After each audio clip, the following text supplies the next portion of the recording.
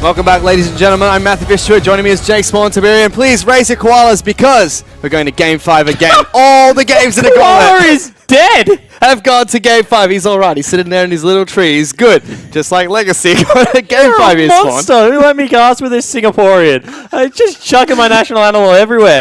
But yeah, every game this weekend, Sin has been involved in every single one of them. All of them have gone to 5. And you know what, Fish? They've won every Game 5 so far, so why would they change things now? They have, and I mean, they've been hit before, twice to be precise here. Sin have been able to fight their way through 2 best of 5s, one against Avant-Garde, another one against the Chiefs. Yep. And now Legacy, they were looking to try and clean this one up 3-0. Yeah, exactly right. And Legacy, I mean, they've been in this position before. When they'll Avant-Garde Ascension, that man on your screen captained a squad to reverse sweep the Chiefs. Don't know if it was a reverse sweep, but they managed to clean up the Chiefs. I think they won Game 2, actually, so I'm going to just stop that one.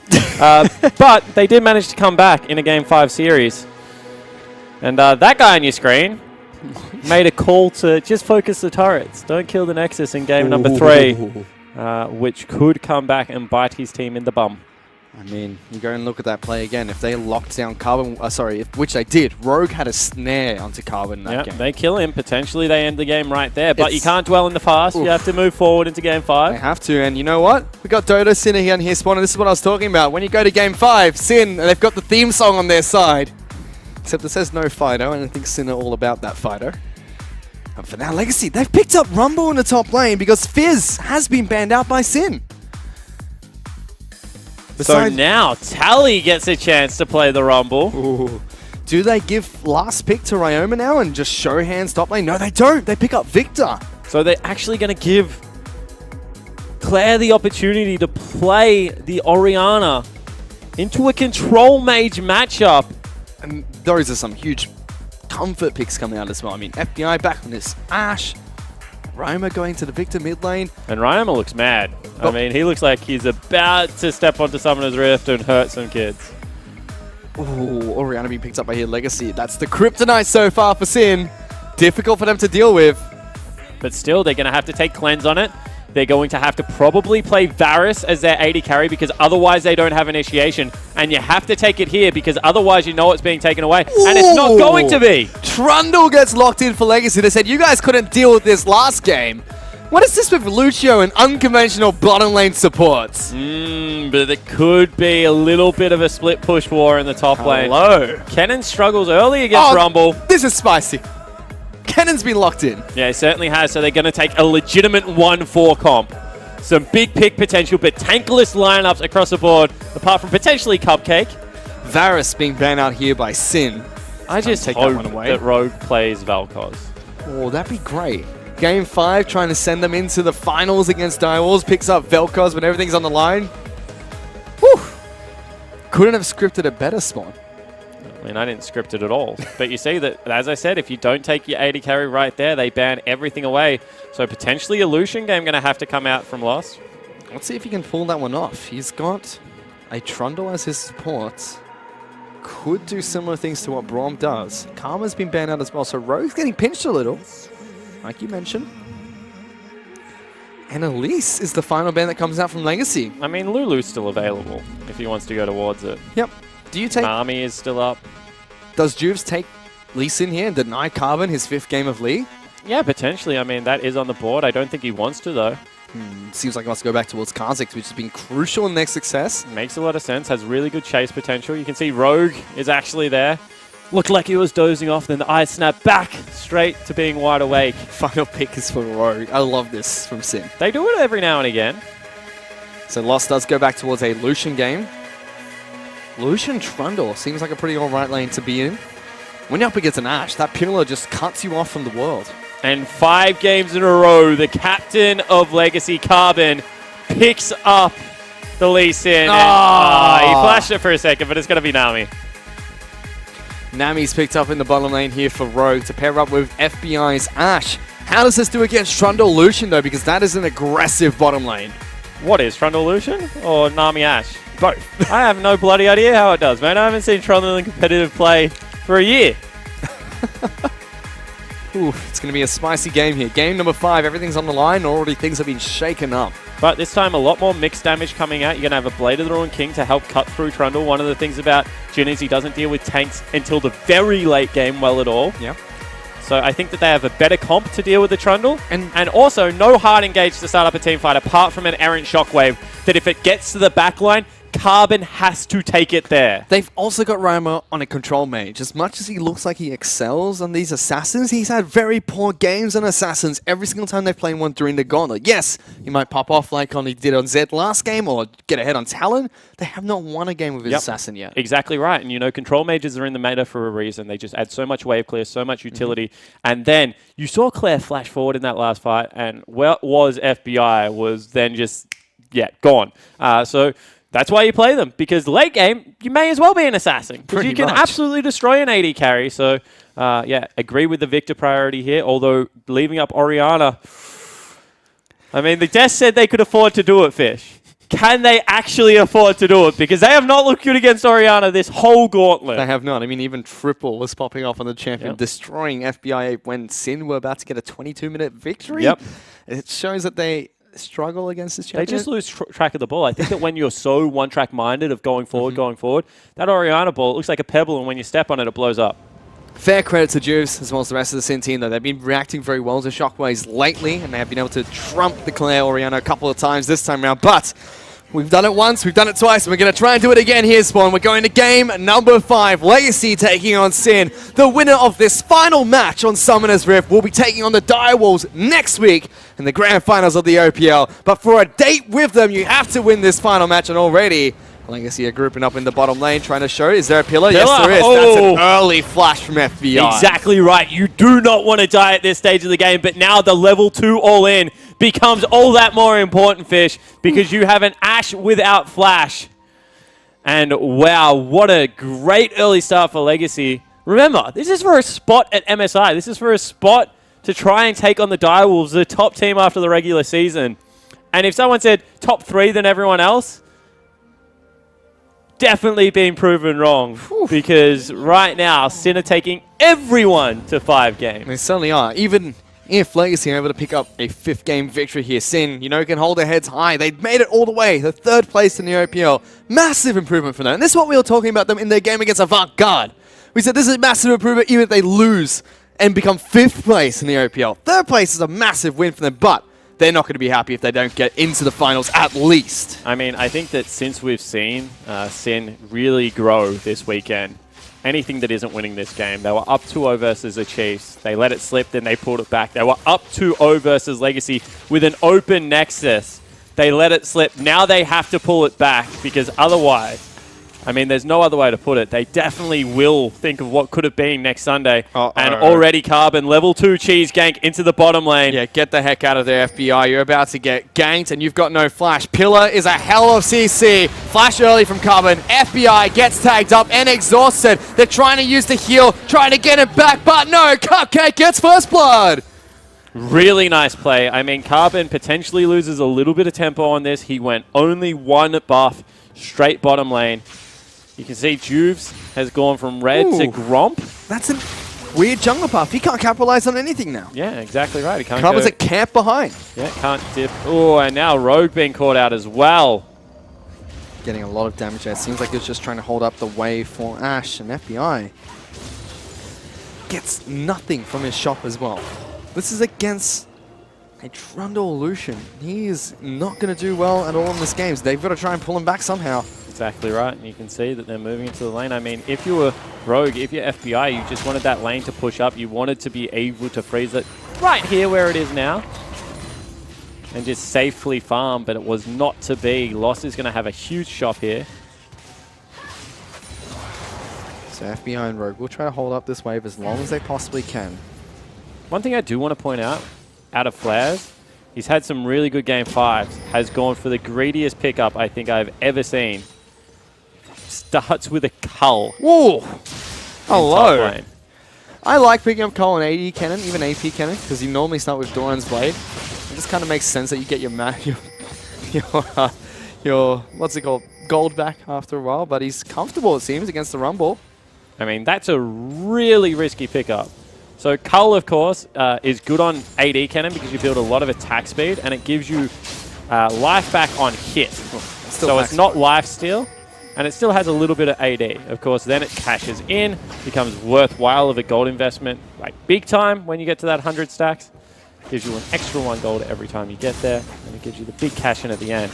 But really, right now in the game, if he dies and needs a little bit of extra HP, you can probably blame his first item pickup. Yep. 80 hit points is what separates the Colin Doran's blade. So if he dies and could have lived with 100 health, it's going to be a disaster. But he seems to be sitting fine and comfortable on the top side of the map. Kennen is a very safe laner. He can play a little bit more aggressively, and he's already trying to against the Rumble. So it's only a 200 gold lead at the moment for Legacy. The news or good news story for FBI is that Lost went back to base and just got a longsword. And the awesome news right now, as FBI might be dead again. No, you back out. You don't even try to go there. Does Cupcake flash forward? He should. There you go. There's the pillar. FBI has flash up soon. Can he hold out long enough? Everyone's coming in. FBI incredibly low. There is a teleport in the back line. Sin still looking for a fight. Carbon is low. Tally's trying to snipe up Flares. That's a level above for the cannon. Victor's ghosting in. Flares has gone in. Tally's going to get taken down, and they're piling on into the rest of the Legacy members. Oriana making her way into the bottom lane. Sin do trade back 1 for 1. 1 for 1, and it's going to be Ryoma that picks up the kill. Lost gets it on his side. Potentially can stop a couple of backs here, Cupcake, if he wants to. But Flares leaves the lane in a really good spot as well. Bernie's flash to get on top and goes back and gets... Oh, that's a huge shot. Whew. Already has a recurve bow. Rogue doing the right thing as well. Holds off the minion wave. FBI's going to lose 1 minion here. Yep. That's pushing back in. He's 15 CS behind. Oh, and he stopped the shot coming out of Lost as well. So he's going to get another one into the turret unless Lost just doesn't recall at all. So FBI here will be able to catch back up. This is the perfect scenario for FBI. He actually gets a free shop in. If they can make this hit the turret, he can go back straight away and like legitimately like pick up whatever he needs to. Probably will get... he missed a couple of creeps. I was going to say probably will get close to a Vamp Scepter. So he's about 500 gold behind Lost, and I'm not counting the minions he just picked up just because Lost will be able to pick up some with this one crashes. Lane swap coming in again, Fish. So FBI will have a fine time laning down here, but now Flair's going to be careful. He's not level 6. Cupcake has shown. No flash available for the Kenemies. He's got to play a little bit safe. Carbon's coming up as well. You've got to back out. Flares is level 6, but he's about to get dove. Level 4 Lee Sin. Slicing Maelstrom, however. Let's see if he goes for it. There's the ultimate. Gets exhausted. That's poor play from Flares. So the exhaust is absolutely massive. Tally picks up turret aggro. Now all of a sudden they're racing in for that first brick. Do need to be careful. It's going to be a Juves as well as a Nami there to defend, but I really don't think he can defend 2v4 guys. I'm just really confused. Don't you just back off as soon as you see that Cupcake and Lost are running at you? Yeah, and give up 1 wave, and then you can defend 3v5, and all of a sudden your AD carry that was set so far behind has an opportunity to farm, maybe even pick up a turret. Instead, they give up first brick again. Yeah, and Rumble's trying to get down to the bottom lane. He might be able to stop this from being pushed down. Oh, 100%. FBI can't kill a creep wave, cannon wave in the time it takes Rumble to get there. So that turret's going to be safe. Flares falls down after a greedy stay. Big misplay, and he was level 6 as well. If you stay there 3 on 5, Tally's still level 5. You fight that one with the Slicing Maelstrom. Yep. Tally's got nowhere to go though. He's just booked at bottom lane, now going top. So if Rumble falls behind here, that might be an avenue of attack for Sin. Certainly could be, but really he's got an assist. He's 0-1-1, but he's gone defensive as you should in this lane matchup. So I think he's going to be absolutely fine, and that's a big reverse coming off the ledge. Ryoma looking for the kill, flashes the shockwave.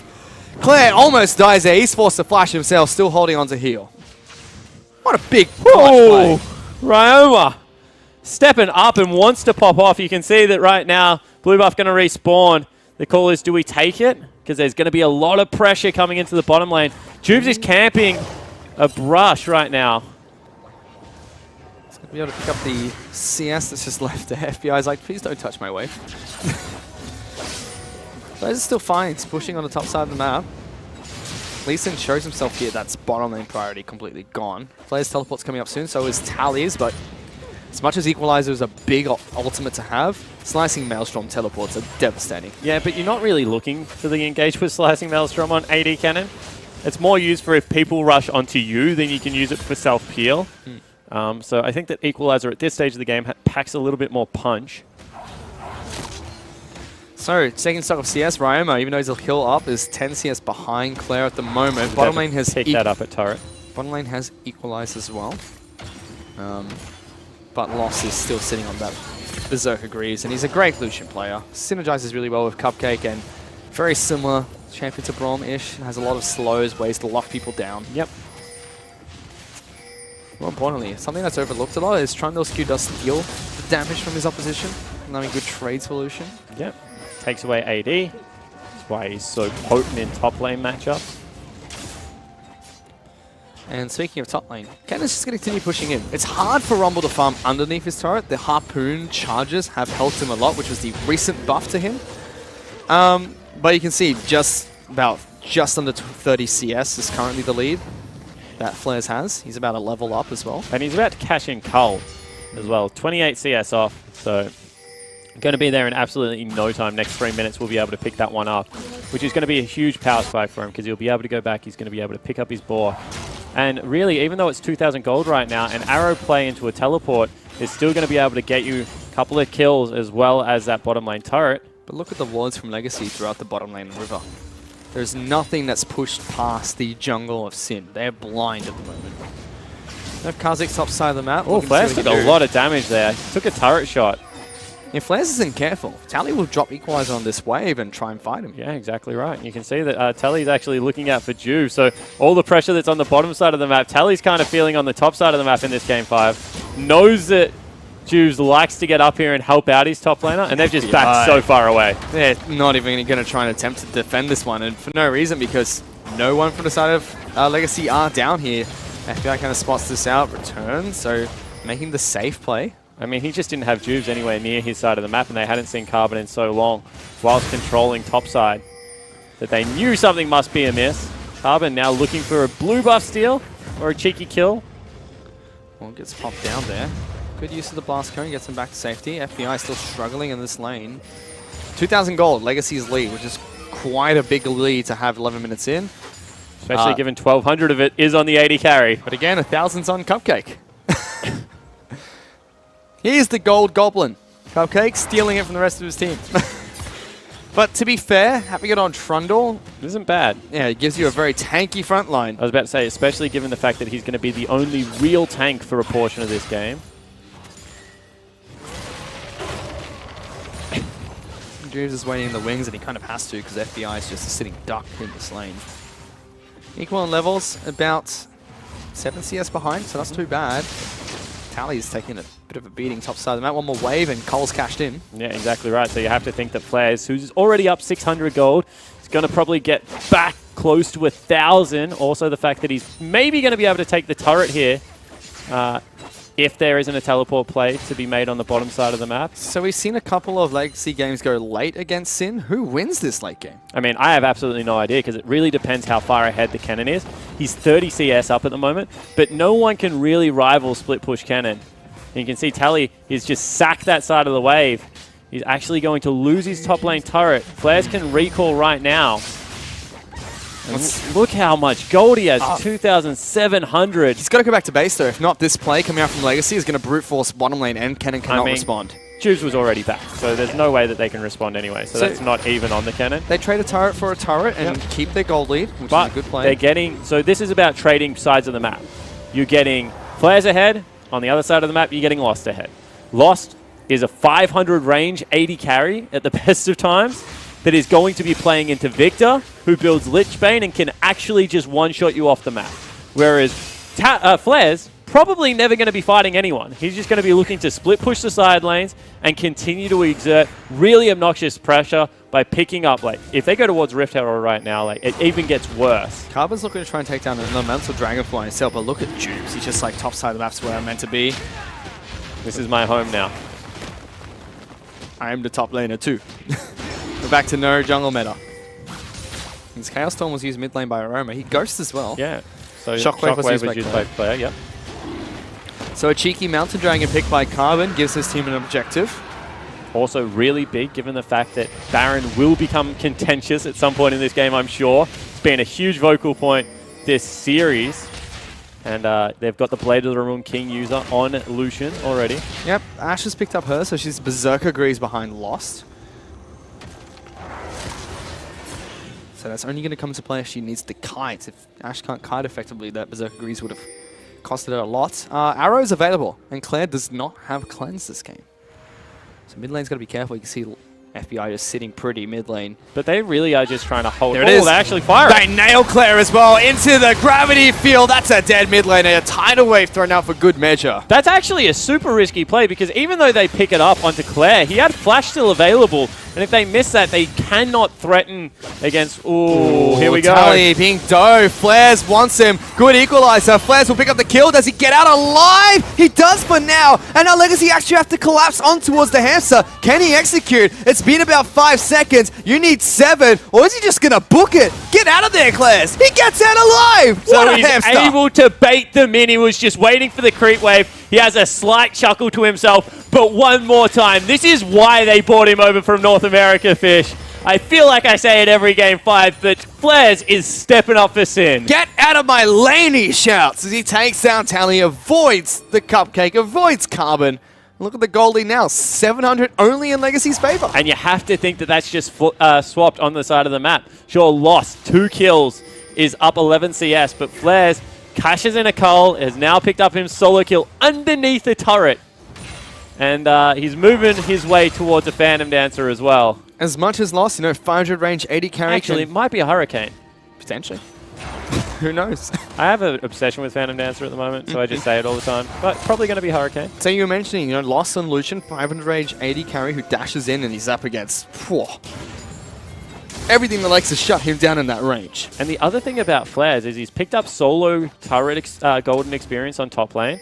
Now he's going to go into bottom lane, and it's like 200 health away from death. So he's probably going to knock that one down as well, which means that he's just going to keep getting further and further ahead of Tally in terms of all this gold, all this experience. And now you can see Legacy. They have an idea. They're going to try and shut him down. He's got too many wards, so great wards placed down by Sin are able to spot out this roaming gang squad. And look at FBI. He's like, all right, I like top lane CS. This is what it feels like to be Flares. I'm okay with this. Sin, though, going to get jumped on. Good jump away coming out from Juves, but he does lose blue buff. Taken away by the rest of Legacy. Yeah, really, the person that gets hurt the most from that is going to be Ryoma. Damn it. He is 10 CS up, as well as having a perfect Hector, going towards what looks to be Luden's Echo. Also grabs a cheeky Dark Seal, which I really respect. If there's a game where you're going to get like 4 kills in a team fight, maybe 3 and a couple of assists, and then really explode the mid game, it's probably going to be this one. Ryoma wants to be very well prepared for when that happens, Fish. FBI is pushing this wave top side of the map. Will be collected by Lost, nice and easy. And one of the points I was trying to make is you see Lost is building towards Black Cleaver already.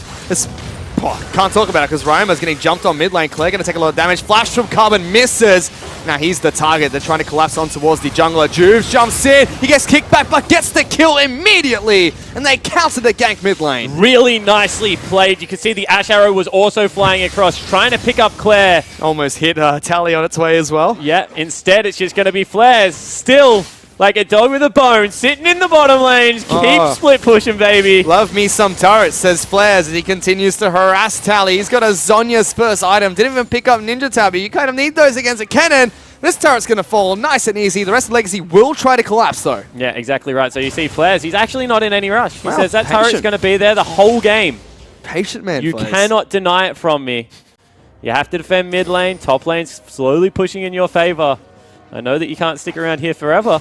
So, very well played by the veteran top laner. You look a little bit frustrated right now, Legacy. They're ahead. They've got a lead. They could win fights, but it's just Sin getting the jump, and this is dangerous.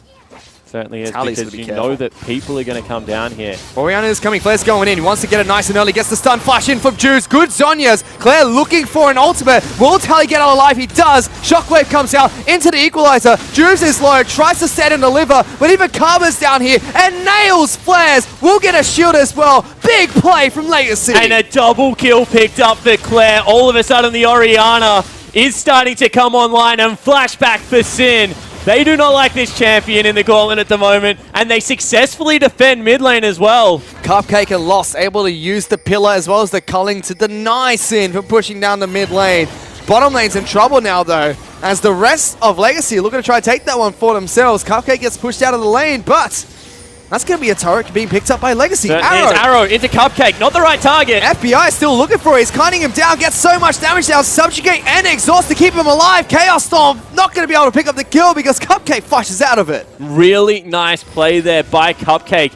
Uses only summoner spells when he has to. Continues to bait them in. And you can see that they don't even get mid lane priority for it. So a turret picked up for Legacy as well as a couple of kills. They still continue to defend. That was so aggressive from Sin, though. Trying to go in and engage there after their members got taken down. FBI chipping away at this turret. Lost going to try and dash on in. The scary thing now for Legacy is, yes, they've got a 2.5k lead, but outer turrets mid and bottom are next to death. Yeah, I mean, so the gold lead is really minimal.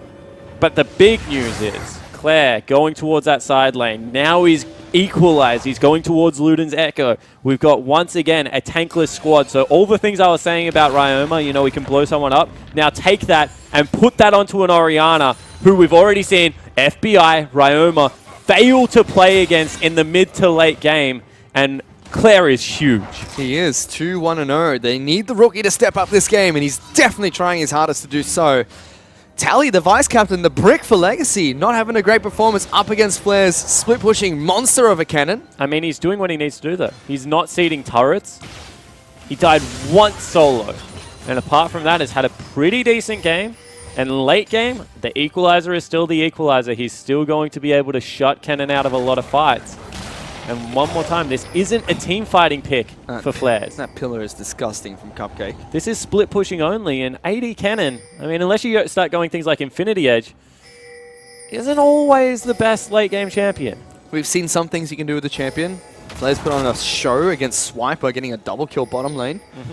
And he is ahead. You see Cupcake being aggressive already. As soon as he puts down that frozen domain, you've got to get the heck out of there because the pillar's coming shortly. They want mid lane turret. They know that there's only 3 members there because Flares is in the bottom lane. He's going to have to actually maybe even teleport away. Ooh, this is risky. Keeps going for it. They haven't spotted him out. He does get the ward. Does he now try to execute because Tally's chasing? I mean, he actually teleports back to mid lane. So burns the TP. Does he just run top? Do they go top? Do they go Baron? Because Carver's on Dragon. No, I think you have to go top. I think that the gold is way more important at this stage of the game and less risky. So all of a sudden you got an Ashe, you got a Cannon. They're going to be pushing into the lane and no one is there to respond. So Carmen takes down an Ocean Dragon for his team. This turret, top side of the map, the inner turret top lane is going to be taken down. Orianna tries to defend but can't. Teleport coming in out of Tally. They want to fight. But they turn. They're going for Cupcake first. Flares is in. Loss is meant to dash out, but they're going on top of the Lucian. Equalizing in a great squad. They're looking for a shockwave. FBI back against the wall. Not enough. He gets taken down. Juves is looking to assassinate anyone he can get his hands on. Shockwave gets cancelled. 3-on-2 in the pit. Carmen with the kick. Gets 1 kill. Tally's dead. Only the captain left alive. Ryoma, can he get another quadra? It doesn't matter. Sin, they get an ace. And at 21 minutes into the game, Sin equalized the gold lead off a fantastic macro play. No way. They're not done. They want the Baron. This is a 3-man Baron. No jungler. Rogue's taking this one up. Can they do this, Spawn? It actually looks like they can't. Flares is going to have to get in there sooner rather than later. Ryoma has his shield. They have a little bit of healing. Oh, they're trying. Rogue's going to die. He dies to Baron. I mean, they have to get out. They can't do it. That's a horrible call. Oh, goodness. It goes down to 3,000 health. And Sin don't get the Baron. That was a free mid lane turret to take. Exactly right. The gold could have been even further in their favor. But let's not dwell on that. Let's look at the great team fighting. They collapse onto Cupcake. And they actually burn through him, which is the most important thing. And then Ryoma just takes over. Repetitively able to get out. Multiple spell rotations. Target prioritization is absolutely fantastic as he cleans up Claire. And really, this is like captain versus captain of that stage. Juves is in the front line. He's yelling at his team. Carbon refuses to go down without a fight. Being able to pick up Juves definitely saved the Baron. But now Legacy, they're still 2,000 gold up because they... Did they kill Ryoma? Looks like they did. Ryoma did get taken down there, so Legacy get a pick back. And now they're going to take mid lane outer as well. Flares is still split pushing. Has some time to try and take inner turret. And if Sin can get the bounce here, might be able to take down outer themselves. So we'll see whether that is actually going to be the call because that is a massive gamble fish. They collapse. Instead he just goes back and this is Ryoma backing on a ward. We've said this about Juves already. Don't do that. Oh, exhaust as well. Loss flashes in. So that's actually a lot expended to take him down. Big shutdown. Shutdown. Certainly worth it. Important. But just wanted to point out the fact that Lost now no longer going to have the flash if there's a team fight in the next couple of minutes. And no exhaust means that, you know, someone like Flares, someone like Ryoma, if they get out a big ultimate, going to be able to take out over the team fight. Ooh, Ryoma's in behind Tally. Oh, Ryoma looking for a kill here. Equalizer gets used. Poor spot. Ryoma stands in it for so long, though. Gravity Field gets Zhonya's, and here comes the captain! Throws out the W, misses, and they both flash forward to get a kill. Exactly right. So they wanted to pick that one up. Tally overextended. Ooh! Carbon, big kick, knocks Flare sideways though, not the way he wanted it to go, and the Culling gonna hit the tip. Carbon stunned up as well by the arrow. To add insult to injury, that might be bottom lane turret falling. Flares skirting with dash. Shockwave! Hits two, they're dead. Sin lose their mid lane players. And that is going to be Baron for Legacy. Flares turns around an arrogant play and gets absolutely punished by Claire. Ooh, this game is so intense, Fish. And that's where the call should be, just get the heck out of there. I mean, goodness sake, you just survived a flash kick. Jump out, live to fight another day, let your bottom lane take the turret. Exactly right. I mean, Flares is still split pushing. There's absolutely no response for him at the moment. Sorry, it was Ryoma still split pushing. There's no response for it at the moment. There's no reason for Flares to go back in. And whoa, that has cost Sin massively. It has, and if it was Flares split pushing, at least you can go, you know what? If his teleport's up, great. We can still try and take them on 3-on-5 underneath a Baron. Fine, it's still early enough to try and contest that. But now Ryoma's not getting there in time. No way. It's legitimate 2-on-5 to try and stop Baron. This should be Legacy's Baron easy. Yeah. And there is a lot of wave clear. I mean, you're still going to have double Hurricane users. You're still going to have a Victor that can just sit underneath turrets and chip it away. But it just drags this game on for a little bit more. And you have to... If you're Carbon, you've been here before. You're all fired up right now. I'm sure Juice is too, but you can see a little bit of frustration. Maybe the edges of doubt. Is this third time's a charm? Does this actually knock us out? Whereas that man on your screen, whoa, he's been screaming. He's in the room behind us. It's soundproof. Doesn't seem like it. No, it does not. And again, the bane of Sin's existence, that Orianna. Orianna. Whew, what a shockwave. Yeah. That looked like it was going to whiff. Hits him on the edge. Whew. And as Shockwave does, if it hits on the edge, drags you straight back into the middle. You see the huge dissonance that follows. And yeah, Claire is having a game. I mean, who do you give MVP to? This is impossible. It's difficult. I mean, Rogue's had some good games. Claire's had some fantastic games. Flares has stepped up. Tally now is responding in kind. Carbon had a captain's game. He's having a great game again. You have to look at Carbon potentially. His Lee Sin, he just returns to it time and time again. In fact, I think it's the player on your screen right now that deserves it the most. FBI's been an immovable turret. Didn't have a great Jhin game. Did not. I think that's a little bit more the champion though. He picked it. Did he? Or did Bensel pick it? I mean, I'm sure they have some say. But yeah, this game, this series, and you see Ryoma, that's what someone that's played 15 hours of back-to-back League of Legends in 3 days looks like. Oh, and you're this close, and at the same time, you know now. Damn, Legacy about to get a Baron. I'm stuck here bottom. What the heck's going on? I mean, you try and push the turret.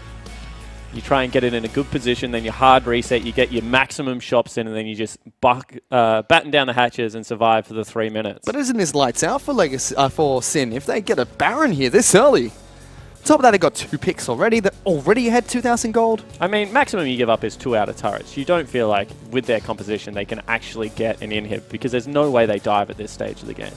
So that's still like with the Baron and with the 2 picks. That's 5,000 gold up. Just 30 minutes in. Whew. Difficult lead to fight against. It certainly is. And I mean, we already said it. I mean, it's a genuine 1-4 comp. AD Cannon, especially when he's building with 10, doesn't do much but split push the whole game. Whereas you've got a Rumble, you've got Lee Sin, you've got the Shockwave that can come out. The team fight that's coming out of Legacy at the moment is certainly stronger. So I still feel like regardless of gold lead, we're just going to have a clash of styles. This man on the screen here, Rogue, picking up Nami. He has been a standout player for Sin because you look at the champions he played. Zyra, Thresh. Thresh is permanently banned against him. Yep. 5 games by Avant-Garde, 5 games by Legacy, and 4 games by the Chiefs. They knew after game 1, they're like, yeah, this is why the other teams are banning out Thresh. There's a reason. he's been put onto Nami here. Still looks alright, but just doesn't have the playmaking potential he possibly needed. Yeah, exactly right. Nah. Poor Nami is one of those champions that, even though not a high playmaker, that one clutch battle, that one good tidal wave can still save you the game. Okay. And a lot of anti-dive potential. I just want to go back to it. There's no way, like, you've got, your tankiest member is, at the moment is a Lee Sin. There's no way you're going underneath the turret if you're Legacy. So you're just looking to take the outers, continue the gold lead. I mean, potentially run a couple of pillars around and look for a big shockwave, as Ryoma was able to hit against Legacy. But yeah. Oh, losses 4-1 and 3 on Lucian. Difficult. As much as they have a lot of close range CC and damage, you're still against losses Lucian, not Lee Sin.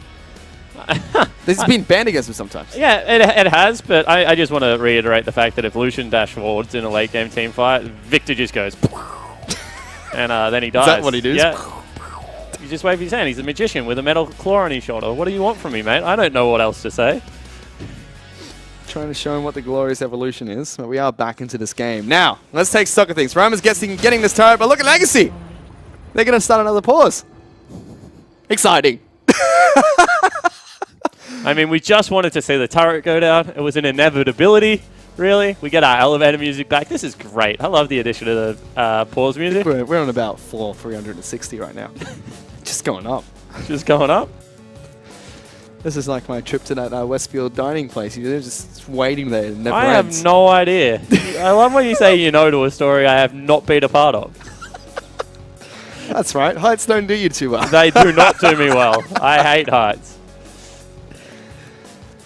But yeah, so unfortunately we're still in a pause here between Legacy and Sin.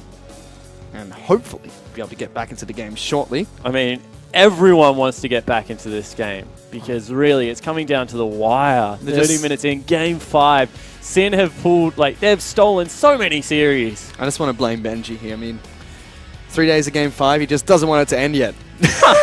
After this, it's done. He's got to go home. Ryoma looking a little bit shaken.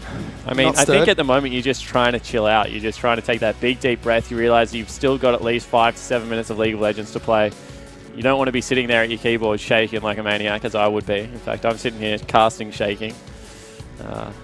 Whereas Legacy, right now, you must think the tables have turned. They were anxious going to game 3. That was on a knife's edge. They almost lost. In fact, they could have if Sin made the right calls. And now they're sitting very, very comfortably. I mean, if they pick up this Baron, you say they're sitting pretty, but I've seen some ridiculous Baron steals in my time. So you can never count it out. It was top laner and 80 carry that went down, I believe. So, Juves, if he puts on the Usain Bolt sprinting shoes and just gets over there, hops a wall, picks up a Baron, easy black. There you go.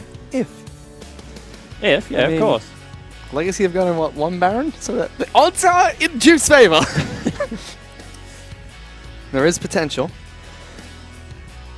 But I mean, and look at what the Gauntlet's produced so far. Oh, I mean, all 3 games going to a best of 5. Now I'm excited to see what the finals are going to look like as well. Yeah, Direwolves have to be sitting there thinking, this season is definitely ours. They've taken out the Chiefs. They've bloodied Legacy. Sin, like, bruised, battered, and 15 games in with drafts, like, unique drafts coming out of everywhere. Direwolves have had to show nothing. They're just sitting at home laughing. They had an extra week of scrims. Chilling out in Piermont somewhere. And you can see we're back into game finally. Juice, is he going to go for the steal or do they just try and pick it up? They push mid lane, so they're going to trade Baron for mid lane out of here. 2,000 goldie for Legacy until 28 minutes in this game. They're going to have Baron buff to work with. And the timer is now ticking for Sin. Yes, they pulled back the gold lead slightly, but Legacy, the onus is on them to push down top lane and mid lane inner turrets. But I still think that this isn't the end of the world for Sin. Because it's like, what, 1,700 gold. You've got a very fed... You've got a very fed Victor coming out. And I think that they can wave clear through this. I think they still have the better split pusher. And I would be really shocked. As I said, if the base is breached off this Baron, I would be very shocked. Ooh. This is an interesting game. Oh, they've sent Tally up top lane. Not Tally, Claire up top lane. That's interesting. That is very interesting. Can Flares take him on? I don't think he wants to. I think instead he just wants to frustrate him. But look at the cutoff. Yeah. You can see the rest of the Legacy members are trying to cut off flares. So good choice not to try anything silly. But you can see already a third of the way through that Baron buff, and they haven't got close to a turret. 2 more minutes. That's what Sin need to try and do here. In fact, if Claire's top side of the map, 4 on 5 is juicy. That's Orianna gone. I mean, that alone is like a 20k gold lead if Sin get that champion off the map. But now Legacy will push on in, slowly get damage on these turrets. Lost tanking up the turret shots here. Locket forced to be used by Legacy. And you can see this is what Victor does in late game situations. He just sits there underneath the turret and he wave clears like a madman. They've also got the spikes that come out of Juves. They've got the Hurricane on Ashe. So first turret is going to fall and Legacy have a big minion wave bottom. Flares is booking it top lane. Trying to force someone back here, making life easier a bit. He's forced all of them back. That's great. That's one turret only. Now Flares is like, nah, get out of here. And the ping comes out from Legacy. They make a smart choice. They're like, all right, we got one in a turret. Let's get the last one. Increase this goal lead a little bit. And now, if you Sin, all you do is you just swap Flare's positioning on the map. You send him bottom. You make him take the dragon on the way there. You set up your defense on the top lane because it's a telegraph move. You know exactly where this is going. Legacy have got 40 seconds to work with. I don't think they can even take this turret if Rome is positioned top lane. So that minion wave has to push in for Baron buff to work, and it's not going to be Baroned up by the time it gets there. So Legacy call it off. Yeah, exactly right. So you can see Flare's actually just going to work. Doesn't even stop for the dragon. Instead, he just wants all the creep waves. Waiting for them to appear before he shows himself. At least Legacy have got 2-ish waves pushing.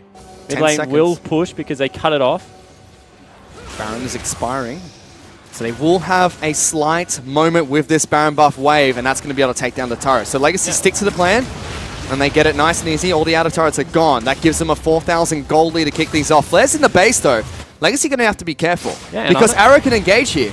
Honestly, I think that do they go? Sin stuck to the plan as well. Do they arrow here? Because Lost is backing up. They know that the Rumble is gone. No deep teleport wards, though, for Flares to get into. And Sin just accept losing the outer turrets and let Legacy go. And this is a discipline that we haven't really seen from Sin in the past.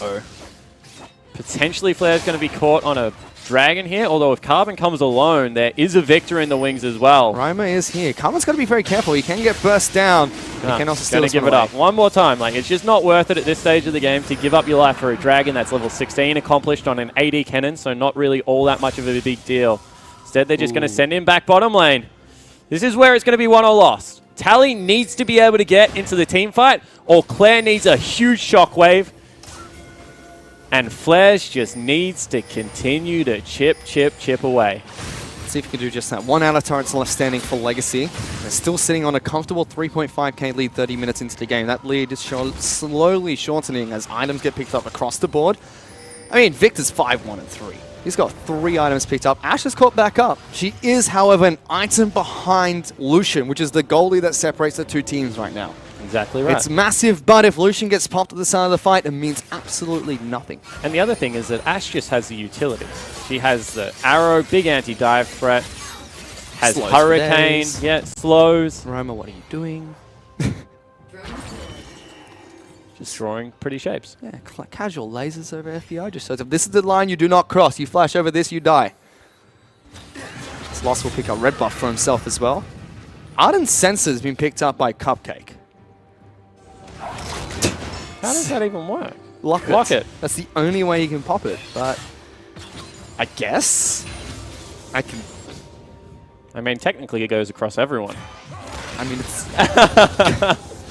that is a weird pickup. Knight's Vow. Knight's Vow would have been huge here for Lost because Redemption. you know he's going to be in range of being blown up. Knight's Vow makes the most sense right now for Lucian. You get 12% damage reduction.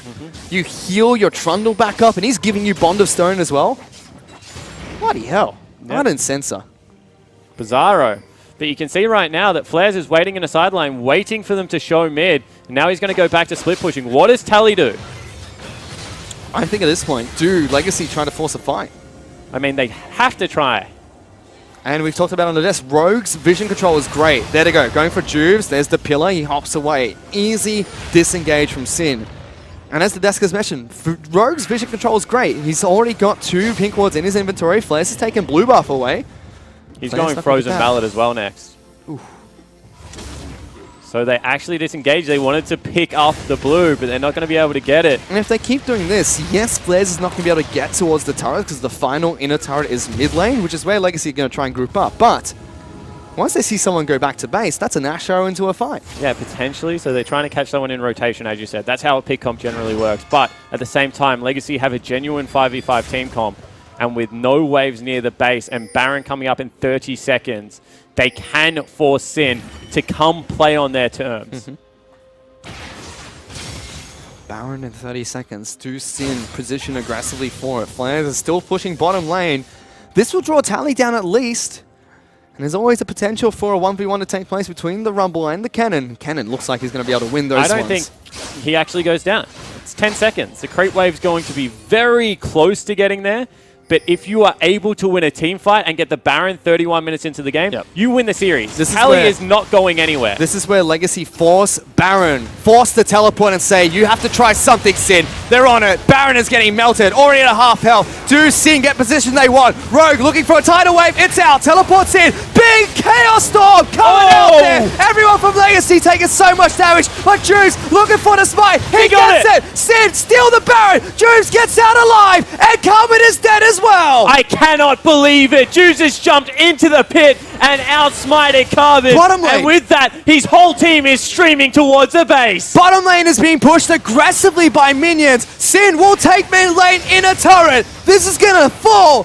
What a fight from Sin. And they just duck in. No big old, I mean, the shockwave wasn't burnt.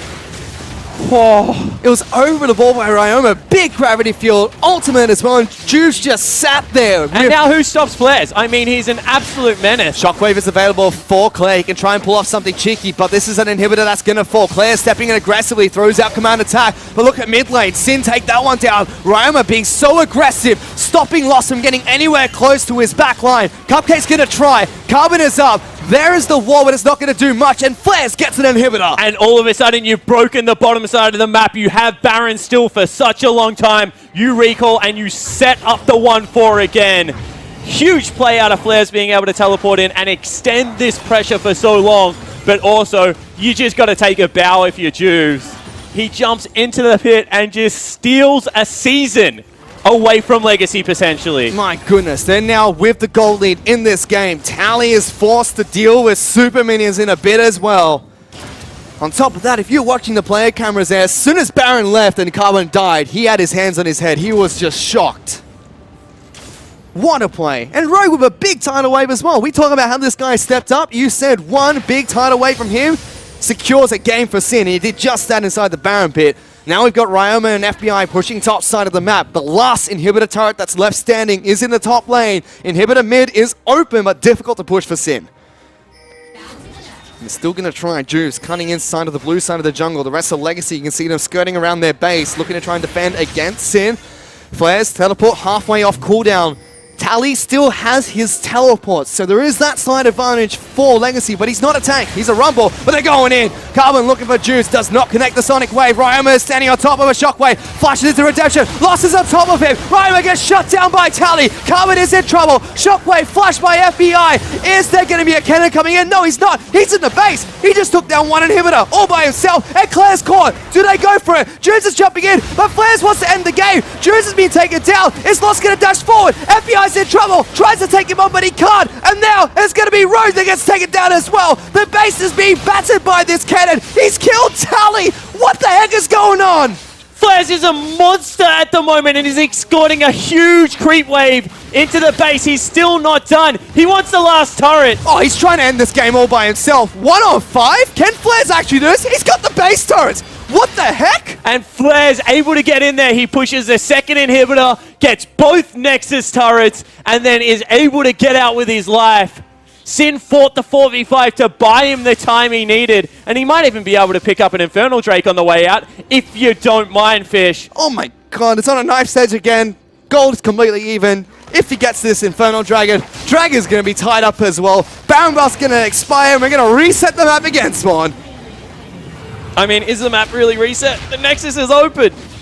But at the same time, and I say this about split push comps all the time, let's take another look at the fight. So that's straight away the shutdown. Great flash out of FBI, but that will be crucial towards the latter end of this fight because as you can see, Claire's just got so much damage. They think they've tied him up, but non-committal out of everyone. Split decision. Yeah, and then FBI, just no flash, gets dove on by Lost and absolutely destroyed, of course. Rogue after that has nowhere to go. Such an aggressive play from Lost as well. He dived into a victor and lived to tell the tale. Yep.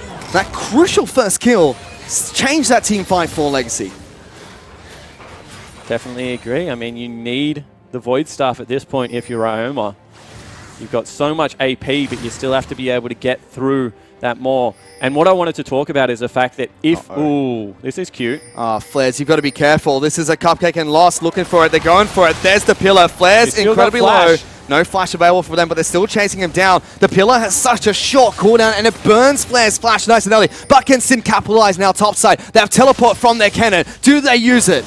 Yeah, exactly right. Now he can just push. Ooh, Equalizer burnt. Very smart play. FBI at half health, though. Tally looking to try and engage. Ryoma is on the backside of that one, so they kill the minion wave and burn redemption from Sin. Flares' bottom side, though, still pushing in waves. This is scary. Exactly right. And you've got Ryoma mid lane. He's also doing the same thing. They just want to escort the super creeps into the base, look to clean up the last one, and then with that, hopefully take the Nexus. But split pushing comps, as soon as you get into the base, have to team fight. And that's where the game gets difficult. Sin don't want this gauntlet run to go to waste. They want to pick up the victory here today. Legacy, their entire season's on the line, but Flares might be caught out. He's going in. He's being exhausted. Juice is on Lost, but Lost is a monster. He's going to live to tell the tale. And the jungler from Sin has been taken down for a double kill. And one more time, they have to back out of the base because there's just absolutely no way to deal with Lost right now. He's getting towards 6 items. He's going towards his Infinity Edge. And without a tank, it is just so hard. It almost feels like Sin's last hope is to play around Baron. Get Flare's bottom lane and try and take Baron from Legacy again. Yeah, exactly right. That's what you have to do. You have to get the split pusher bottom lane.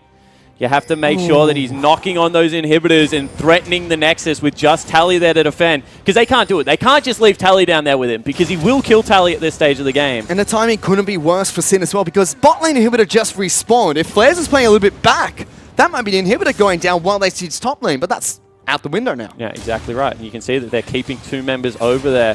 It's actually a Zeke's Harbinger picked up. Haven't seen that item in so damn long. What? Okay.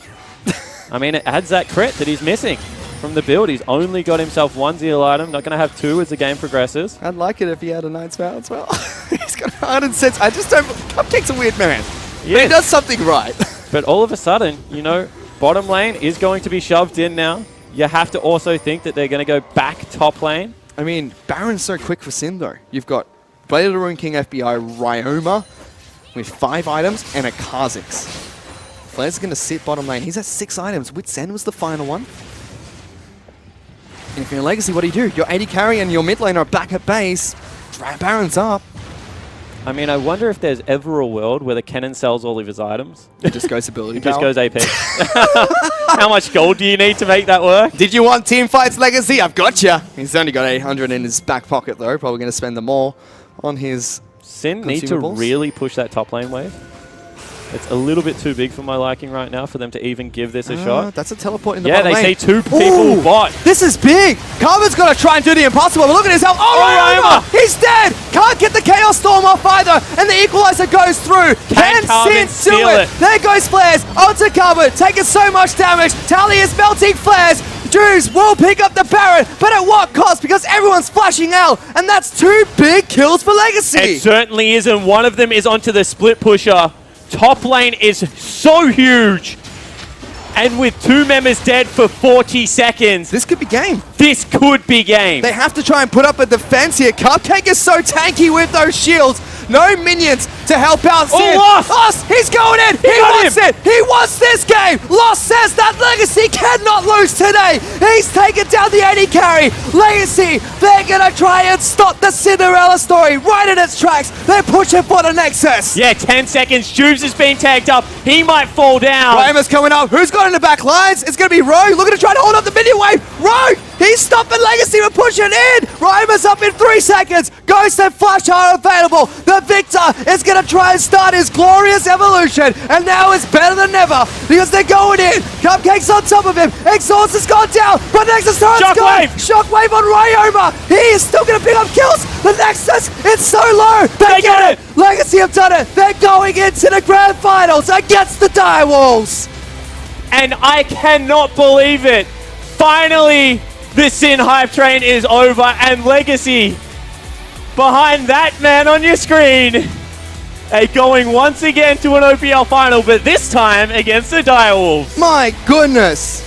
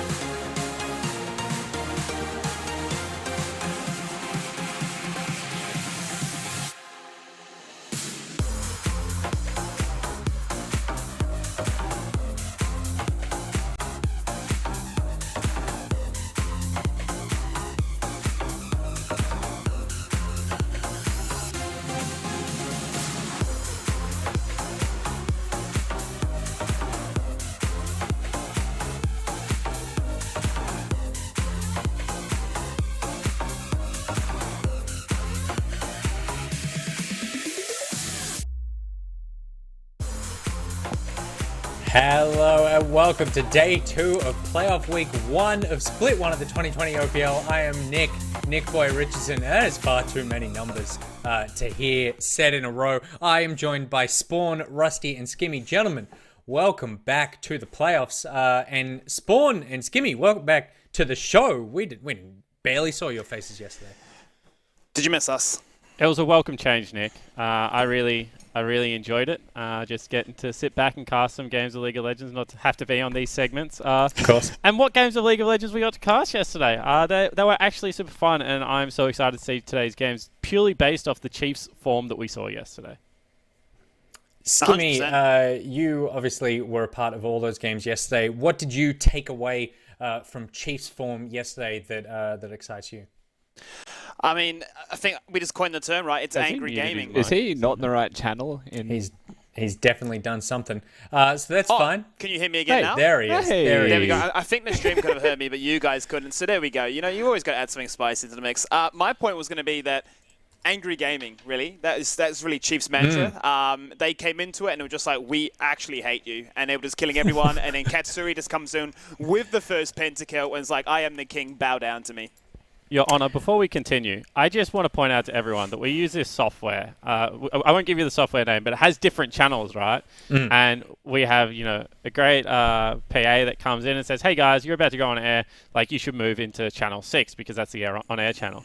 And Nick goes, well, I've been here the whole time. And then Skimmy tries to also hit us with the humble brag of, I've just been in both channels, guys. Yeah. Neck a minute, show live. Skimmy not in both channel, guys. Skimmy in channel 5 still, guys. Off-air channel. Thanks for that, Skimmy. Really well played, mate.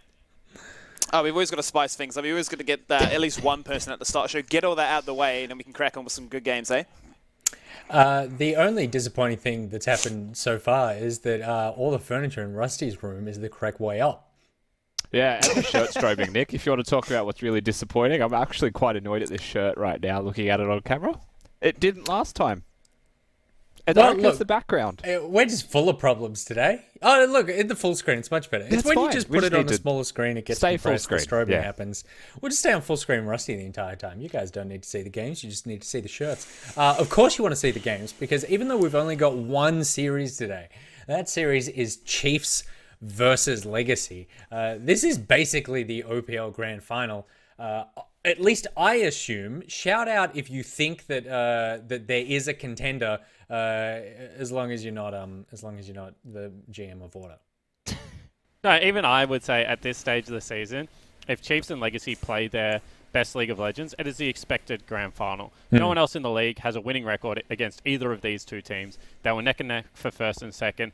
Obviously, the reason we play the games is upsets can happen, but this is a winner's bracket final for a reason. The winner will advance to the grand final and have that additional game off as well. So you definitely got to say at the moment, these are the two most informed teams in the OPL, especially after what we saw from Direwolves yesterday. Right? Like, this is the first time we've had this format as well, right, Spawn? So, like, getting the opportunity to see Chiefs vs Legacy at a playoffs best of 5 before the final, this is one of the very few times we've had that in OPL history, and that makes this even better.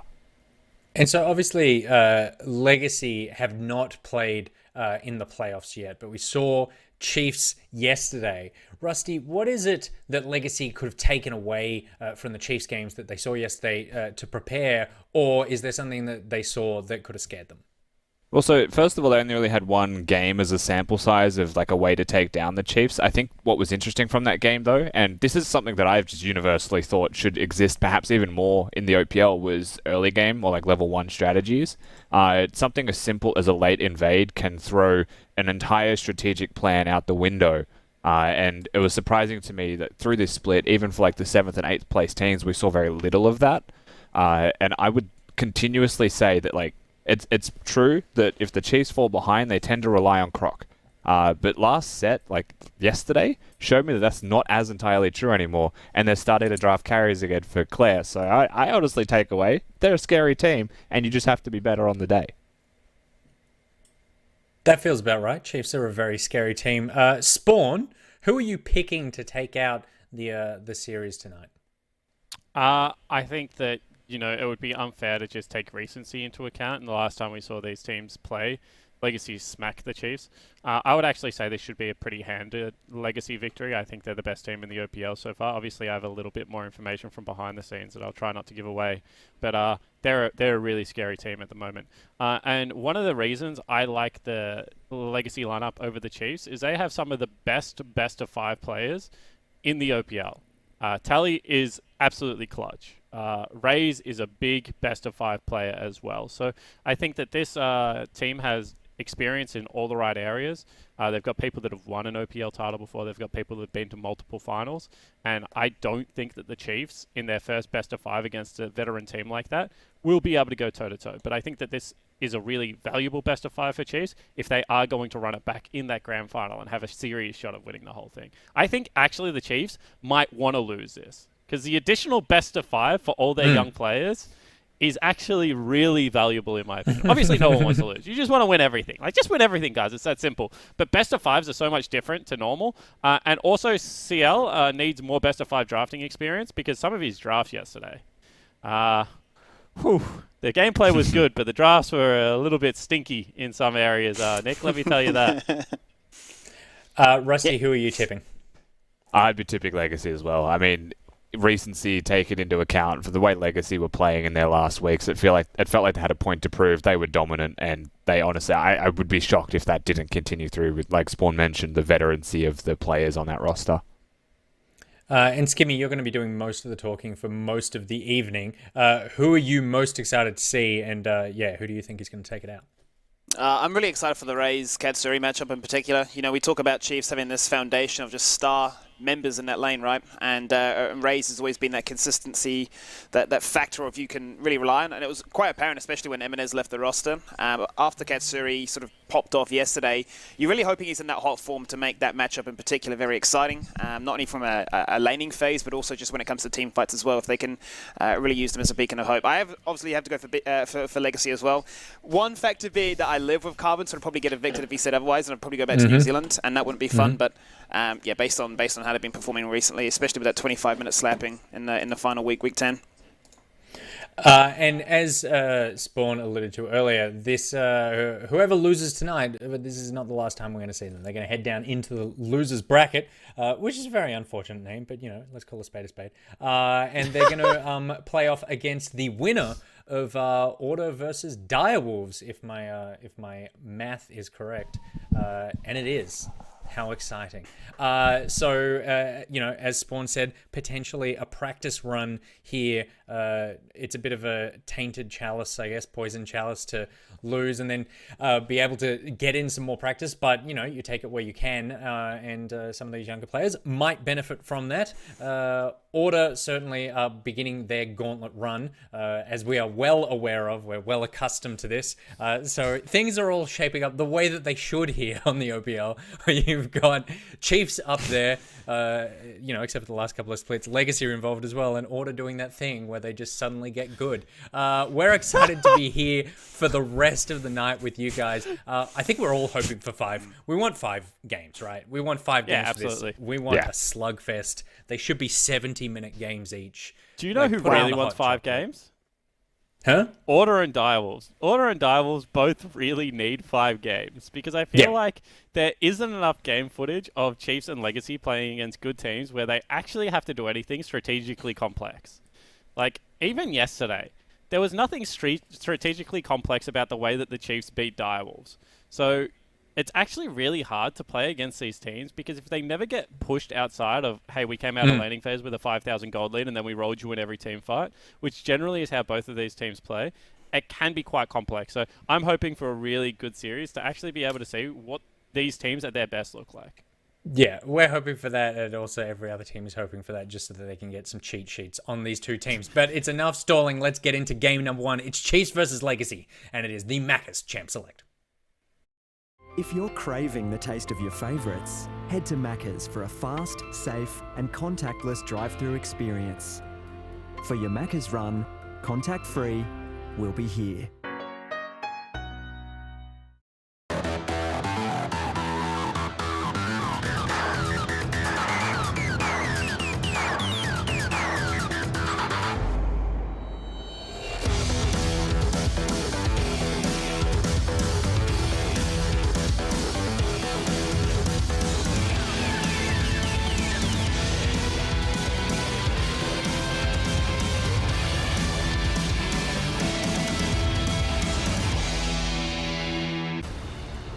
Well, here we go, Rusty. It is the very first game of the day between these two absolute titans in the region. Chiefs taking on Legacy. It's not do or die because you will have that chance to go for the lower bracket, but whoever is the victor today will secure themselves a spot in that grand final.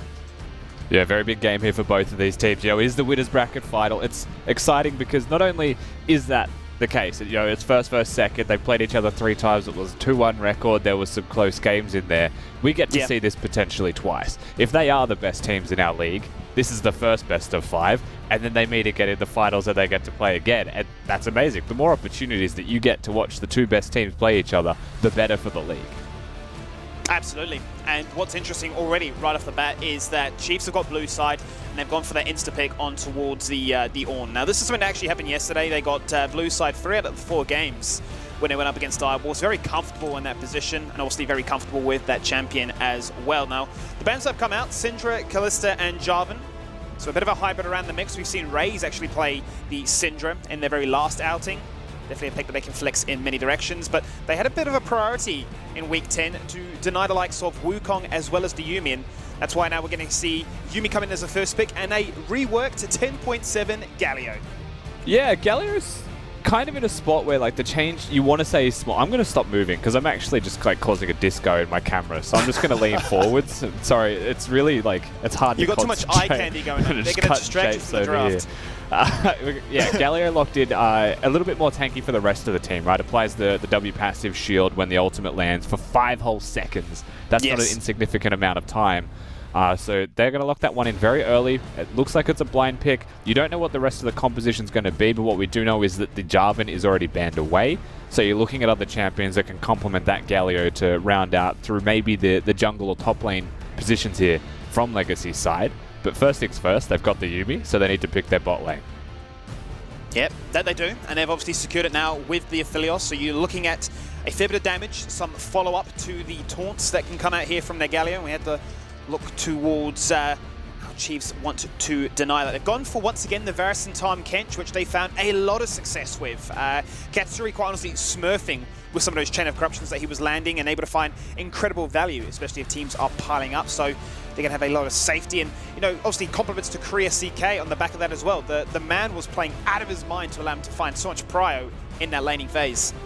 Yeah, I mean, Chiefs was a bot lane possessed in their last best of 5 against the Direwolves yesterday, so it's going to be very exciting to watch them go against the likes of Raze and Isles, who can be a bit more of that wild card. And we saw this yesterday. It was Cupcake Plague, he saw the tub catch, and the opportunity for Bard did arise. And it's interesting this time that Legacy, who have been the just criminal Bard players in the last week of the OPL, chose for the early Yuumi rotation. So their priorities didn't go into the hard counter of the bot lane.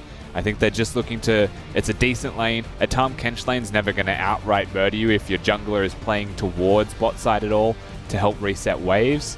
They might actually be able to pick a wildcard solo lane champion here. And that may be what we see from Legacy, depending on where their priorities lie. Is it jungler or is it top? It's going to be interesting because we're seeing a fair priority go towards limiting what Babip is going to be allowed to play. He's hovering the Lee Sin right now, which is a pick he's found good success with as well. Would, I suppose, cater them towards having the pick potential, obviously with what Lee Sin can offer. But what's heads up and exciting for me is how Legacy have denied away the Karma as well as the Akali. Obviously, these were two picks that saw a lot of love and success as well, actually, from the Chiefs yesterday. And the Karma in particular found a lot of priority in the drafting phase. And the Ornn can flex, which is why both of those champions were banned away from each solo laner apiece. Now, you wait to see where the Chiefs will reveal. It'll be both solo laners at once that have to be spotted here. If it's a Corki locked in, you would expect once again that it will be the Ornn going to top lane for Tien. That Karma ban is a good one, because at the moment it felt like Claire was going an Assassin or a Karma style champion yesterday, and now forced into something a bit more standard at the very least. And it seems like Tally may be able to see that matchup and pick the counter in there if they would like. Galio already decent into that, just being a magic soaking champion. That's different. That is very different. I was looking at the Rek'Sai hover and I was thinking, okay, here's an idea. You know, this is something they can look to try and pick and chase around, keep tabs on where Babip may be. It obviously found a lot of success yesterday, but the Xin Zhao going to give you some fantastic initiation and dive potential. Yeah, removes a lot of the damage from Aphelios. But not the rest of the team. When you think about Xin Zhao, you do think about aggressive early jungler, likes to gank, likes to invade in the jungle, maybe find those 1v1s if they can. And then when it comes to team fighting, you tend to pick the target and you ult everyone else away. But against Legacy's comp, that's easier said than done, right? They've got a lot of mobility, they've got a lot of melee champions, and they've got a lot of dive. So the Xin Zhao's purpose with that ult is less about standing in the front line and being a super tank, more so about just putting the damage out and stopping the Aphelios. And that may be something that is fairly consistent here actually through a lot of the Chiefs' composition, that they just have some frontline soaking champions to stop Raze from dealing damage. Then they've got the Tahm Kench to protect someone that gets caught, while their carries try and deal that front-to-back team fighting themselves. And that's what I would expect to see at the very least from the likes of Chiefs after their draft. What's exciting to me is that they present so many different threats from afar, and it's going to really cut the work rate, right? It's going to really make the likes of the Galio, Lee Sin, and Aatrox so much harder as to, do we go for the peel? Do we go for the initiation? Do we look to try and stack up our CC together and make things work? Because Chiefs present multiple threats on many different fronts here.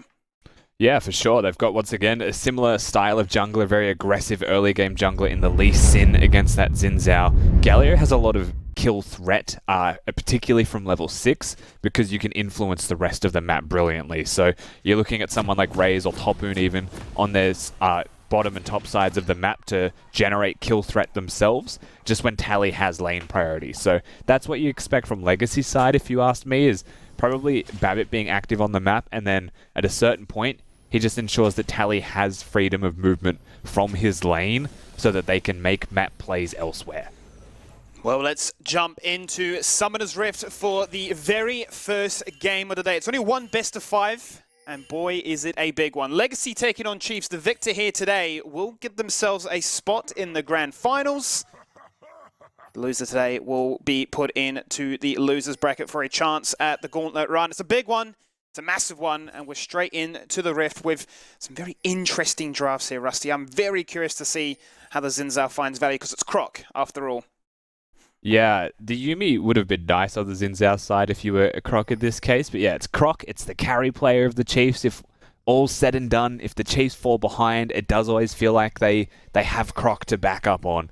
But now he is playing that type of champion, not like a Lee Sin, right? Like, he still needs to get ahead early, and Lee Sin can do that, but you can also play for that one kick. Xin Zhao functions very differently in not that you're as aggressive a playmaker. You still deal the damage, but you have to actually still be standing in front of a team where Lee Sin can do it himself. So that style shift there from Croc will have to continue to explore. And Claire, not going to be playing the Karma control mage, not going to be playing the Ornn set up for the rest of his team, is going to actually have to be the carry here in a lane where he's against a melee champion and may be able to be farming freely to that carry stage. That he will.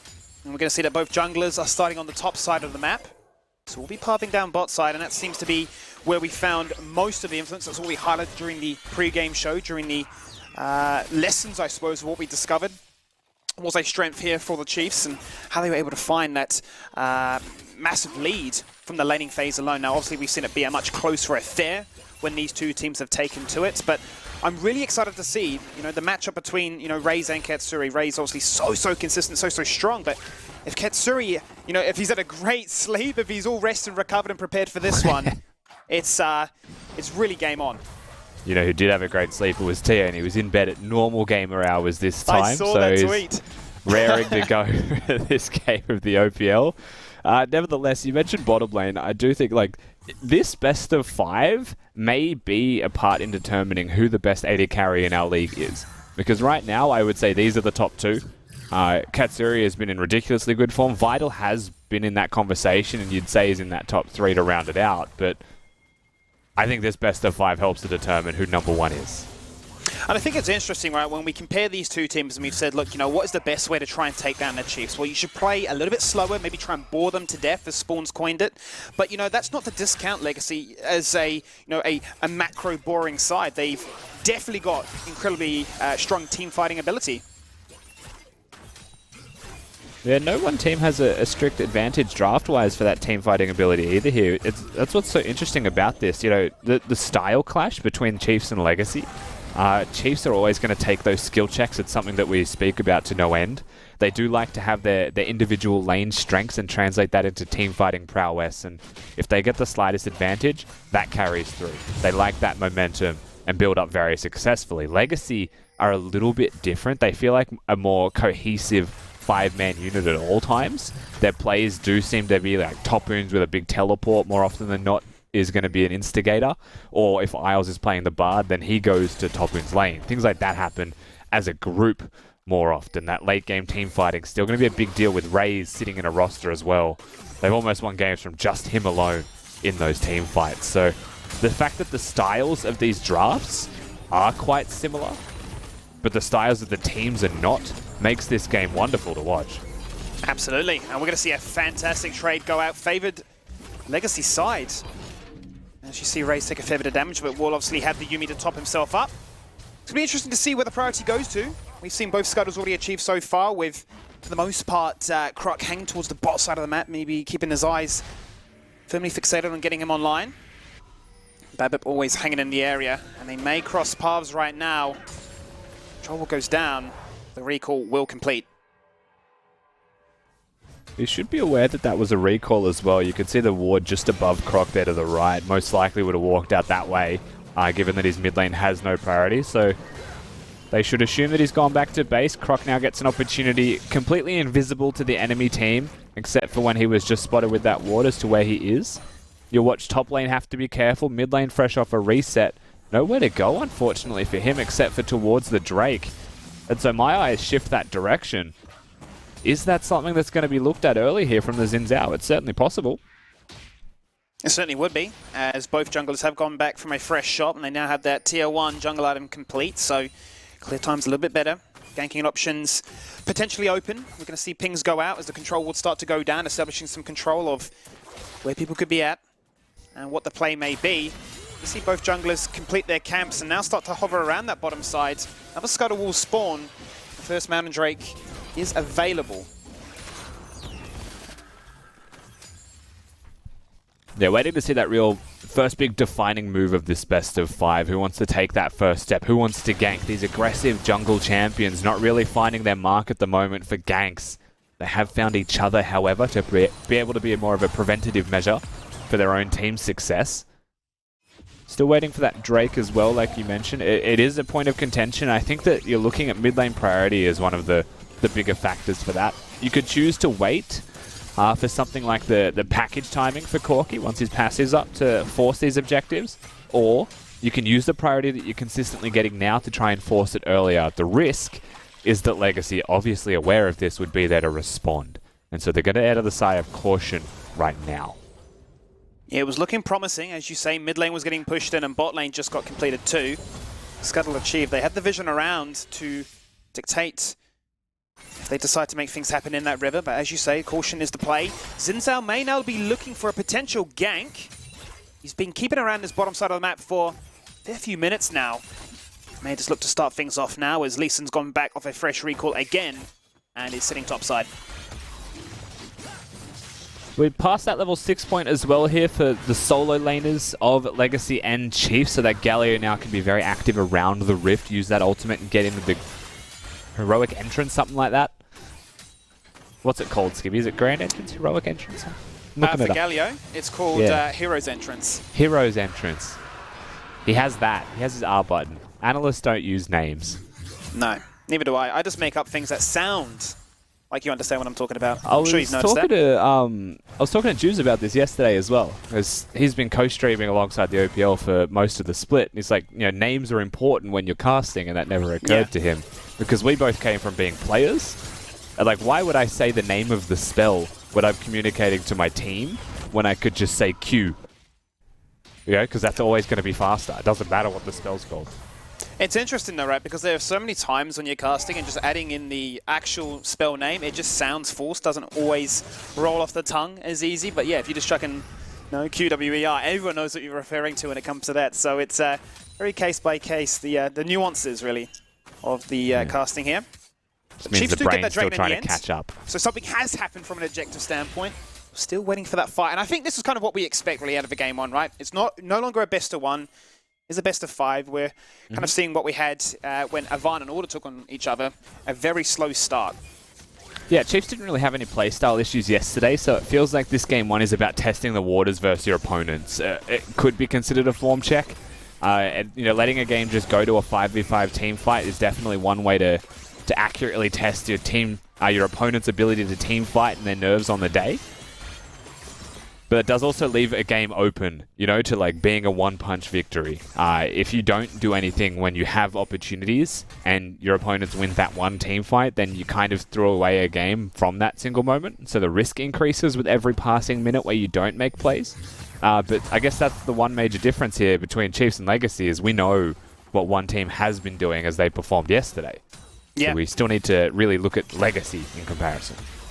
Will be interesting to see what Legacy, I suppose, studied up or took from that VOD review, having seen how Chiefs performed yesterday. As it stands right now, we're obviously neck and neck with a small lead here being achieved by Tapoon's Aatrox, up by 10. But once again, Chiefs are finding the priority in that lane to be the first responder to try and look at those neutral objectives. They are topside, and Croc once again is in the right place at the right time to consider going for a Herald. Babip should be able to find him though. He's just at the Herald right now, sitting in Tribush, perhaps waiting for a unsuspecting bottom laner to come and find him, but they'll just rotate straight to the Herald themselves. Will this be contested? You don't have priority in mid lane just yet. Topoon's already moving up, however, if he can get there in time. He may just be able to do so. Yeah, it looks like it's going to be contested. Teleport's forced. Tapoon hangs onto this one, but Tien gets greedy in the bot lane so it doesn't get lost underneath the tower. Herald will be achieved here right now as Yuumi goes in big. Hero's entrance coming on down, shields up for the boys. First blood achieved here by Babip, raised incredibly low, and same for Lee Sin too, but he gets the shield. Yuumi coming in clutch, the Graviton from afar, and the kick to make it a double. A great start here for Legacy, and a double for Aatrox as well. And we may be looking at a 10-minute ace. The final nail in the coffin would have been Neon, but he manages to disengage away. And Legacy punish. Yeah, they pick their moment perfectly here, Legacy. They see the Herald being done. They bring Topoon up to the fight. They don't even need to teleport him in. First of all, they force a teleport out of TN as they frantically try and get together and respond. Claire uses his package effectively just to int in that fight as well and deal some damage for his team and try and separate Legacy as they'd already hit the mark and started the fight very convincingly and very aggressively here, and it's wildly successful. Wildly successful it is, and Tapoon's is going to snowball that lead even further as a result by now getting some turret plates to his name, and as you mentioned, hangs on to the teleport. Such a crucial ability for him to be able to use. Obviously, the Ornn has the unsealed spellbook, so can obviously rotate between a fair few options there, but it could be interesting to keep your eyes on Tapoon as to how he actually utilizes that advantage to keep the map split and really deny Chiefs from finding those 5v5 team fights we know they're so damn proficient at. Yeah, you know, while Tan has the Unsealed Spellbook and has the Ignite now, he's against the 2-0 Aatrox, so the kill threat's pretty low. Babip actually starts his fight off by kicking Katsuri, who gets devoured by Korea CK. And as we watch the rest of this fight, just note the interaction of Elise Sin kicking someone that Tahm Kench eats. The Tahm Kench actually gets knocked up. So they were both stuck. And that's in the middle of a Legacy's mid laner here, Galio's ultimate, knocking them all up and then taunting them afterwards. So the combo, even if you save your AD carry, still connects. And Legacy gets the team fight. So rough there if you saw, Rusty, that Croc actually failed his flash over. You saw those two members in both Raze and Babip incredibly low. Lethal range for sure. Failed the flash, then receives a taunt afterwards. So we could have seen a potentially much more favourable trade there. So Babip hovering mid lane there, using the Q on the minion to try and push Corki away. And it was close. Topu now going to have to ult. Yeah, it's going to be a 2v1 situation. No support is coming for this situation right now. He will be shut down, but Legacy find a moment in the mid lane. The Graviton comes out, the damage to follow. And Tally is now on the score sheet with a kill of his own. Yeah, almost within seconds, Legacy are there to trade back in mid lane. Max range Aphelios ultimate to find the kills. The trade's still going to be very costly on the top side of the map because the plates were already being hit before this Drake got started. And it's a Xin Zhao who does a decent amount of damage. But they will at least get back this objective. The steal attempt was nice, but they will lose a whole turret for it. So significant gold boost back into the pockets of the Chiefs, and that equalizes the gold. That it does. A Dragon is traded out there for a turret, so objective for objective. Always trades being found here. Yeah, and you can see the flash from Claire. Unfortunately not going to get him out of the Gravitum. Aphelios ultimate locks him down. Very easy kill there with a Galio as your mid laner, channeling that taunt. It gives you so much protection to ensure the kill. Obviously with the Proto Belt now completed for the Galio, the mobility to obviously add to his E already. Now they turn their attention to the bottom side. Teleports in. Double teleports coming out. There's going to be a full 5-man collapse here. They want to destroy this bottom lane. You are not allowed to find the form that you had yesterday. The teleport coming in from Claire as well. He drops the package around. He is trying to keep this turret healthy, and it is. Only one casualty is suffered. The Legacy definitely letting know that we are not scared here. Yeah, hunting those opportunities, Legacy, 100% trying to find whatever they can, but the kills, while they still go across, it's only the one because Croc gets there. You know, they're able to deter them in time, and it's hard. You know, even if you're ahead to dive some of the champions on the enemy team, Tahm Kench makes everything a nightmare trying to be aggressive and diving, and that turret damage does start to add up. They'll disengage, they'll reset, they'll get some wave clear before they get their extra item purchases, but Legacy, you can really feel it. Even though the gold, reasonably close, they've got that momentum on their side. They're starting to really feel it and be more aggressive across the board. And you can see that with some of the item spikes they now have in their possession. Aatrox with a completed Black Cleaver and a Warfield as well. So he's got a fair chunk of CDR now. Athene's completed by the Yuumi. It's going to be very important to make the likes of Babip and Raze protected. Sustain's going to be incredibly strong before those healing cut items start to come online. And we really have just traded objectives across the board through the start of this game. The one major advantage was, of course, the Herald that you saw going into top lane, but the cost of that was many kills given over to the enemy team. One Drake apiece. Surprisingly, even when you look at the 6-1 kill scoreline. But that's why that big map play with Herald equalizing everything. And now we find ourselves 15 odd minutes into this one, waiting for that next big objective that may actually be, we said earlier, it could just be a one-team fight game. But it turns out the response, even in a lost team fight, was so well done from the Chiefs that it's definitely not. That is not, absolutely. And you're seeing that, you know, despite Chiefs being behind in kills at the moment, they are able to find love in their own individual matchups, right? They're slightly ahead in some of the CS, and a lot of that comes to the fact that they have not been forcing those 5-man groups like Legacy have. They've been the ones in the driving seat with a game plan and finding picks, always finding trades, always finding advantages as we wait for this next Rift Herald, which, as you can see now on your screen, has been started by Croc. But will potentially be in the area at the right time to look for a contest as the solo laners start to rotate from bottom lane. Yeah, we'll see if they hard commit to contest this. Galio obviously will always be in range with his ultimate while he's sitting in top lane farming. You've got the Yuumi on top of the Lee Sin. As he now disengages to get the ward off. The contest not going to be seen at all. It is just going to be another Herald given over to the Chiefs. The response is some pressure in mid lane.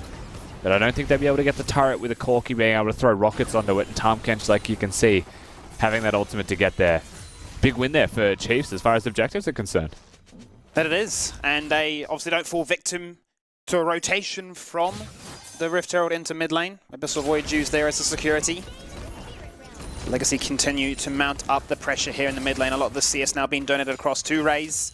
And he's going to be definitely packing a punch here. Obviously the Infinity Edge doing wonders compared to a Bladed or King.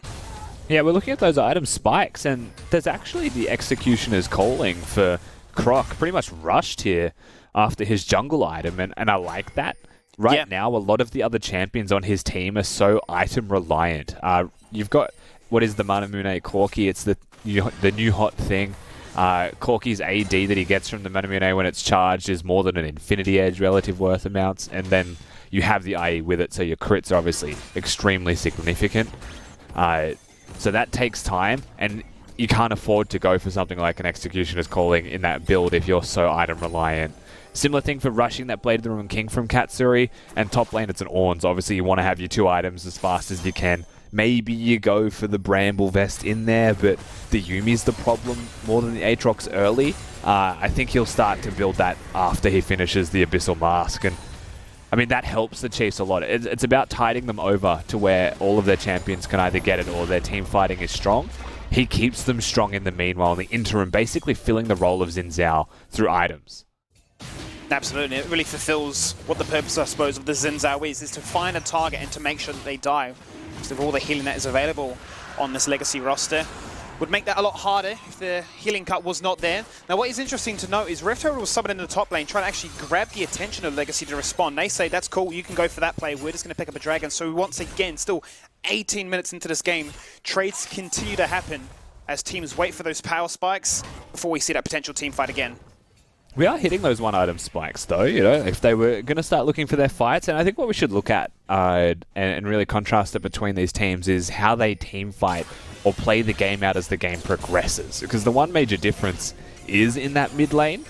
You've got an AD carry style champion in Corki, you know, can mid to long range poke you, and his all-in is very significant with packages, versus a Galio who only really has the all-in as his predominant feature, and is going the full AP build. So he will have significant damage and decent wave clear if they do sit themselves in a 1-3-1, or if Chiefs do and they respond. But if you want to win the game as Legacy, that Galio will be team fighting, you know, and I don't think that's as necessary for the Chiefs. They can start to pick apart this map, you know, piece by piece, and try and build some leads in that respect, where Legacy will try and pick their moments around these objectives. So I think getting that second Drake was crucial for Legacy, you know, to start threatening that soul point. It's an Ocean Soul as well, so the contest will have to be there. And maybe that's where their comp can thrive the most and, you know, get those 5v5s. It has been interesting to note how Legacy have been disciplined in some of these games where they've been willing to sacrifice, say, the first 2 dragons, whereas in other games they've been very content in trading, say, turrets, structures, or Rift Heralds to build up that as a win condition. Obviously on this map here, Ocean incredibly strong, and we'll just further accentuate what this Legacy roster has already online. So we look to really see what happens now that the Galio has the Zhonya's online. That all-in capability will buy him so much more time than it already achieves. And there's just an absurd amount of hard farming that you're seeing from both mid laners right now. Claire with his packages going and showing very deep in topside. He's going to take the Krugs away just because he's so safe with the package there. All about getting to that second item as fast as possible. And he's not the only one that feels like that. You know, you've already got your 2 items for TN, so he's almost fighting fit completely.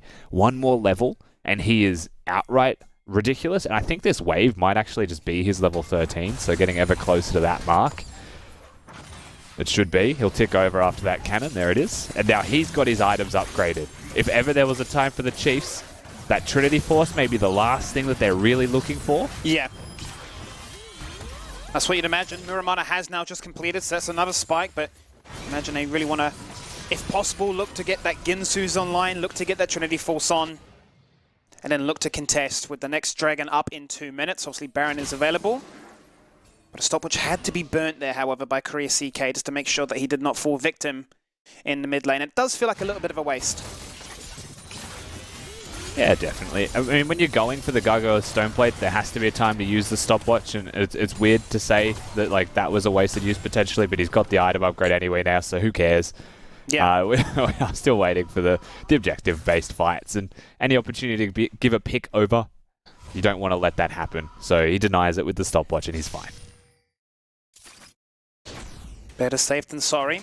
Still 6 kills to 1. A lot of that on the very early, nearly full-on ace. It was a quad kill achieved by Legacy as they traded out here for the Rift Herald that the Chiefs were able to achieve. So they found a lot of pressure in this top lane. 2 structures have been deleted, so they've set themselves up for, well, if you're going to go for the Ocean Soul, we've always got that backdoor condition to look to pressure an inhibitor, draw your attention away. If you try and do a dance around that dragon, you're going to have to send somebody out there to respond. And lane assignments are important in that regard. You know, if Galio's top lane, the fight happens at Drake, he can't successfully ult to the pit. Like, he'd need to teleport before he ults. And so they do need to be super careful here with how they assign themselves around the map. Just because, you know, distance to objectives needs to be considered. They've currently got Galio still committing to that push top lane. It's fine. He's going to push the wave in and start to leave now because they have time. But if he did stay there, Chiefs start to get a bit more priority around that Drake. Can't imagine it would feel as good to have to use the teleport to come down as opposed to the ultimate. Well, it's about time, Skimmy, you know? Like, it's the whole channel of the teleport before the channel of the ultimate. And that's just, like, not acceptable for a Galio in a team fight, right? Absolutely not. You're out of the game for half the team fight. Regardless, Chain of Corruptions does come out.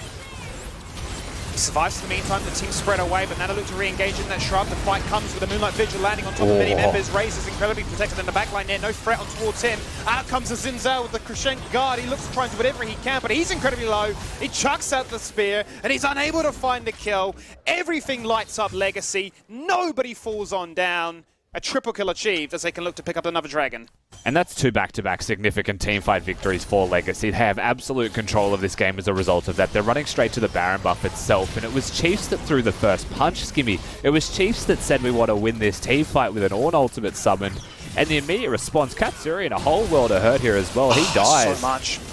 And the Baron goes, and potentially mid lane outer turret. That's just the absolute collapse of the Chiefs roster all at once. Raze there with the cheeky flair to his old days. Out with the Chiefs in mode. But Legacy are just going to take everything. You win a team fight, you catch a pick in mid lane, you get the Baron, and now you set yourself up for Soul Point. The fight just went so good. And you're looking at those 2 item spikes for the likes of Claire and Katsuri, and just wasn't able to achieve anything there. Against a team like Legacy, if you throw the first punch, it has to connect. And that's the problem. That team fight, they didn't connect on their engage, and the response comes through emphatically from their opponents, and they never look like they're going to lose it. And we saw that in the first fight of the day already. We look to see how this all started off with Katsuri looking for the Chain of Corruption, but and the discipline Raze? for them to disengage. Just watch Raze, though, in response. They all dissipate. The ultimate connects. It hits multiple members. Significant damage with the flamethrower as well. Lee Sin kicks Croc in. And you speak about this through the draft. You know, what is it that Zinzao actually provides to this team? And it's just preventing Aphelios from dealing damage, but he'd already done his job with the ultimate anyway. And then Babbitt kicks him in to secure a kill. So easy there from Legacy on the execute. By the time he jumped in there to isolate out that target, he was down to 20 health and forced to disengage away. It's another convincing team fight here as you start to look at those Aphelios items ramp on up. Every single time I see the Ruden's Hurricane online, I'm thinking, oh, it's going to happen. We're going to start to see those crazy moments of quadra kills just achieved for free from a distance where you think, how on earth is this balanced? Yeah, it's an absurd champion. Of course, right now he's got his best team fighting items. He's just switched over to the one that you dread the most when he's got the Hurricane completed, however. If he's able to hit the mark with one of those marksman Qs, suddenly everybody's copping the Gravitum. And suddenly everybody's rooted in place and he ults you, and then from 2,000 units away, he's just won a team fight 1v5. Welcome to Aphelios. Welcome to Aphelios indeed. Now they look to try and push up bottom lane. But as it's going to take a bit of time to push out mid, they want to try and match that wave. So they're going to leave Aatrox there for the meantime. The rest of the team are going to respond by taking out that T2. And they can look to potentially utilize this Baron buff to get Inhibitor. And they're not going to look to try and take any major risk here, you imagine, Rusty. Up by 6k gold. Knowing that they have a win condition in sight for their next Ocean's Dragon, but Chiefs really need to look to try and force a fight to get some of the shutdown gold online for them. Yeah, they just want to harass, though. If you just post up in the lane, you've got Raze and Yuumi all Babbitt caught. That's what they're after, and that's what they'll find. Tien gets a shutdown, and the jungler is the leader, but Tapoon on the flank with a massive free-man knock-up. Out comes Galio, but it won't achieve anything. Now they're stuck in an awkward situation across the wall, but that won't stop Tapoon. He jumps in to the middle of the fight. Disengages the members, draws them into a choke spot, and Aphelios does what he can from afar. It's going to be a 1-for-1 trade, but it will be all she wrote, allowing Legacy to walk on through and take down an Inhibitor. Yeah, we've hit that critical mass point for Yumi's strength with the rest of the team. They're going to break one inhib. They're going to go for the second as well. Croc fighting. He is indeed, but it won't be for anything because he's just going to fall on down. They jump, juke, and jive. Oh, a beautiful cleanse and flash ensures that Ray stays alive. He was so damn low, and Tally does his last job before he falls victim. Stopwatches galore, and Ray sees red. 3 members, so critical, so low. He wants to try and find it. Yuumi disengaging to pop him off with a shield, and he gets the kill in the end. They take everything. 2 inhibitors and a Nexus turret as the minions wail away. Legacy potentially looking here, Rusty, to end the game. Yeah, they're going to end. They're going to try and force the fight to save the game.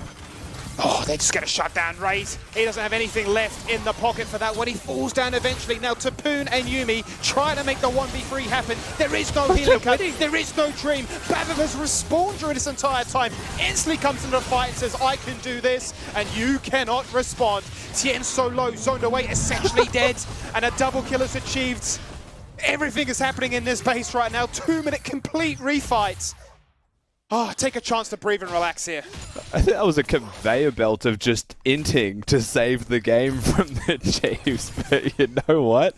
They did. So they actually one at a time just walked in and died to buy time for the next person to respawn, walk in and die. But they do survive. And so you can't fault it, because they could have lost the game if they didn't do that. I love it. You really do have to love it. Chiefs finding something. Didn't really want to concede and fall over as a result of that one. Able to achieve a little bit of their goal, but as you say, the fight went on for such a long time that people are able to respawn. Even Babbitt run from one base to another just to net himself a double kill with now the objectives respawning. That was 3 minutes ago we were talking about them looking to knock on the door. Now 30 seconds and an Ocean Soul being threatened here. It's crazy, that fight as well. I mean, there was an auto attack coming out of Raze. He had the flamethrower. If that auto attack hit, and it didn't because Tahm Kench ate the person, if that hit, it was almost a triple kill in one auto attack. And the one prior hit. And if that crit, which he had a Zeal and 2 crit items, so it's 70% or 75%, and it didn't crit. If that did, 3 people died in one auto attack. Like, that's how close the game was to ending. But they managed to hold, and now it's Ocean Soul Point. That they do. Keep your eyes on Raze in this backline right now. He is tanking the Dragon. He's going to fall victim and fall down. Croc does the job. And he can fall victim as well as a result of that one. It's going to be a 4v4 now. The Dragon is still being leashed. Chiefs can just walk into this one. Legacy was sacrificed and say, hey, keep an eye on your base right now. Winions are coming in. Tapoon is going to go in for the teleport. He just wants to end the game on his own. He's got GA there in mind, so he's incredibly tanky. Now it's up to Legacy just to bait them out. Stop the recalls. It's just going to Tapoon is going to end the game on his own. The minions are in the base. They are going to make this happen. Actually, he's just going to disengage away. Clear comes back in. He chooses to hold on to the Guardian Angel. They're going to lose the Ocean Drake for this as well. That might be what he's thinking he can disengage to, but it's gone. Maybe he could end the game there. If he knew they were doing the Drake, I think he does it. Oh no. Deliberate or not, it looked almost certain that he would have just ended the game on his own at the 30-minute mark, but he's hung on to it. And you'd imagine now, surely the players have everything available, summoners, GAs, and damage for this eventual Baron fight. Topper just gives up on hitting those wards, by the way. He finds about 6 in one bush, walks through another control ward and says, no, I'm going over to the Baron. We'll see this fight again because it starts off early with a 1-for-1 trade. The minions are actually just winning the game if Legacy are patient. Top Moon dashes forwards. And so does Tally, flashing over that wall to get in. And is it necessary? Is the question that you have to ask here. Because maybe they thought they were far enough ahead that it doesn't matter if they force the fights, they'll win it anyway. It's very clear that that's not the case. And so they're the ones who now do this desperate teleport, look for the end, and are matched, and they're not able. No. They pick up the Baron. We didn't get to see that one with the replay, but that's what's happened now. And in a methodical performance, they look to take down the final structure that stands before them and an open Nexus. And it may not be significant that they lost that fight in the end. We'll soon find out. But they would be coming into this with an Ocean Soul and a Baron. Or just a finished game, if they were a little bit more patient. But it's game 1 of a best of 5. I don't mind taking the overly aggressive moves when they're far enough ahead to do so. And, that's what they are doing. Tally is continuing to push out mid to assist those cannons as the bot lane starts to come in. One wave stands before it enters the base. You can see Chiefs starting to look at an opportunity to make something happen because they know what's going to happen. They're going to get overwhelmed by pressure. Chain of Corruption goes out right now. Members start to disperse away, unable to find an angle to reach on towards Raze, who has Nexus, double summoners online now, Rusty. No towers left, so Corki has to hold the Nexus itself. Their inhib just spawned, so they might be safe, Skibby, to fight another day. But the pressure hasn't stopped. Well, it's incredibly tough right now for Chiefs to try and respond to this one. It's going to be a 1v1 in mid lane. Out comes Clear with the package to try and make it a 1v3. And instantly he finds that one-on-one. He gets the kill for free. He baits out the attention. And the fight continues on the top side as well. Gallo jumps up and he slams the ground as he slams Chiefs' chances of claiming victory in their very first game of the day. There's flares galore. It's the OPL. The game is going to be said and done just like that. 33 minutes in, Legacy are convincing. Yeah, at the end of the day, it was just a blip on the radar in that Drake fight. They still get the victory that they're after. It still looks convincing, like you mentioned. And Legacy come into this first game of the best of 5, proving that they are the powerhouse we expected them to be. And Chiefs are the ones that need to hit the drawing board for the first time in 2 days almost, as they get exposed very handily when it comes to team fighting. Very much so. And once again, you had to go full circle back to that argument of, you're talking about a team that is very good at team fighting, one that's really good about macro. The decision-making of taking Dragons versus the Rift Heralds to really expose top lane, I don't think we ever really got to see that moment where they put somebody up top side to draw Legacy's attention there. Yeah, it was just too hard to do, from that first Herald fight when they lost the 4-for-0 trade, basically. The game became Legacy's to control. Well, we never saw a chance for Chiefs to get back into this one, but they have plenty more chances in this series. It is a best of 5. Legacy lead the series 1-0. Don't get anywhere. We'll see you after the break.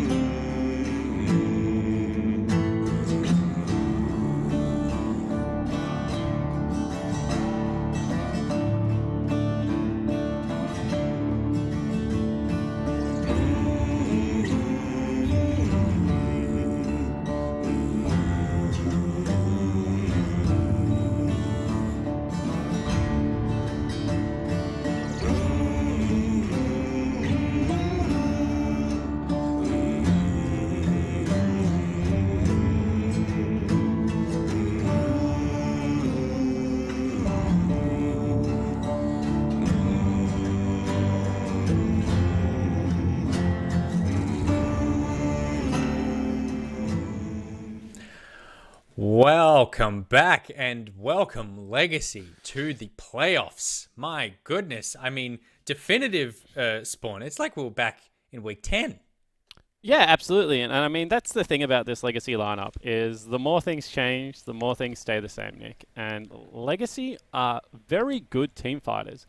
And I was making the comment to you that both of these drafts were fairly meta drafts, right? Like, we have 3 or 4 mid to late game champions with a bridge on each. You know, you've got a Xin Zhao going up against a Lee Sin and a Galio on the Legacy side. Except when you look at these drafts, one of these drafts suits one of the teams decidedly more. Like, the Chiefs draft is a great draft on paper, but I don't think suits the style that we're used to seeing out of Thean and Clear. They're used to playing the dive buddy comps, whereas the Legacy comp is super meta.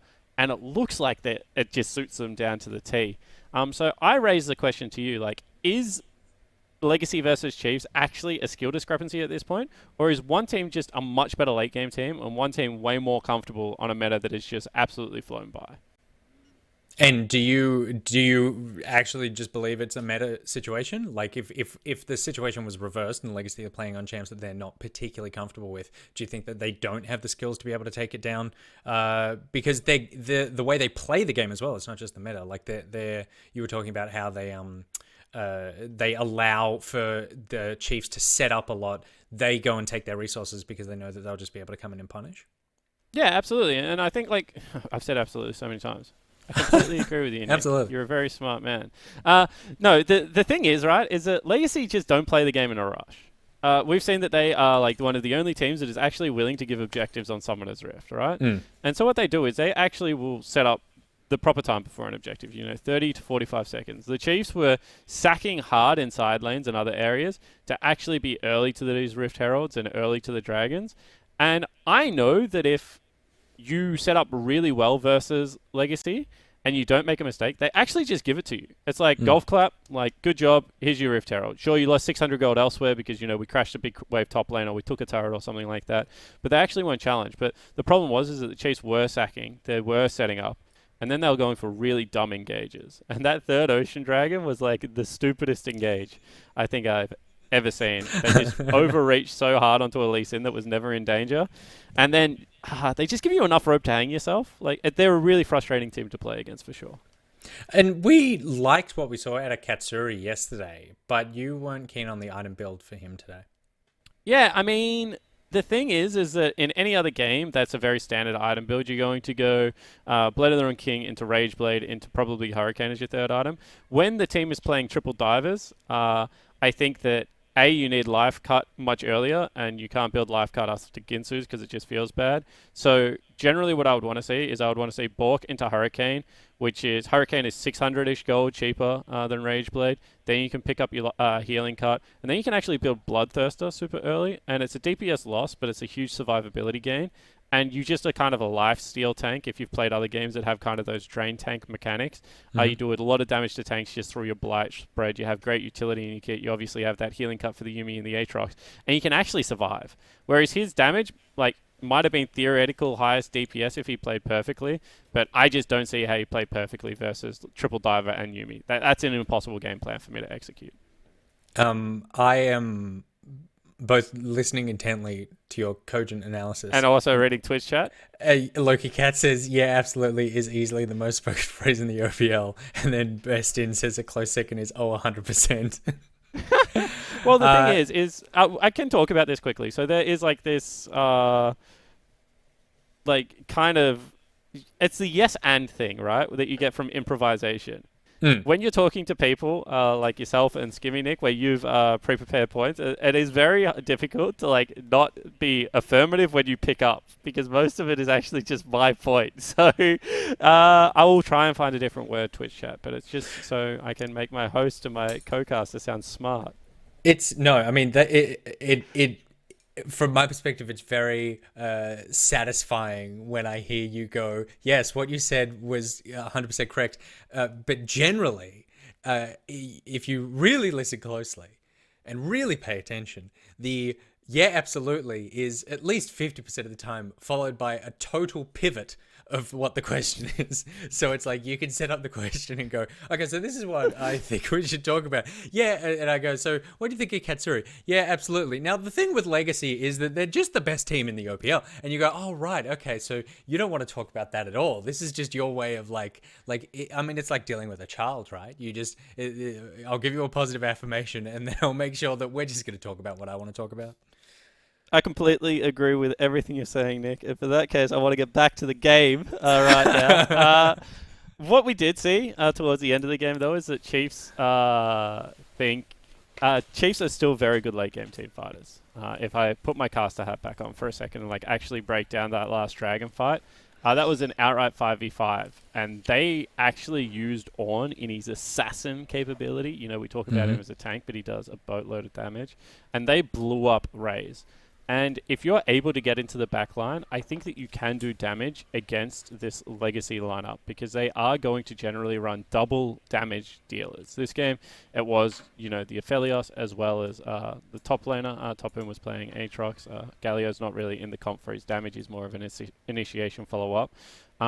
So I think that fight gave me a little bit more hope than the first three, because the first three fights of the games were just kind of washes. Legacy just absorbed the first initiation. Thien doesn't look comfortable on Ornn still, and then they just blew them up. That last fight, it kind of gave me a glimmer of hope that the Chiefs might be able to pick up a game in this series. And so then what do the Chiefs do if, like you said, that Legacy are finding themselves not only taking champs that they're comfortable on, but champs that are good in the meta right now, and they were pretty much in control of that game the entire time. What do Chiefs do for game 2 with this knowledge? Teams like Sin, teams like Order last year, teams like Legacy in 2018 were really good at one thing, and that's saying, stuff the meta. We're going to play what we've had success on previously. And I think that the way Chiefs actually win this, if they truly believe they can win this series, is they actually have to break the meta within the best of 5. And I spoke about this yesterday in the Order versus Avant series, where the meta looked like it started where everyone wanted to play tanks. All the best tanks were being banned away, but Maokai was being seen. We had top laners picking up really tanky dudes.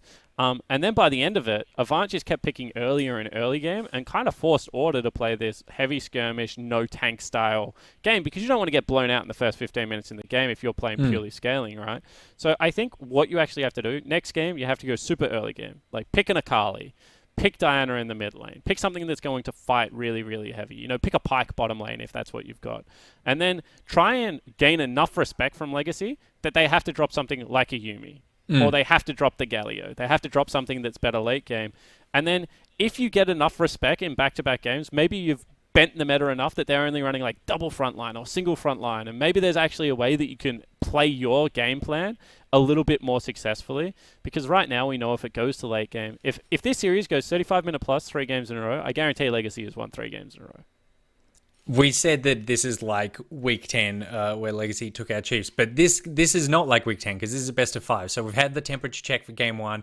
These two teams have seen each other in this playoff scenario, and in the same way as in-game, it's now time for Chiefs to take something reactionary from the first game, figure out how to adapt their game plan and move forward. So excited for game number 2, as you should be as well. Also, just hit me up on Twitter at NickBoy or in the Twitch chat with other most used phrases in the OPL, because now I'm fascinated. Please don't. So I feel like I need to know a lot more of them. So please just let me know the things that stand out to you. Oh, I'm so red. Split 2, we'll try to stop saying them. All right, it's time for game number 2 this evening. It's Chiefs versus Legacy game 2, and then it's the Macca's Champ Select. If you're craving the taste of your favourites, head to Macca's for a fast, safe and contactless drive-through experience. For your Macca's run, contact-free, we'll be here.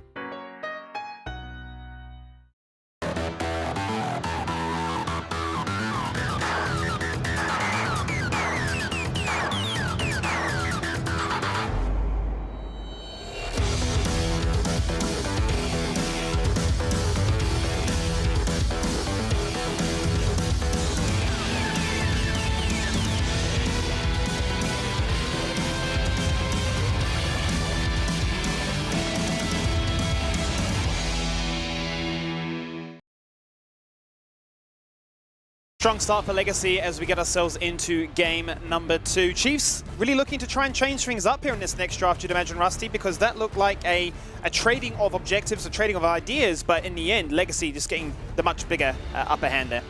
Yeah, absolutely. I knew that was coming. I knew. You're right. What should I have expected?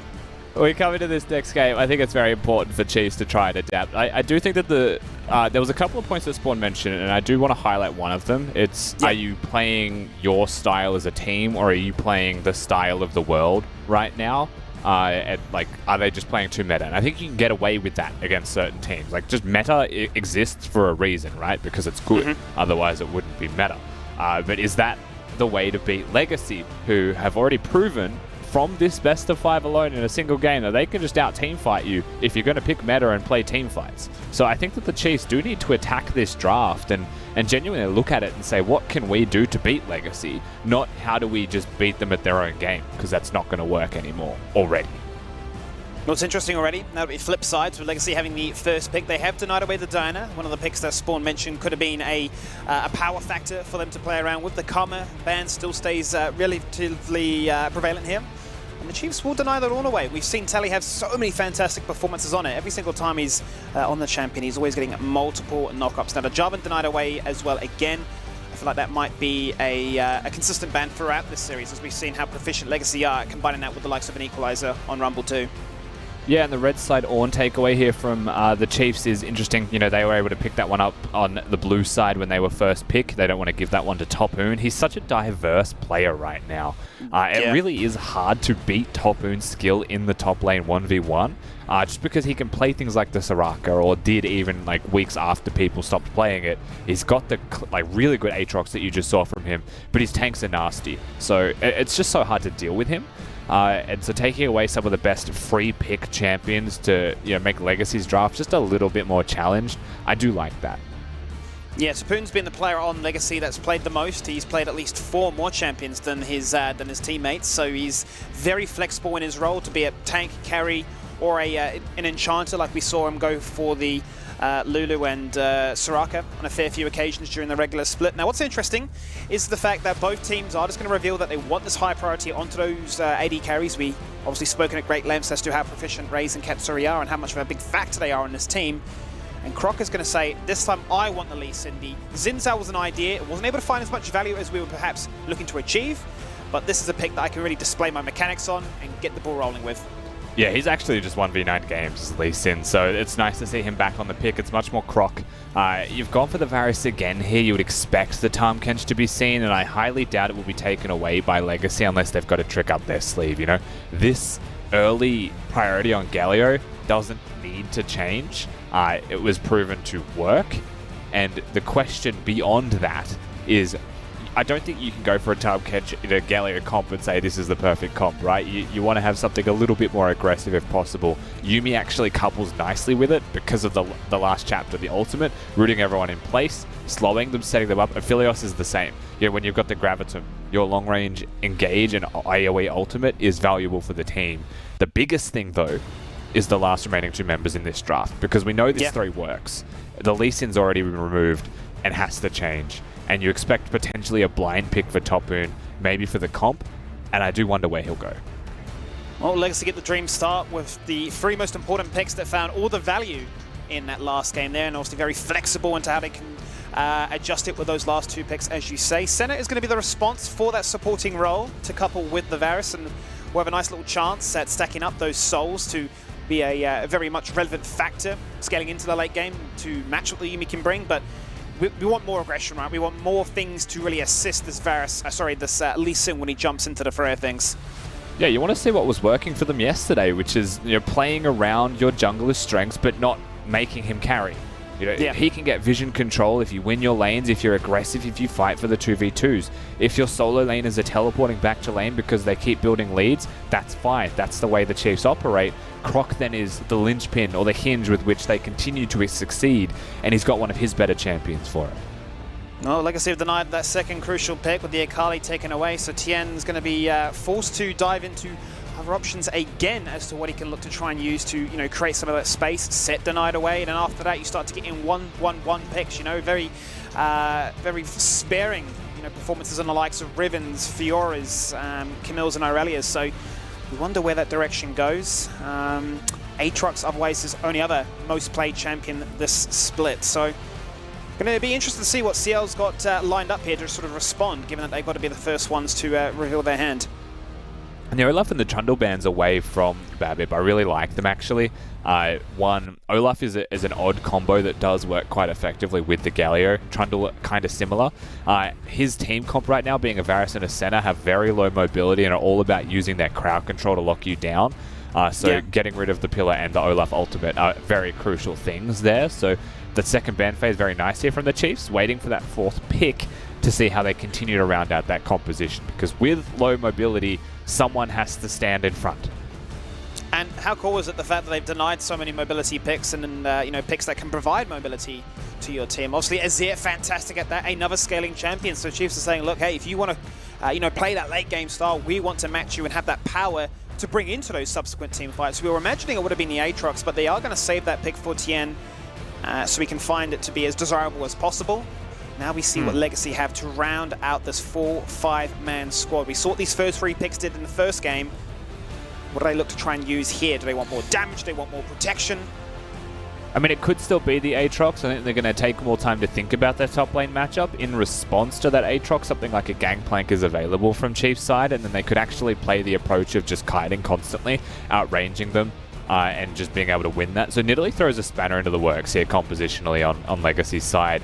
It's not going to be about the all-in engage style that it was. They can, but it's about, farming the jungle faster, getting leads through jungle positioning, getting some vision control, and the combo from the Galio isn't necessarily a feature in this game. It's just a Galio pick to keep the rest of his team alive, and it does do decent work into someone like an Azir if the ultimate hits allies.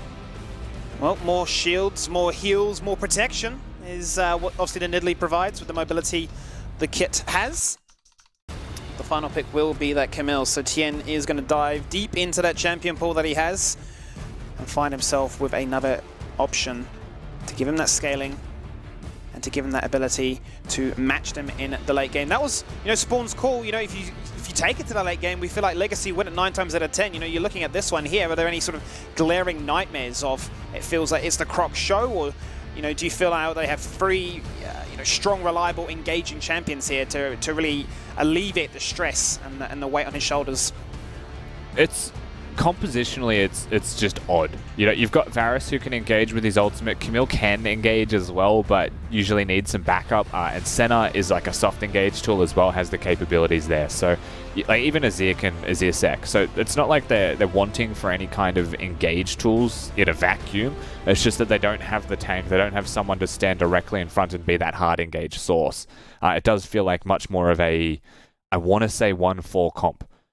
Where you'll have Camille get ahead and just sit in the side lane and continue to snowball the game out, break some structures, and then flank if a team fight were to happen. But try and teleport early, start the fight off and assassinate someone before the response is there from Legacy's side. And then it's more about like if the fight happens. Like, let's just say Legacy starts coming towards them. I don't think that's a bad thing for the Chiefs because Azir by design can stand with Katsuri and Korea CK and protect them. Use that Emperor's Divide, separate the enemy team from him. Someone like a Galio can't hit that taunt then. And the damage from those 3 is overwhelming as the game goes.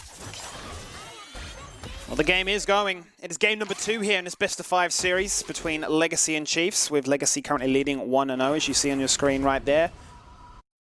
The reminder being that one of these teams will get themselves a secured spot in that grand final to claim themselves the champion of Split 1. Whereas the loser in this occasion will drop down to the lower bracket for a chance in the gauntlet to run it all the way back. Very interesting concept. I was actually told by Carbon when I was speaking to him the other day that this is like the first time you've had a lower bracket in many, many years. First time ever, I think, that the lower bracket has existed in that you get a second chance. Double elim, I don't think has ever existed in the OPL's history before. So it is super exciting to watch. These types of matchups you don't get to see until the finals. So the first time we've got to experience this kind of matchup, and it's super exciting to really watch it unfold. Babip also, while we were watching the jungle start on that one, Skimmy has gone for something a little bit unconventional or different and has gone for the trap start and Raptor camp first. to try and accelerate is clear on the red side of the map. Nidalee's, if they can, will always go for either a leash start at the red or get the blue buff, if possible, because that just helps their clear by a ridiculous amount. The faster you get to 3, the faster you can healthily clear the rest of the camps, but so far so good for him. Yeah, it's interesting, right? We've seen back-to-back Nidalee performances where you think, oh no, that's not a desirable start to their jungle clear, but it hasn't really impaired them as much as we would have imagined. Top side, we've already seen punch-ons going from the level 1 mark, both letting each other know that, hey, we're not afraid to make things happen here. Very curious to see if we're going to see a sort of close, cautious start to this game, or if it is going to be a lot more explosive this time around. You can always see Vision being very assertive here, especially out of CK there, getting onto those golems. Camille always wants to trade early. Anytime your passive shield is available, if you can get the auto attacks off, then you can trade pretty aggressively yourself. Aatrox's cooldowns are also pretty high early game. And committing to one of those spells as a trade when that passive shield's there means you tend to lose those trades, which is what you would start to see from them. Now that does shift a little bit. Aatrox I would always define as a level 6 champion, but really it's a cooldown reduction champion as Babip dodges the flash Q. He looks for the flash, does not find it.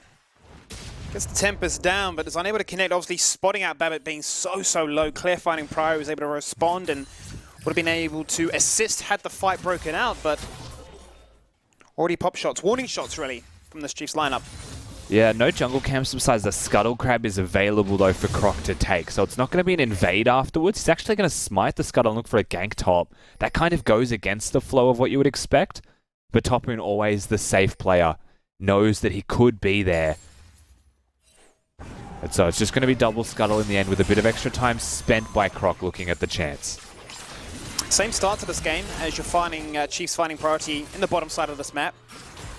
This obviously gives Legacy so much time to look to set up freezes or continue to build up CS leads to get those crucial items that they need. That was obviously the major factor in the game beforehand, but it's how Chiefs handle these responses of trading objectives, and if they are able to find, desirable situations for when they set up, a condition of 2 turrets falling down, if they can actually threaten a response at a Legacy rather than always being at a numbers disadvantage.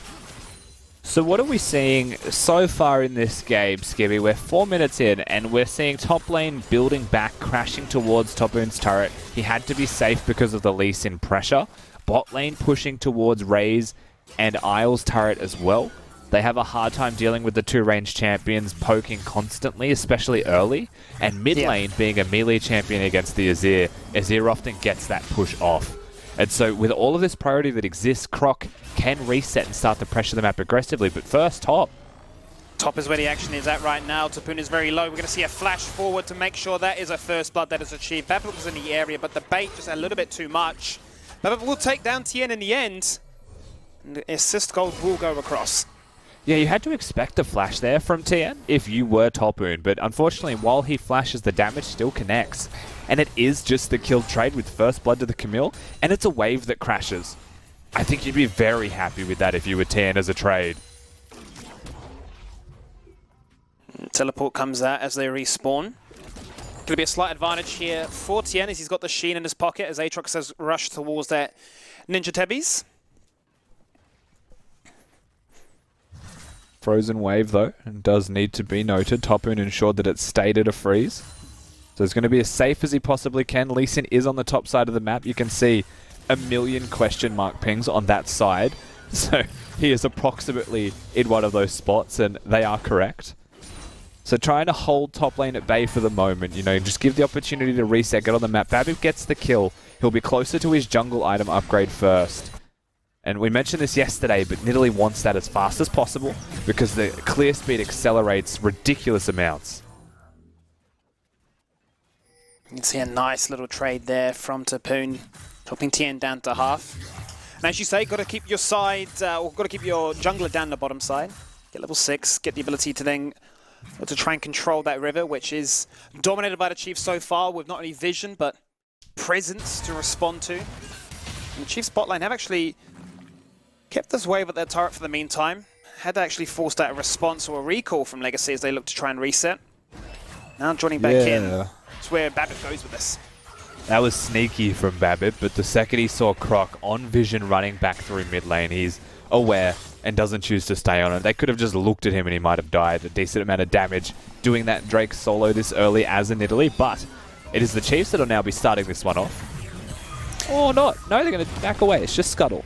Tien threatening at his tower. Tally was in the area, so he can always jump in with a hero's entrance. He's going to get locked in place here as Tien challenges him with the ultimate, and he just gets baited on out. Tapoon with no summoners is unable to assist. Tally jumps in, Babip in the area, but Chiefs to connect with the kills. Yeah, tragic, honestly, from Legacy's side going for that dive. Camille actually dodges a ridiculous amount of damage through the use of that ultimate. Raze needs to be careful. Scary situation in the bot lane there. Root does not connect. He does manage to sidestep and get himself up and healed, but you can see just how much of a good time Senna is having here. Able to poke away and get those stacks up. Varus is a very high base damage champion as well. If they're both just going to be auto attack, it's a good time. Top lane in trouble again. Whoa, Babbitt has responded. He's babysitting this Aatrox, making sure that this Kimmo cannot find those spikes. Second spear does not connect this time. Tapoon is looking for it. The flash forward, Babbitt swipes, and he kills. Yeah, at least forces the flash. It was an attempt to cancel the hook shot there from Tapoon using his Q. Knock him up, prevent the follow through, but sneaks through the wickets there, and Keeper not able to prevent that one from slipping through this time, and so they do at least force a summoner spell in the trade, and they'll get the Drake for it. Ping's going out here from the Chiefs, and well, they may be now on towards that Rift Herald. They're going to be the ones at the driving seat to rotate towards that. But has been this tradition, in this series at least, always a trade taking place. Dragon for the kill on top lane. Natalia unfortunately suffering through the use of that first ultimate of the game here. Looking towards that play in top lane. So now that decent amount of time is purchased by the Chiefs, because not only do they get the kill and the trade for that, the cooldown very long. And so action on the map is possible, as Babib with his complete jungle item and some brown bags on his 4 paws is just being cheeky down in bot lane. Yeah, keeping eyes on where the jungler may be. As you can see now, Claire will respond to this lane or return with a blue buff, so they'll have an idea that Lee Sin is in the area. But we're not to see that traditional 8-minute rotate towards the top side where the lanes flip and all the priority goes towards that Rift Herald. So much action happening with these top laners just 1v1ing. Swapping it, I would say, is a very volatile possibility here for either team if they were to try and flip the map, just with the way that these two have been going hard. But Tapoon, again, like, he is such an aware player of the state of the map that if anyone disappears from bot lane, he's probably going to be attuned to them coming top and back away. They're very calculated fights that Tien and Tapoon are taking. He's done a good job there of obviously managing the wave. He managed to freeze it at this turret, and as you can see from the minimap now, Chiefs are the one to be to make that shot call and say, we actually do want to set our Juro up here now. Everybody off the map, no vision spotted out from a ward, so he's going to be in the blind or in the dark for a fair bit of time now, trying to wonder, well, where are they? Yeah, but look at him, he's backed away, right? So you can see what the Chiefs are doing. They're doing the Herald. He's now moving towards mid as Camille ults in. Yeah, they look to collapse on towards Tally, who's forced to flash away from that center cannon. Babip in the area, does not connect with a spear. No retaliation just yet. And Chiefs are definitely in the hot seat, despite the economy being dead even. They're the ones finding the advantages right now. Yeah, so Camille's now going to take the long trek down to bot lane. Tien just going to try and hold that one. Yuumi and Aphelios are taking turret plates as we speak. The trade's going to happen top side here. Chiefs, probably without hesitation, will summon that Herald and try and break the turret. But the cost is already pretty high on this trade. They may just be regaining tempo that was lost by doing the Herald in the first place by summoning it straight away. So this is not a bad trade from Legacy. Not a bad trade at all. You can see that Babip is up a fair chunk of gold over his counter matchup in Grok. He's always putting pressure on the map to assist these lanes. They're looking to try and get as many turret plates online here to negate what's been achieved in the top lane, as the Rift Herald now secures the first turret of the game. It's really hard to say who wins that trade, Skimmy. I think getting a second charge here will be nice, but turret plate gold going just to Raze and Isles is two people who really want to get that money as fast as possible. Babu's going to come in here, make sure the tower goes just because he's counting those minions. But like Yuumi getting money, very important. You know, getting that first item completed, having increased heals. It's that point in the game when Yuumi can become overbearing. Aphelios having his first item completed as well. You know, those team fights that come out, the ultimate will be very significant. whereas the gold was shared between 3 people on the top side of the map. So not as much into the pockets of Katsuri and Korea CK. You can see what that means, how it's translated. Ours has come back from this fresh shop, and he's one component away, or very, very close to completing that Athene's Unholy Grail. He's got the Dark Seal online as well, and same with Tally as well in that regard. So they're definitely looking at snowballing this one out and giving himself a cheap stat boost when this subsequent all-out brawl were to take place. Next Dragon is up in just under a minute, and it has carried on the same flow as game 1, with teams filling each other out, making trades, but just looking for those first item spikes before anything really happens. Yeah, there's a lot of safety in the gameplay through this one as well. It's very similar to that last game, and I don't think either team minds too much at the current moment. It's weathering the storm for Legacy, you know, having no priority in 3 of their lanes early, or at least at different moments early, made it quite difficult to navigate if you're Babbitt, but he's farmed fine. He found ganks in the top lane, he's now 2-0, and he's a pretty big Nidalee running around on Summoner's Rift. But for the other side of the coin here as well, Chiefs getting their first items completed. I don't think they'll have any concerns playing slow-paced League of Legends for like up to the first 3 item completion points, honestly, where their scaling can become pretty absurd. What I find interesting is, you know, given that Babbitt has achieved such an early lead and got these kills under his name, what kind of build do we see come out of him? Is he going to go for, you know, a traditional, like a Lichbane path, for instance, or is he going to go and opt towards a more defensive, you know, protect the Rays, ensure that he has all these resources at his disposal? That's what I'm curious to see, how he uses this, this advantage he's achieved. There's some way, yeah, there's different ways to play this, right? You could go the Athene's Unholy Grail route, where your goal is to heal the Yuumi so that she can focus more of her time healing other people, or, you know, just having a double heal composition where you can stand and deliver and protect Raze, and that's totally valid to do if you're Legacy, because Raze is a monster in team fights.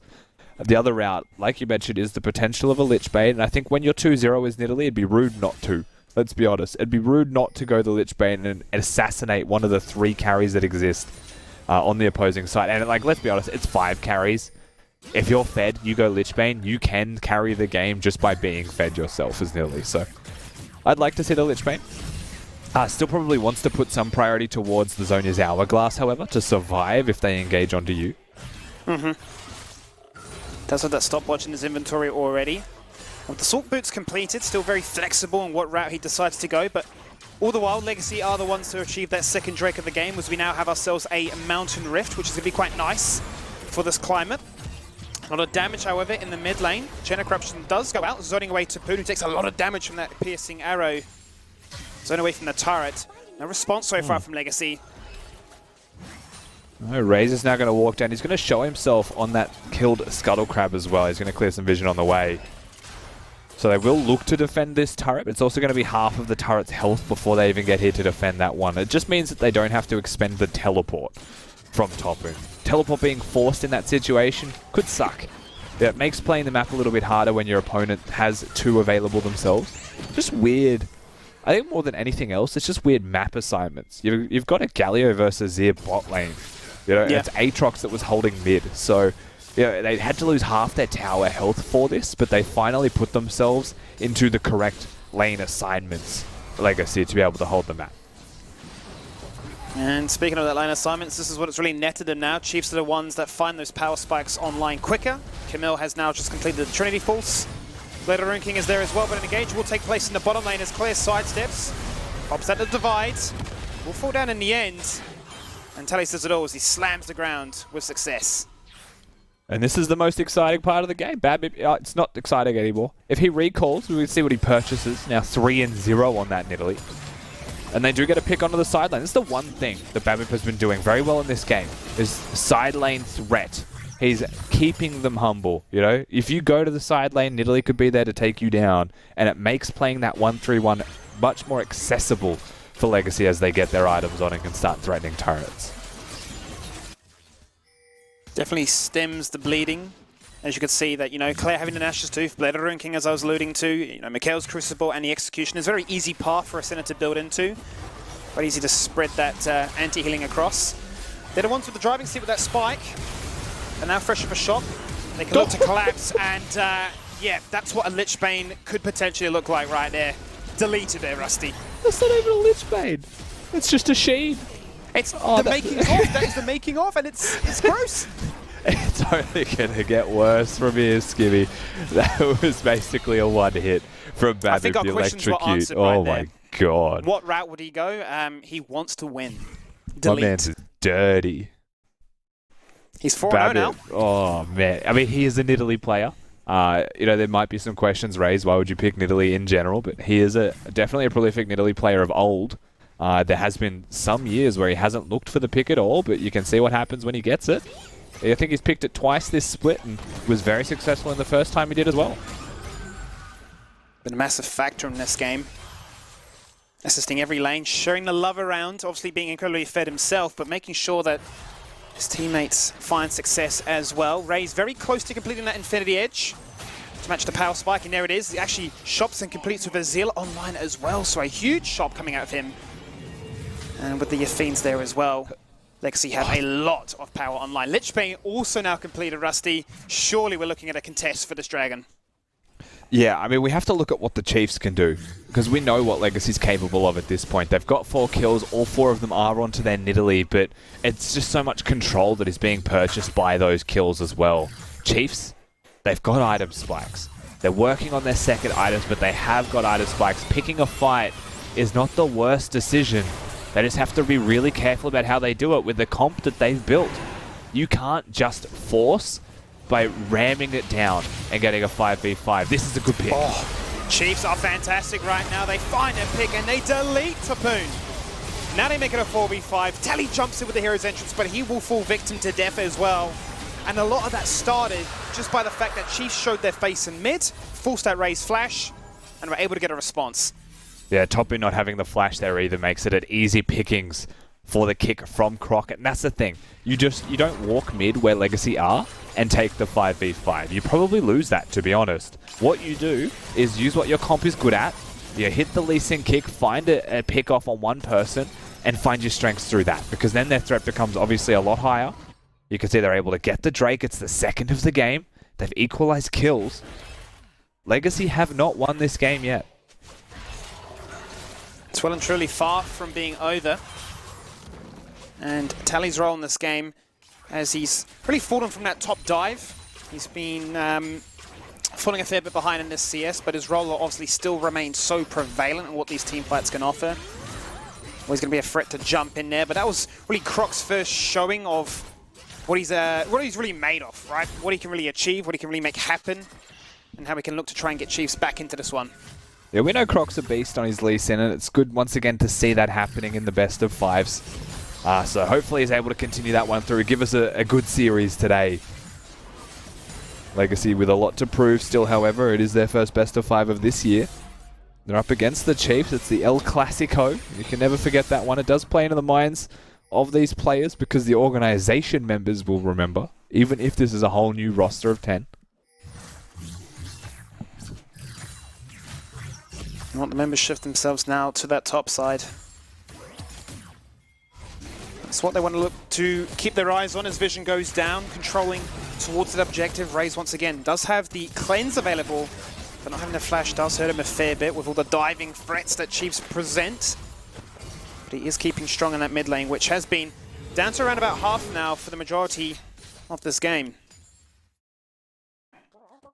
And they have slowed the game back down. You know, waiting for flash timers is not a bad thing to do if you were Legacy. The flash is not there for Katsura, Korea, CK, or Croc themselves on the Chiefs side. So continuing to farm out these lanes, you know, waiting for that second item spike for Katsura in this game. Well, 2 is already there for Raze. Respect has to be given while it is needed. The Varus ultimate just goes. They look for a 1v1. That's actually a good trade there by Katsura. He takes that. He burns out that summoner. Now Chiefs look to try and make something happen, and this is what Chiefs love to do. Summoners or not, they want to force it. They want to make action happen, and Tapoon deletes Croc. Instantly the jungler gone. Chiefs in the driving seat, looking to force something out, but Legacy respond with conviction. I mean, I said this just before, Skippy. Is that what the Chiefs want to do? Like, do you want to ram your head into a brick wall and just hope it works? You probably want to find the picks, and I think they tried too hard to find the picks in the lane where that is least likely to happen. Now Legacy, they've started the Baron. Chiefs obviously want to respond to this one. Can they contest? How does Claire play this one? Where will that Emperor's Divide go out right now? Tally is low, but he survives for the meantime, peeling off towards center in the middle of no man's land. Tapoon survives, receives the Yuumi heal. Raze lives!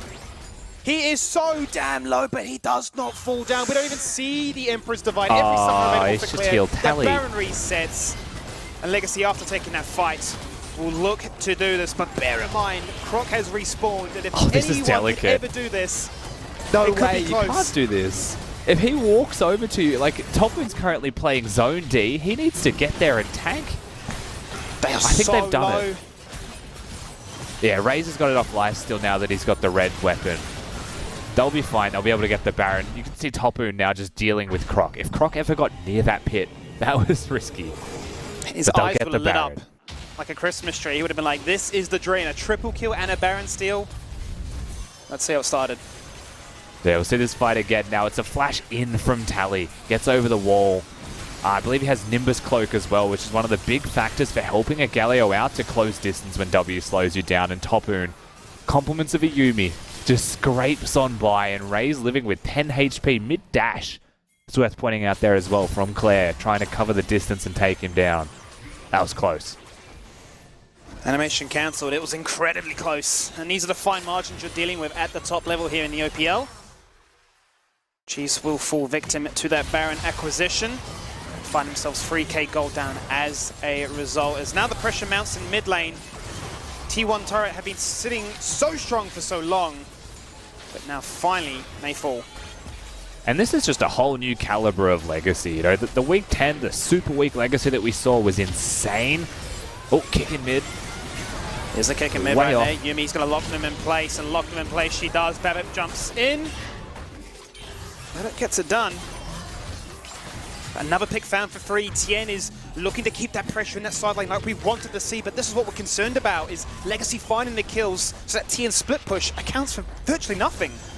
Yeah, that kick's really an analogy for the way this game is going right now. Just kicks him sideways. Now turrets break in mid, kills follow. Babip's going to take himself the Mountain Drake as well. And are these turrets in top lane going to be enough to keep Chiefs in it?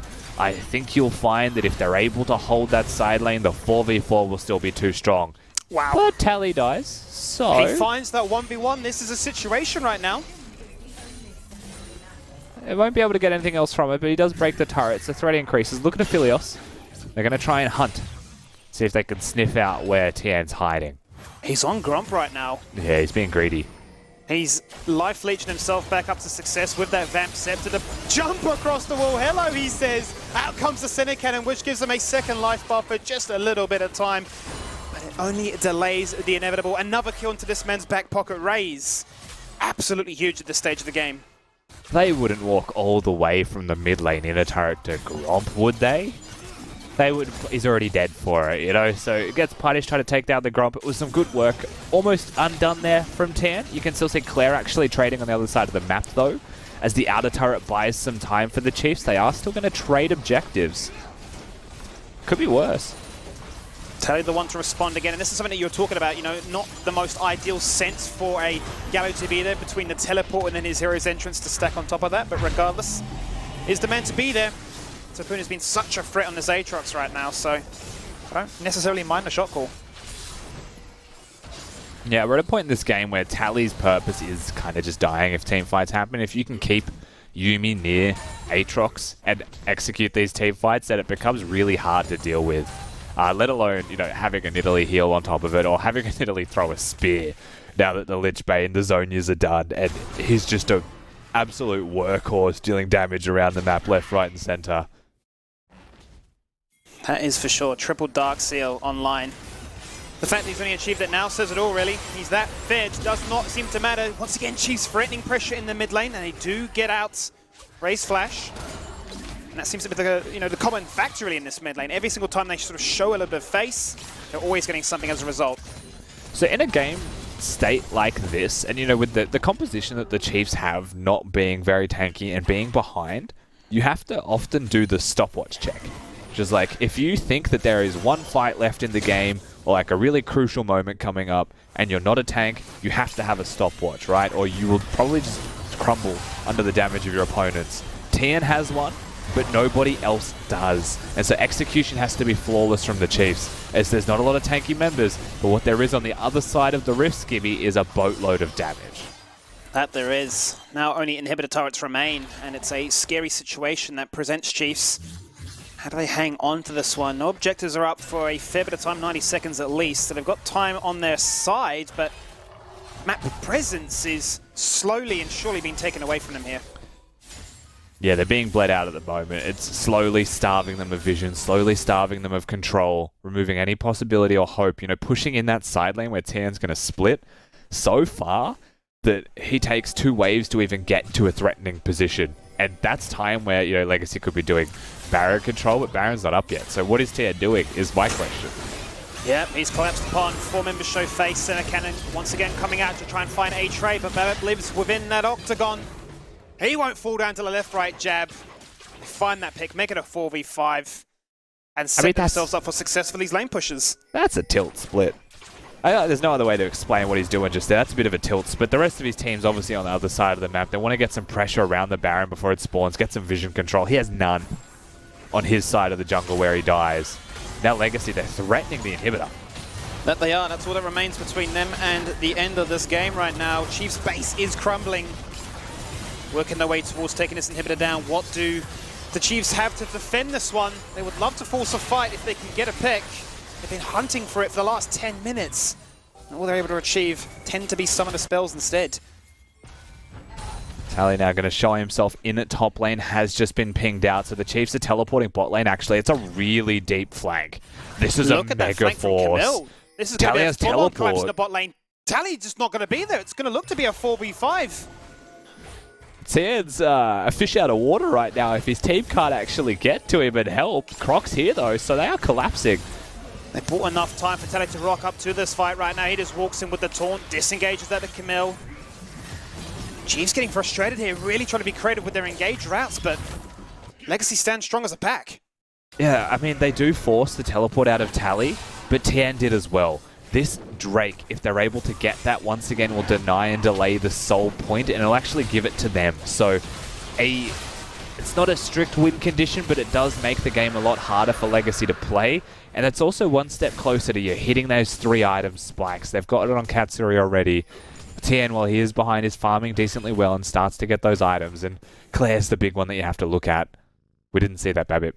As those items come across, though, the Chiefs at least are scaling to a point where they can maybe match Legacy. No, have to, because as it stands right now, Legacy have made the bold shot call of let's give this one up for free. We don't really care about it. We've got an open inhibitor on the top side to look to try and take on down. And we've just now completed 3 major components here for Raze. He's got that Bloodthirster online now, complements that with a stopwatch too. So flash or not, cleanse or not. If it was difficult to take him down before, it will be incredibly hard as a result now. They want to set themselves up for a Baron, look for that game-ending push, and show us what they're made of when it comes to this potential team fight here. Oh, Katsuri ult, they're on. They are on indeed. Katsuri's forced to flash away, burn double summoners.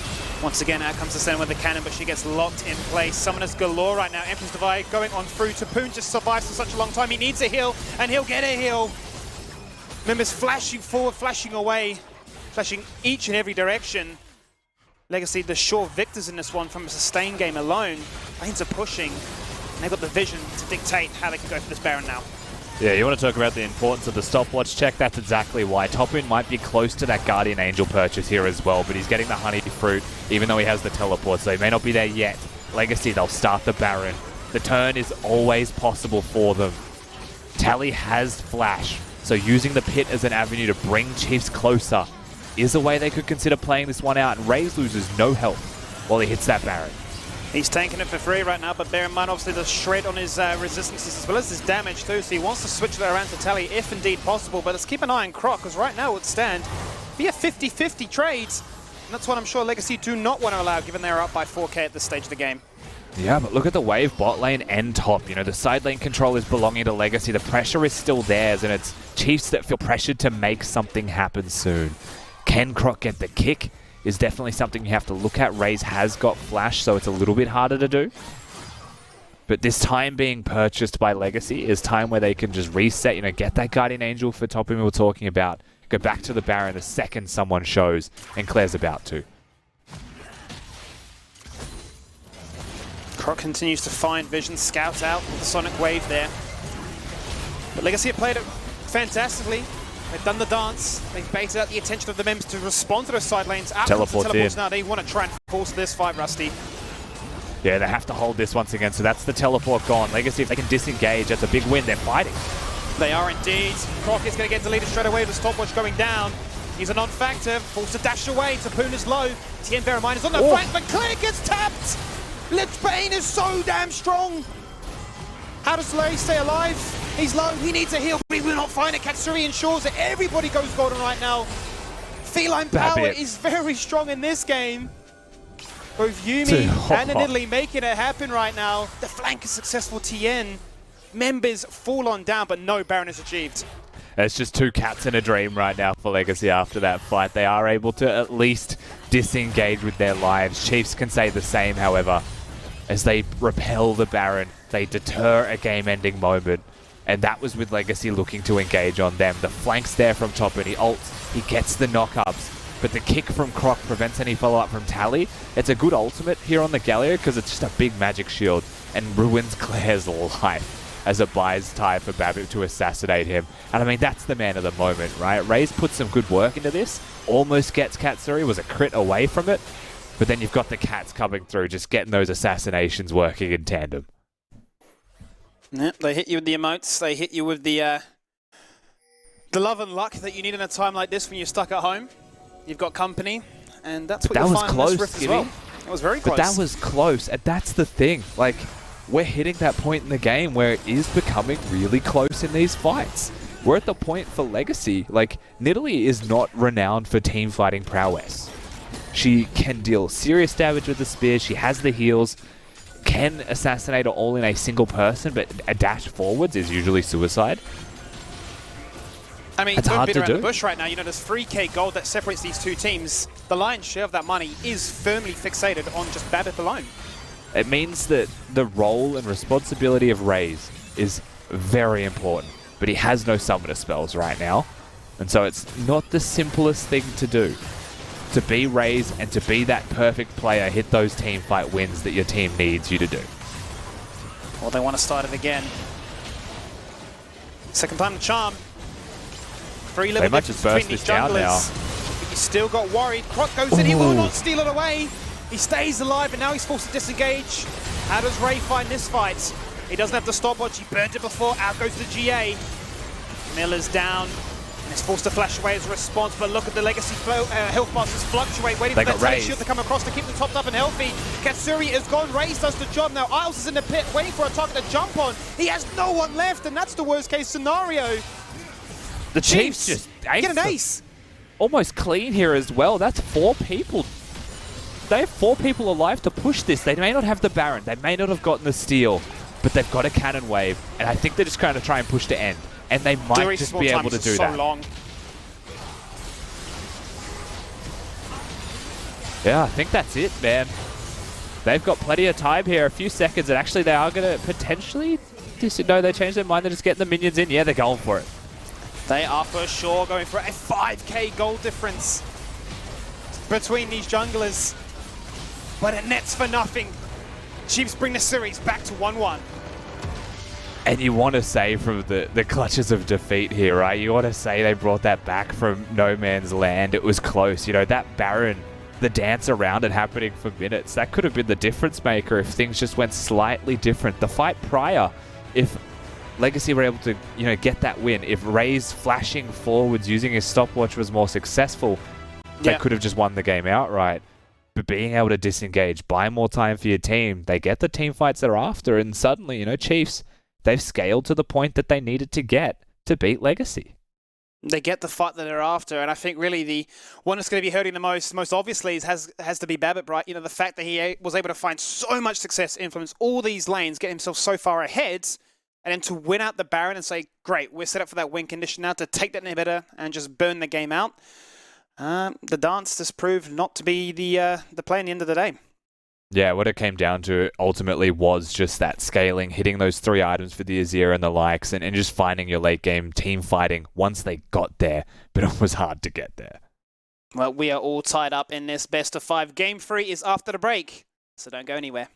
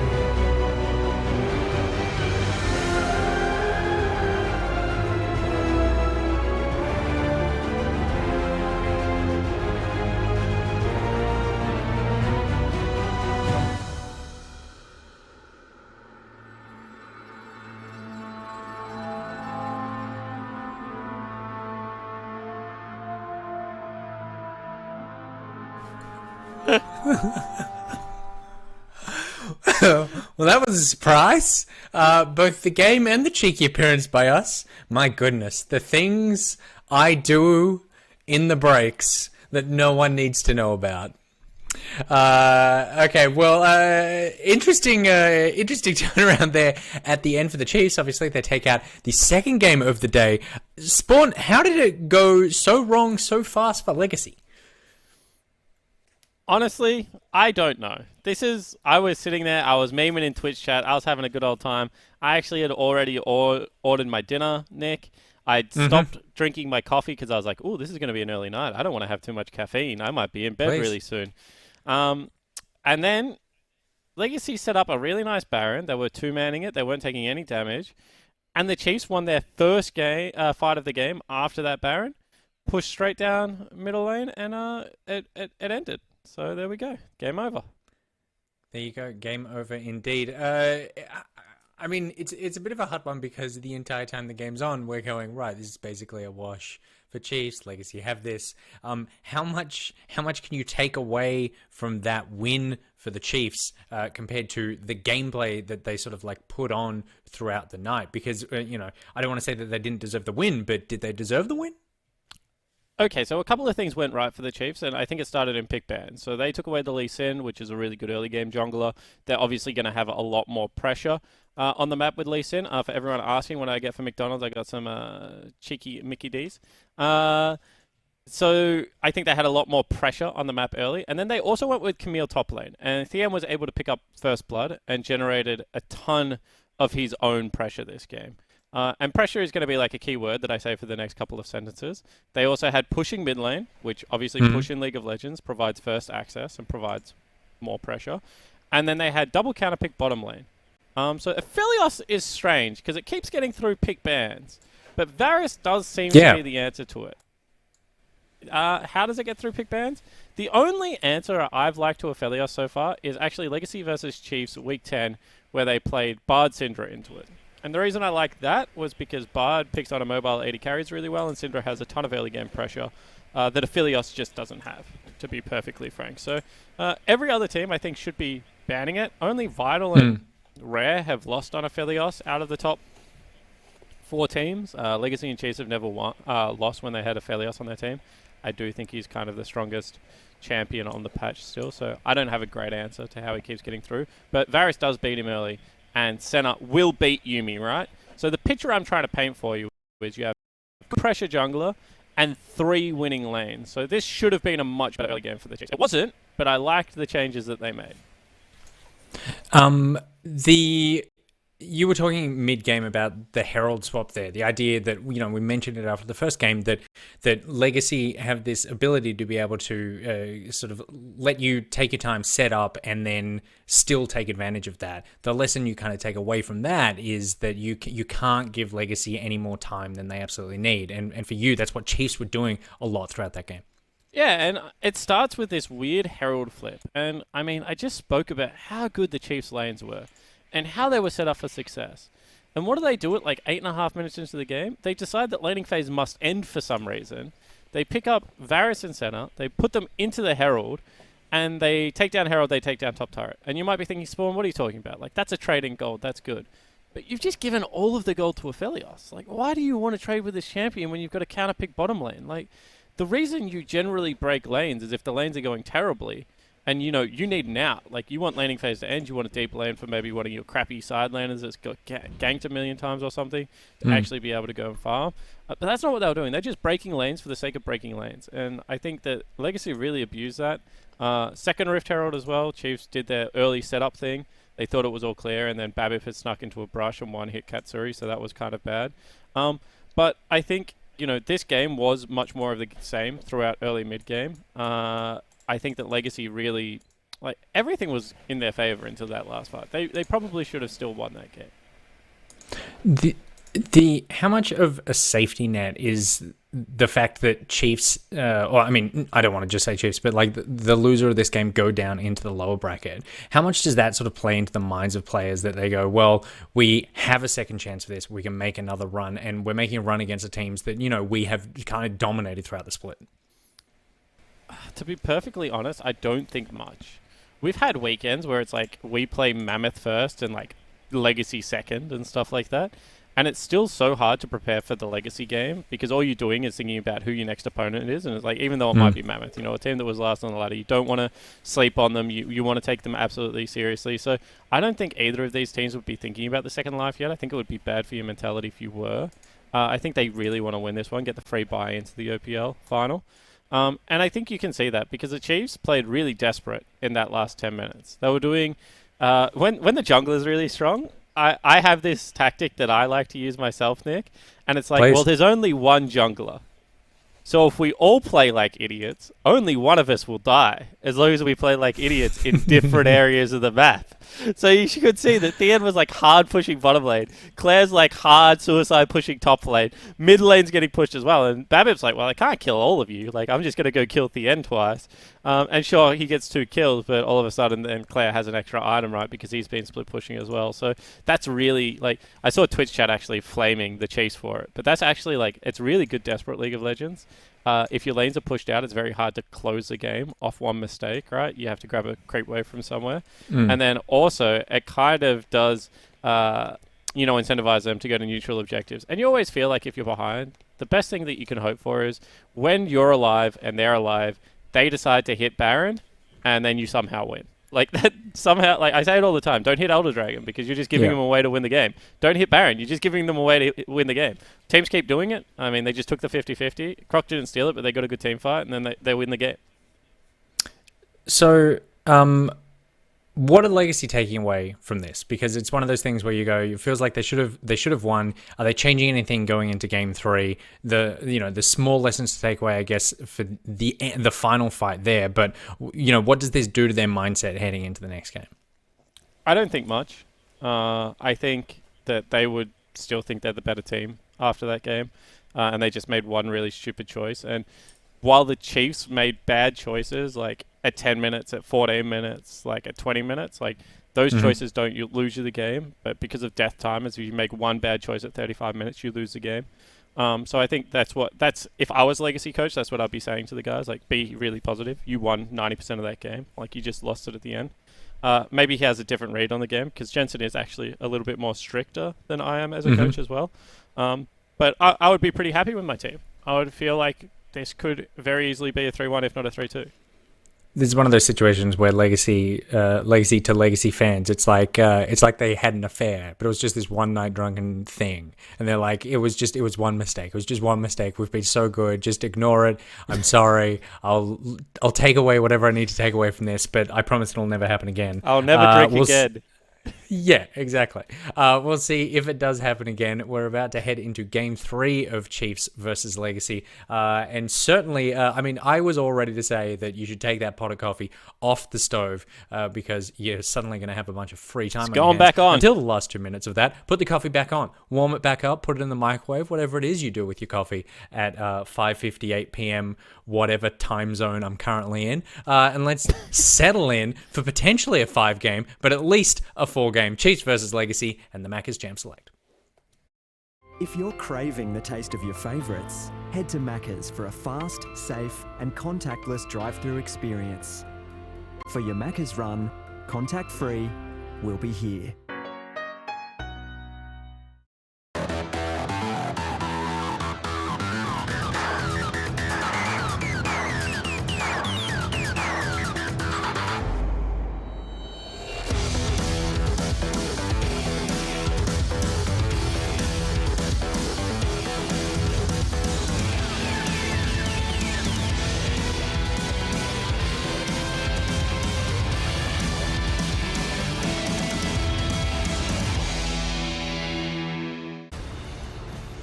Well, the coffee's on. It's going to be a big game here, Rusty.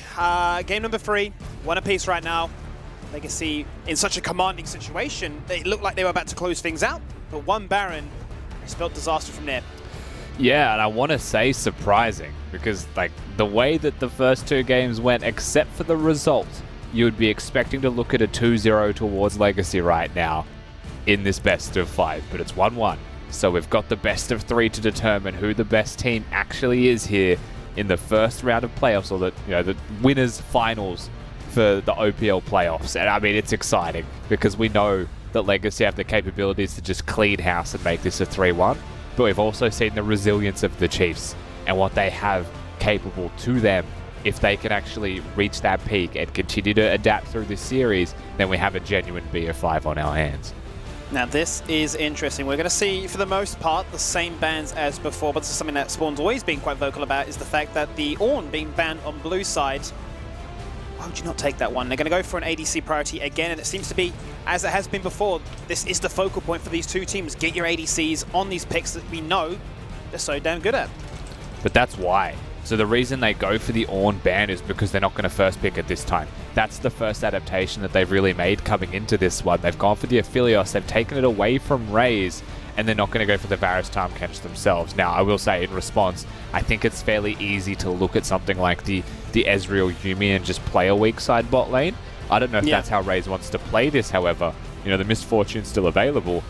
And again, Skibby, Galio with no hesitation, they're high on this pick right now. Yeah, they're loving it, absolutely. And I mean, you can understand to a part, you know, it's fantastic at locking members and players, gives you very good defensive capabilities as well as aggressive ones. But, you know, if you're going into a team comp that loves to play team fight, Galio will offer a lot to that. But this is a lovely little pickup here from the Chiefs. They've gone for the Olaf, which is just going to run straight through Tally and say, we don't care what you present.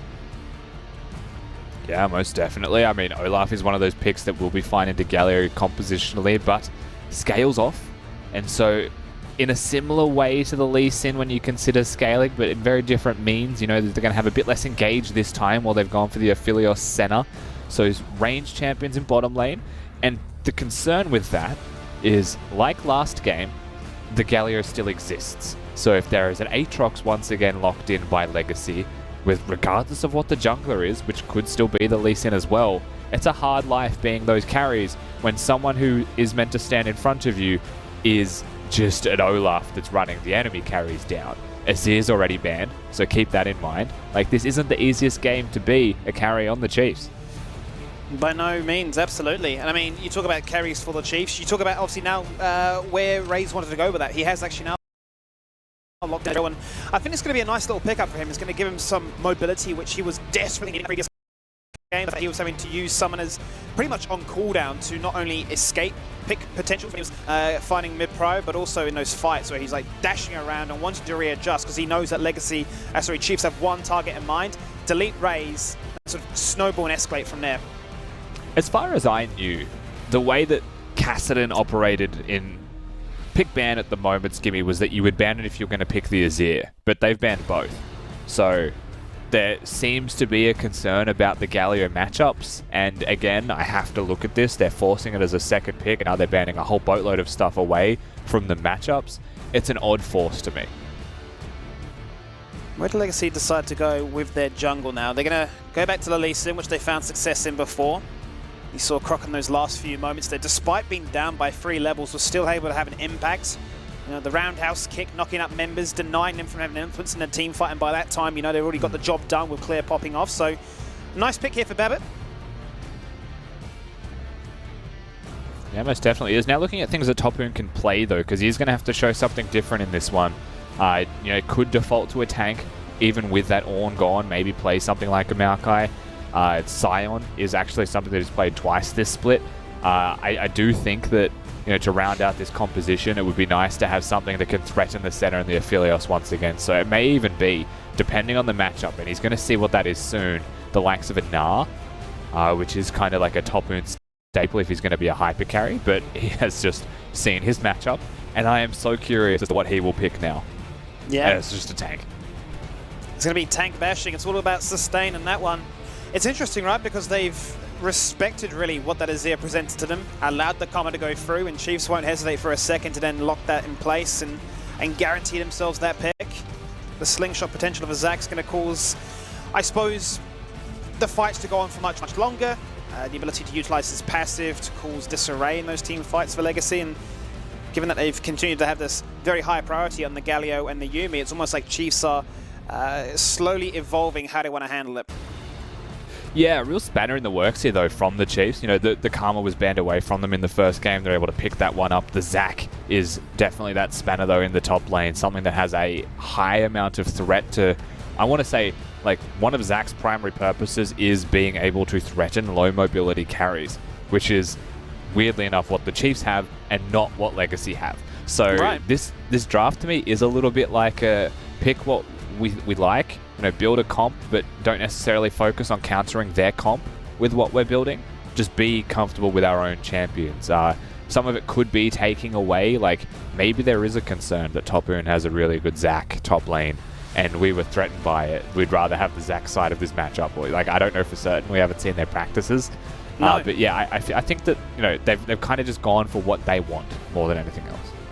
I'm very curious to sort of see what kind of value they find with this one, because the first 2 games have definitely been a case of pushing those side lanes out, looking to get really massive advantages when those Rift Heralds are achieved, and I don't really imagine Zack to be synonymous with those kind of factors. He's not your typical Irelia or, you know, Camille, looking to make those factors come online. But here we are, jumping into the Rift for game number 3 with both teams tied 1-1.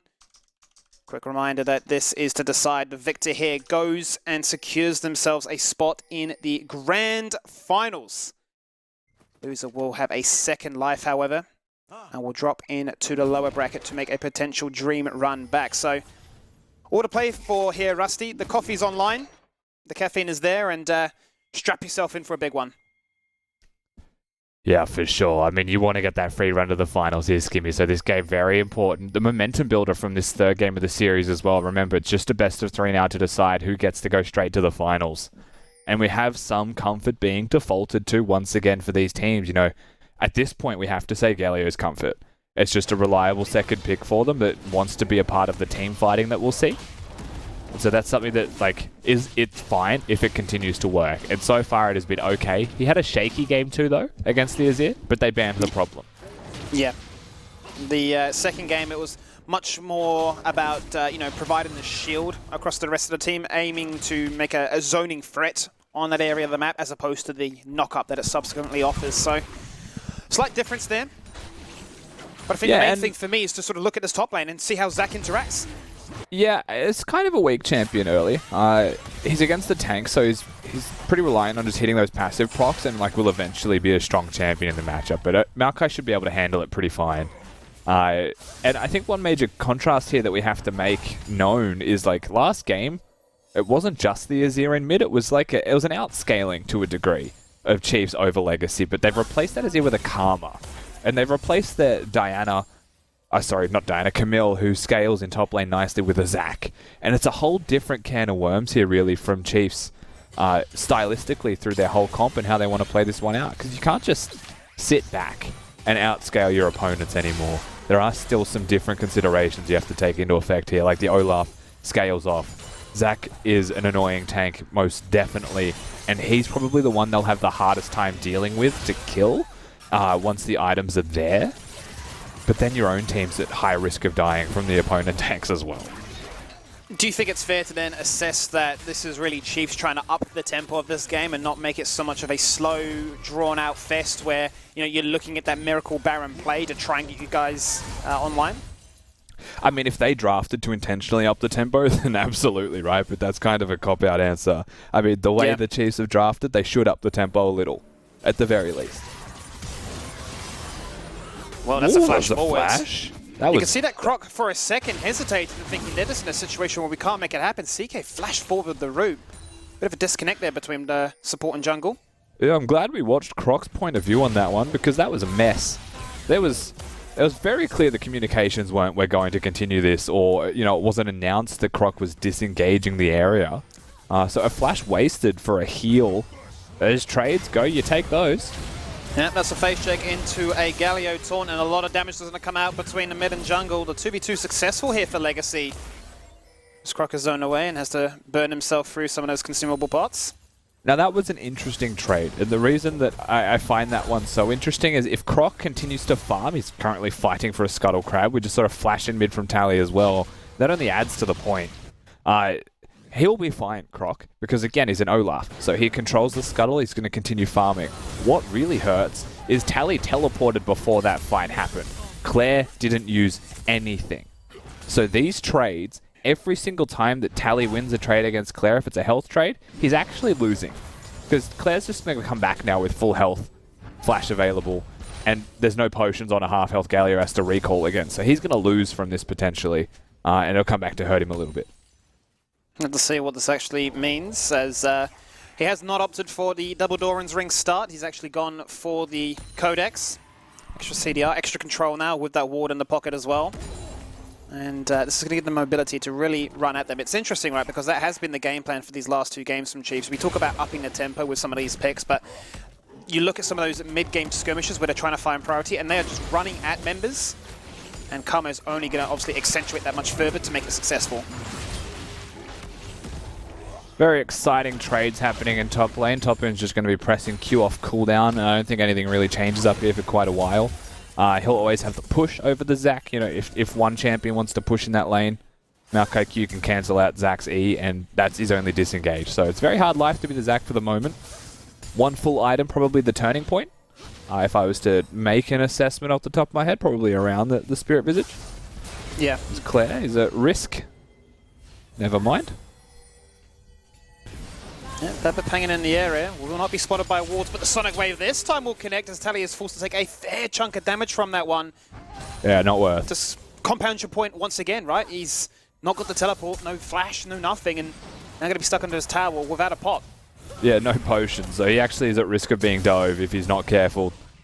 Ooh, flash if that was very Mantrid. aggressively there for Claire, trying to get the kill, but the nick of time, the shield is procured really, and both members getting lethal range, and the action just continues everywhere, Rusty. We really are looking at a bit of a change of pace right now. Ray's finding a better exchange of this one, but he's going to get rooted in place, receive the exhaust as well. Isles puts the Yumi shield on top of him as Aerie gets involved at the last second. And even at the Dragon Pit, teleports are coming out because we're looking to make this happen. Oh, we stole it. Bad Bip does not miss those. He smite steals away. Now to 2v1. Croc is buying time, working that passive, getting stronger by the second. TN's coming. Out comes the slingshot, the flash response here is entrance. Everything being thrown at this exchange. Ray's disengaging over the wall and can fire shots from afar.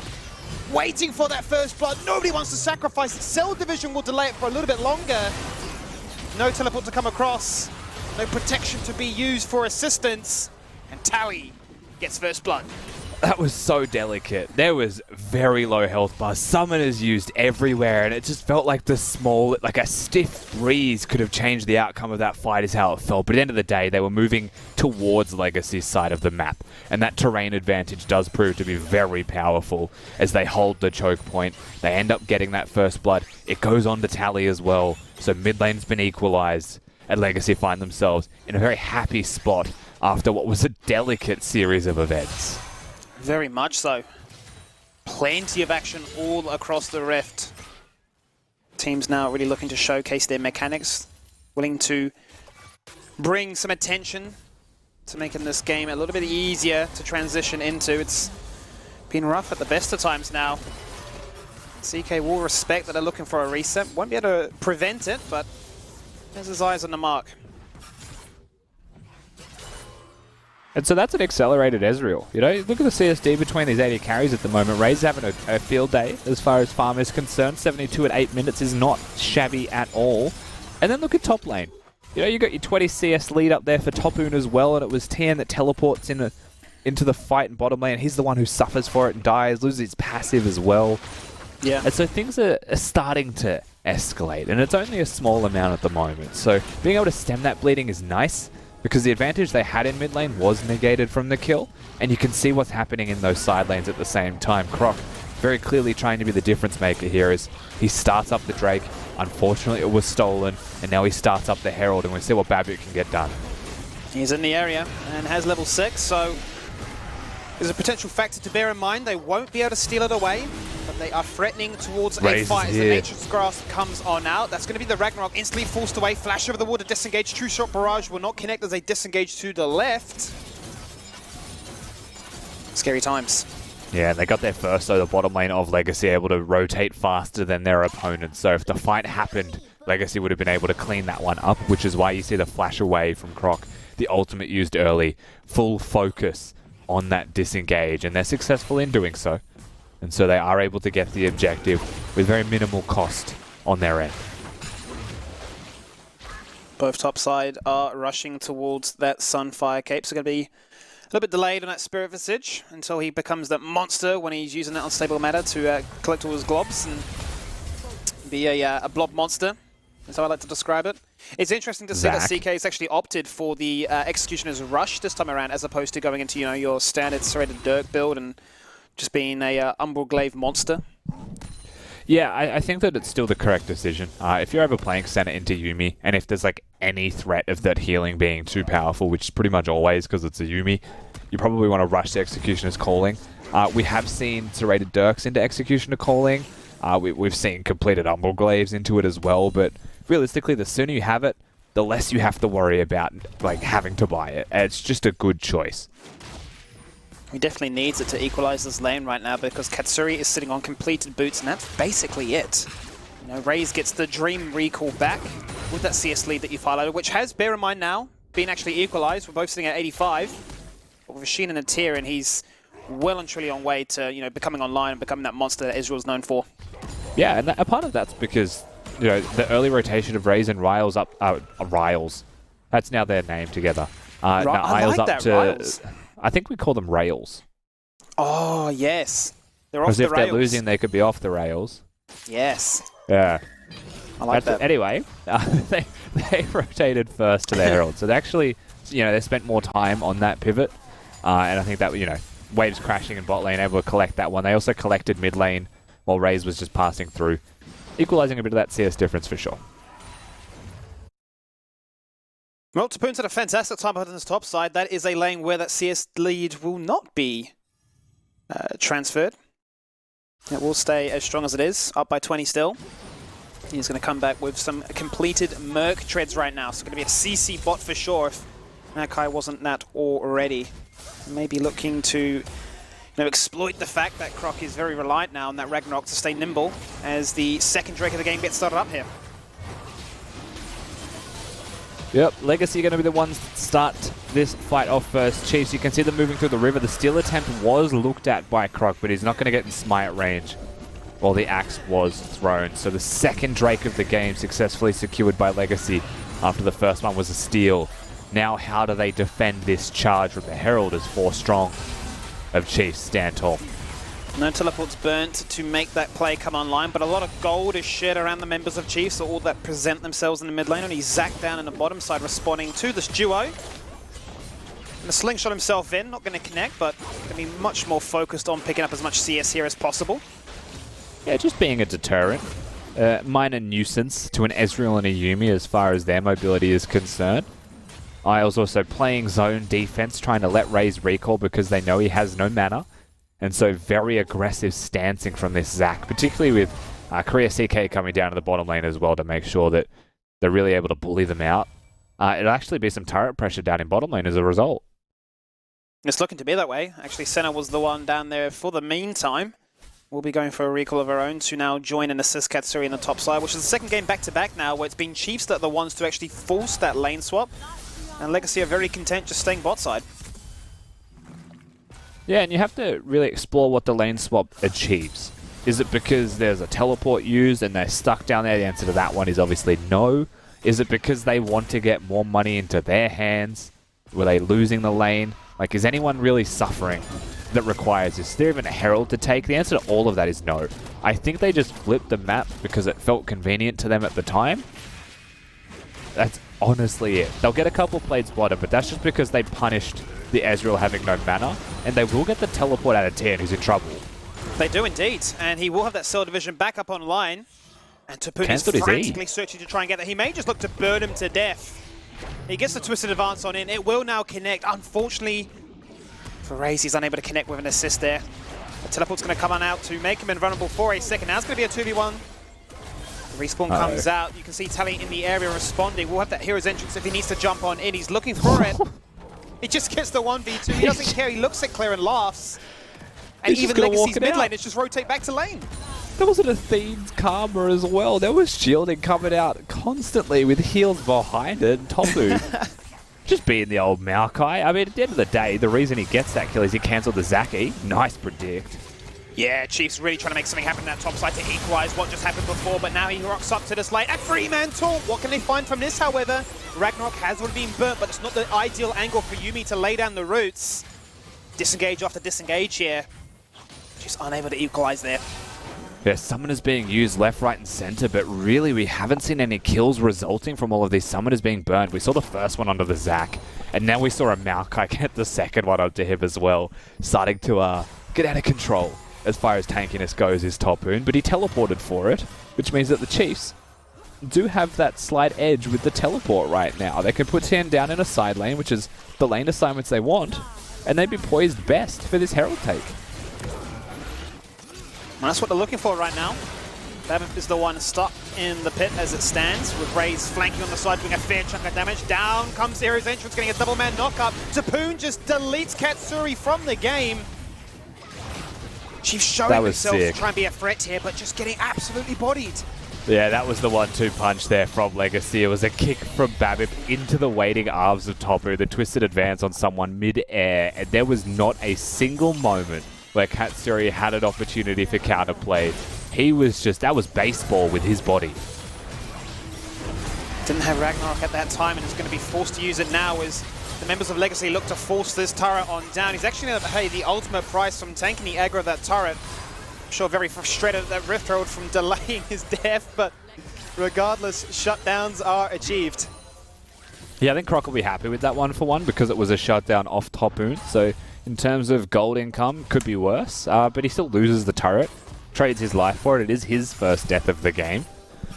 And so Legacy still seemingly one step ahead. You know, this whole series, we were close to being 2-0 up, and we're close to being 2-0 up with Legacy now having a 3k gold lead. It just feels like they have such a good read on the early game, and they're always ahead of the Chiefs.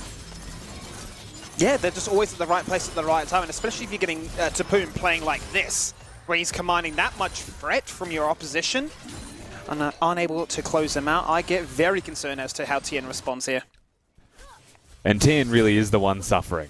Like, last game he was suffering. This is now the third game of the series. He finds himself 0-3 on the Zac.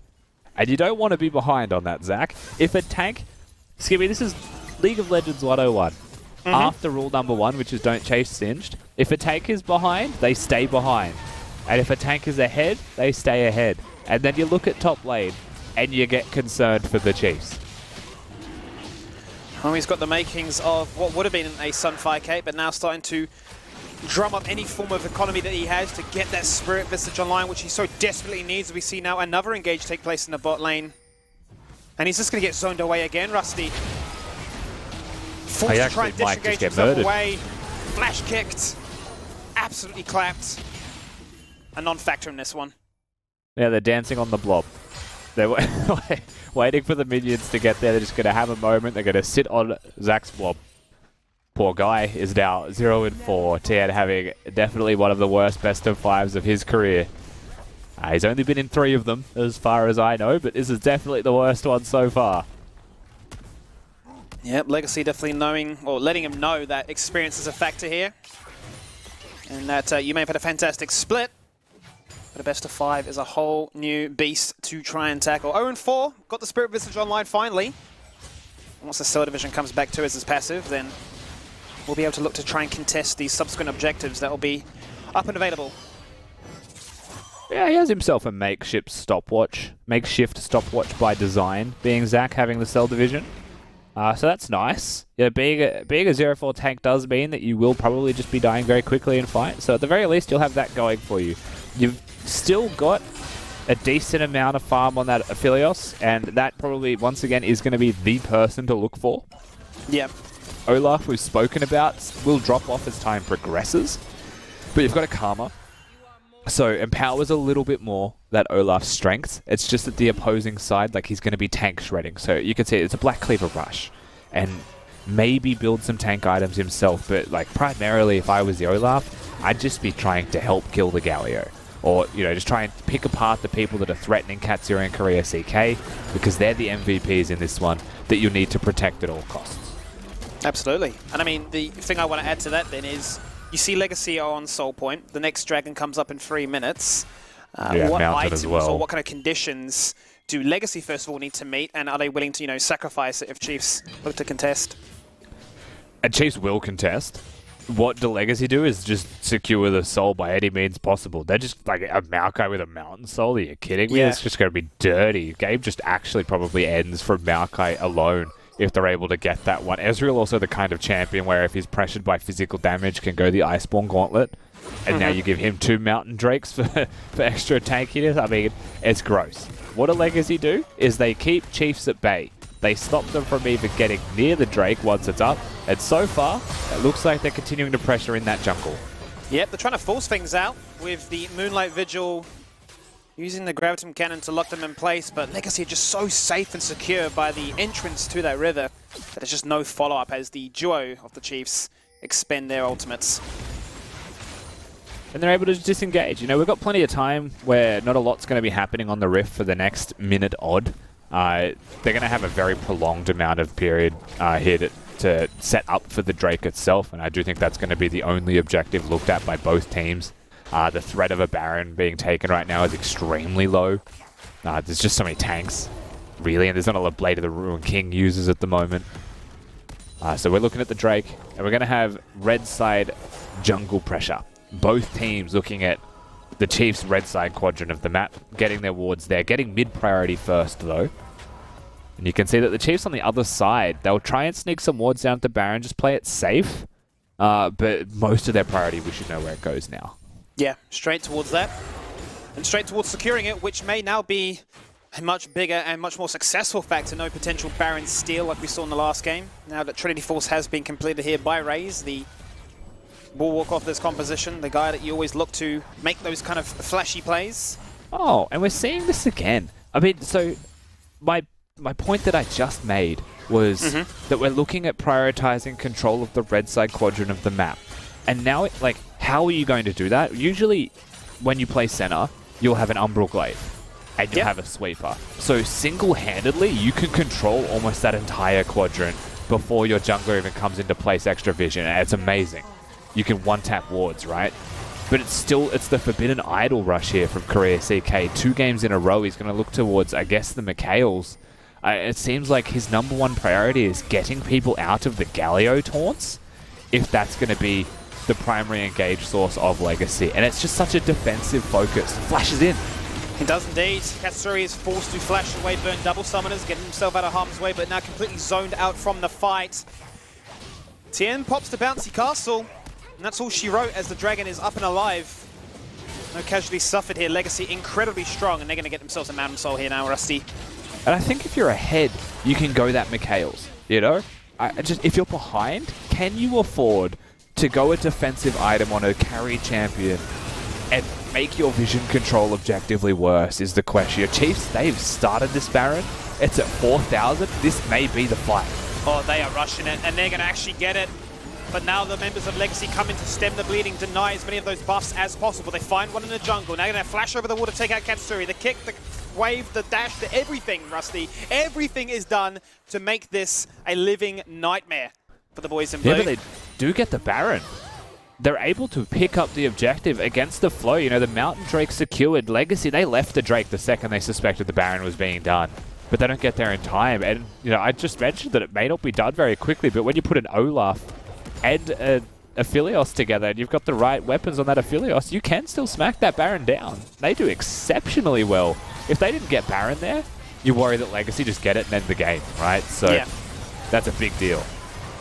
They do hold on for just a little bit longer now, but the top lane turret will fall as a result. You can see Zac on the flank looking to try and make things happen right now. Doesn't have the bounce, but definitely has the damage to assist in tanking multiple members as they look to sit from afar. Steel Division will now come online as Tally looks to disengage himself out of harm's way. Members are very low. Raze is the one to secure that kill. Now Tapun, as tanky as he may be, is looking to survive for as long as possible. Just has so many heals coming on through, always assisted by the Spirit Visage. The mobility that this Chiefs composition presents, aided by the Karma, is running these members down. Raze, on a sliver of health, survives, picks himself up a double kill. A final effort here by the Galio to try and present a quadra kill on the dinner table. Will net Chiefs in a full disengage, but there is so much mobility, they can just run them down, Rusty, and deny all this Baron pressure. Here goes Ezreal Yubi. Skibby, what can you say about that one? Raze is just a beast, and he's got Isles standing beside him as well. Now 0-0-10 on that Yubi. And the difference maker here, right, is that's it, Micro team fight. Legacy didn't seem like they were in the best spot overall to win that entire team fight. They're against the Baron up opponents. Tien is the one engaging this, and he engages brilliantly. But I think it's funny to point out how little Korea CK actually does to, like, if he was dealing damage with damage items, there's a chance that more people die here significantly faster. But you've got the Mountain Drake, you've got a whole host of Tien that was purchased just by how tanky they are and the disengage that was forced from them. And then it's all about keeping Raze in the fight. He gets the first kill, 0 HP to his name. Like, absurdly close before Isles gets the passive proc, gets the heals on. And that's it. If he survives there, they actually, as you can see, turn around and kill Katsuri. But if Seta built what I would constitute as the standard items, maybe that fight's different. It's just worth considering. But it's interesting, right? Because it brings it back to that narrative at the start of this game. Oh, we're going to see an Executioners be rushed here. That's interesting, you know. It makes life a little bit easier for the laning phase and to try and win that 1v1 matchup. But we've seen in the games of past when he has gone for the center, he's actually gone for those, Dirks. He's gone for that lethality. He's gone for the Umbral Glaive. So it's that trade that's gone across. And this is that kind of mental mind game that CL's going to have to wonder. If Yuumi and Galio are going to be this massive priority, what is our best take at this? Because as you say, they've sacrificed so much in the vision department.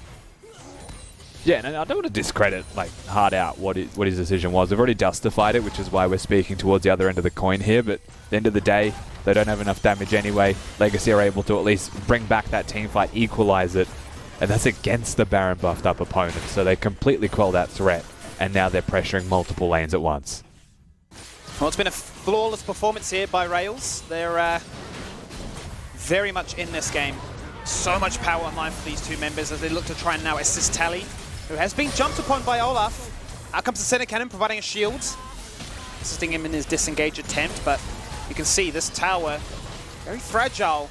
I'm sure Chiefs do not want to fight under this. Ray's ultimate going wide there on the Ezreal. Still pressuring in that mid lane is the minion waves, though. The inner turrets will be free, so Chiefs just trying to, contest while they can, but not go all in on that threat. Croc goes very aggressively. It's fair to say he does have to waste the Ragnarok for that. But he is still fine. He is still able to disengage. And just a little bit more money into the pockets of Legacy as we're hitting that point, Skimmy, where both objectives are going to be up at once. Both key objectives are the Elder Drake and the Baron buff. Yeah, we definitely find ourselves in a familiar bit of territory where Legacy up by 4k gold. They've got every single dragon to the name now with the Soul 2. You start to wonder, you know, when it comes to that fight, what can be achieved? Only one structure's been taken down by the Chiefs so far in this game, but that didn't stop them last. Yeah, last game was weird. Like Legacy were in control until they lost the game, and I don't want to say that this game is by any means the same. There is some key differences. You know, Tally's not the one who's falling behind. There's actually equal share of the deaths. Whereas last game it was like insta kills on Tally, and then it made 4v5s or 4v4s in situations where they were behind the Chiefs, and that helped a lot. So things are a little bit different in this one. We'll see how Chiefs go. Well, they've had enough. They want to force the objective. They want to force that fight right now. Tien's the one that jumps on in, but the Nature's Grasp is going to come trailing on through this mid lane to lock everybody in place, race the kill target. But what can Crop do? Very little with the assistance of the rest of his team. Babbitt is just commanding so much respect and just opening up so much room for this Ezreal to maneuver within. You can't kill this tree, and especially when the cat jumps on top of your heads. They are farming you in your own base. Structures are a non-factor. Legacy find the ace. They're so tanky, man. Give it that Maokai and Mountain Soul. Even Tally on that Galio with the Mountain Soul. They're just overbearing. At the end of the day, they were able to win the team fight. They'll get themselves the victory here, Skimmy. They'll put themselves up 2-1 in this best of 5. Legacy don't make the same mistake twice here. They find a fight. They get full stop on, but they have the damage, the tankiness, and the skill to do it justice. They lead this best of 5 now, 2-1. And a much better game closeout from Legacy. They still get the leads that they got in the second game, but they consolidate it decently. There was still some defiance here, though, from the Chiefs' side. 22-minute Baron take, very much against the grain. Great call from them, and they get it fast enough, and they're almost able to get completely out. It's the follow-up. It's the next fight. And one key difference in this game was that the Chiefs went less into the scaling route. They put a tank for Tien in top lane, and they still have a super supportive ranged champion in bot lane, and that is coming back to hurt them just a little bit against what is Legacy, constantly team fighting. Yeah, I think what we want to probably see, well, I mean, at least I want to see, I'd be interested to hear your thoughts on that too, is it feels like Tien is getting bullied by Tapoon in Tapoon's flexibility to, switch between assassins, tanks, enchanters, you name it. You definitely see Tien pop off the most when he's on the likes of an assassin, but the Akali has always been taken away from him. We're seeing now also with Korea CK, this massive love towards the center. I want to see him on those blitzcranks, those freshes, those like hard engaged supports where he can make things happen. Because when he's sitting back like that, it's not finding a success, I suppose, you'd look traditionally in the center, right? Yeah, I mean, at the same time, you mentioned top lane. Babip's just been putting him through the rinser, man. He's made life miserable up there for TN, so that's a pretty big factor. It is indeed. Well, regardless of all that, it is 2-1 at the moment for Legacy. 1 game away from giving themselves that spot in the grand finals. We'll find out in game number 4 right after this break.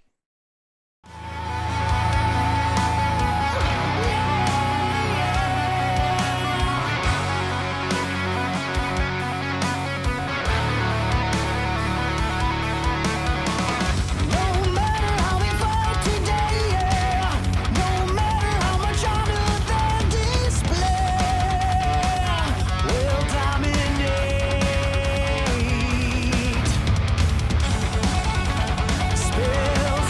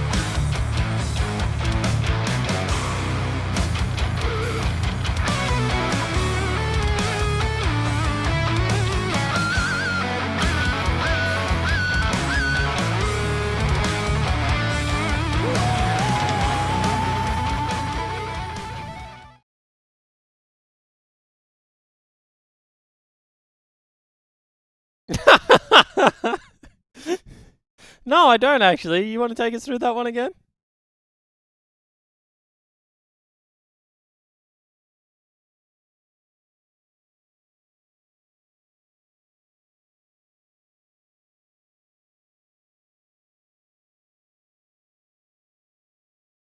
You're still muted, apparently.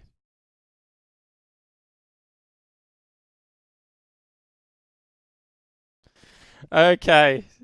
So while Nick is getting through that, Nick said, "Do you remember my backpacker analogy, which was watching someone paying to watch someone murder a backpacker?" I think is what it was.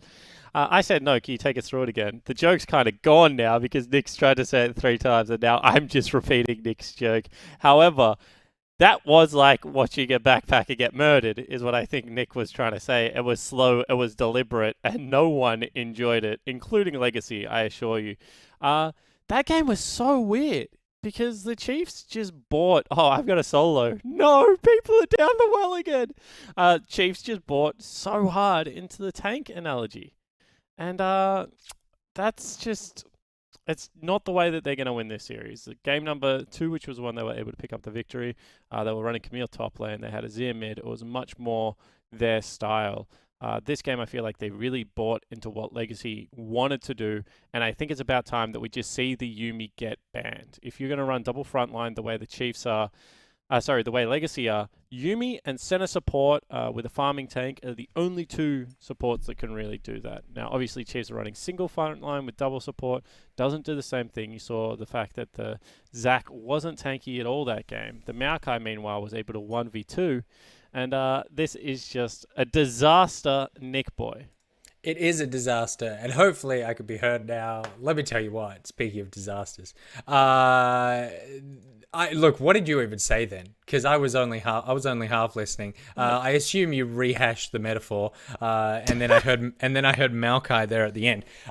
Legacy, though, I mean the thing about watching this one though, Chiefs have just bought into the way that Legacy play, or like have been forced to buy into the way that Legacy play.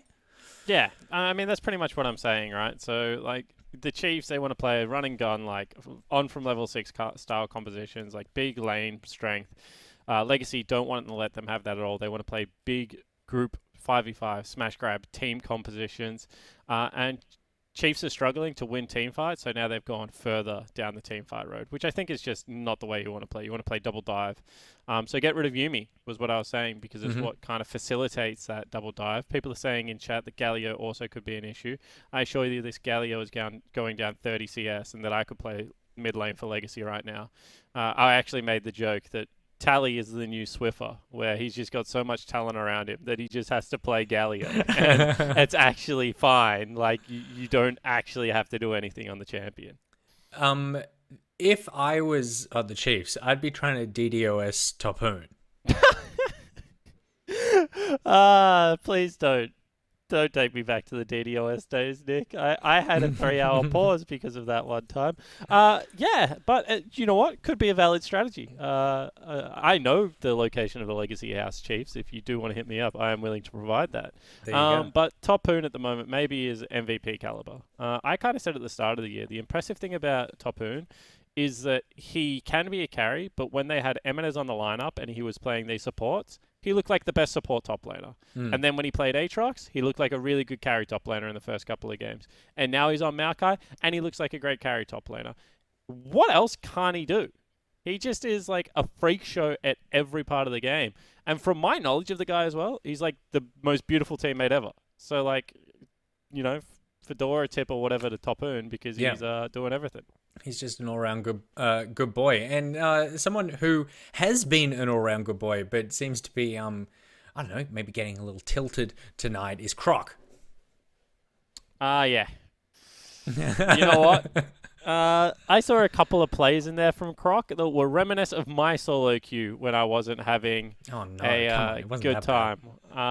There was a couple of times in that game, Nick, where Croc just ran in like 1v3 and just started throwing axes at people. The first dragon, he just starts up the dragon. He refuses to peel off it. He rage ulties. He loses the smite. He then runs into the team, baits the rest of his team into a 4v5 team fight. It's not Croc's day. Let's I said to Skimmy yesterday, and I don't know if you have this because you're old as well, and I have this sometimes. Thanks, mate. Do you know sometimes when you wake up and you got to play a video game and your brain's like, okay, so now all I have to do is be able to jump over this ledge. Like, you know, it's Super Meat Boy or whatever. You just got to jump over the ledge. No, like, I'll get it next time. I'm just going to jump over the ledge. And you just see a little meat guy just like go into the grinder over and over again. You're like, I swear 3 years ago I used to do this 100% of the time. Yeah, the mind and the soul is willing, but the body is spongy and bruised. Yeah. I'm not saying that Croc is past his use-by date the same way I am, but I'm just saying sometimes you wake up in the morning and it just ain't your day. And you could be thinking of the best player in the world. You know, you could be visualizing a Picasso and painting a potato is all I'm saying. And right now, there's not been some great plays coming out of my man Croc, who I'm a big fan of. I'm a big fan of Croc too. I'll tell you what else what I'm a big fan of. I'm a big fan of this lockdown and what it's done to you and the way that you dress.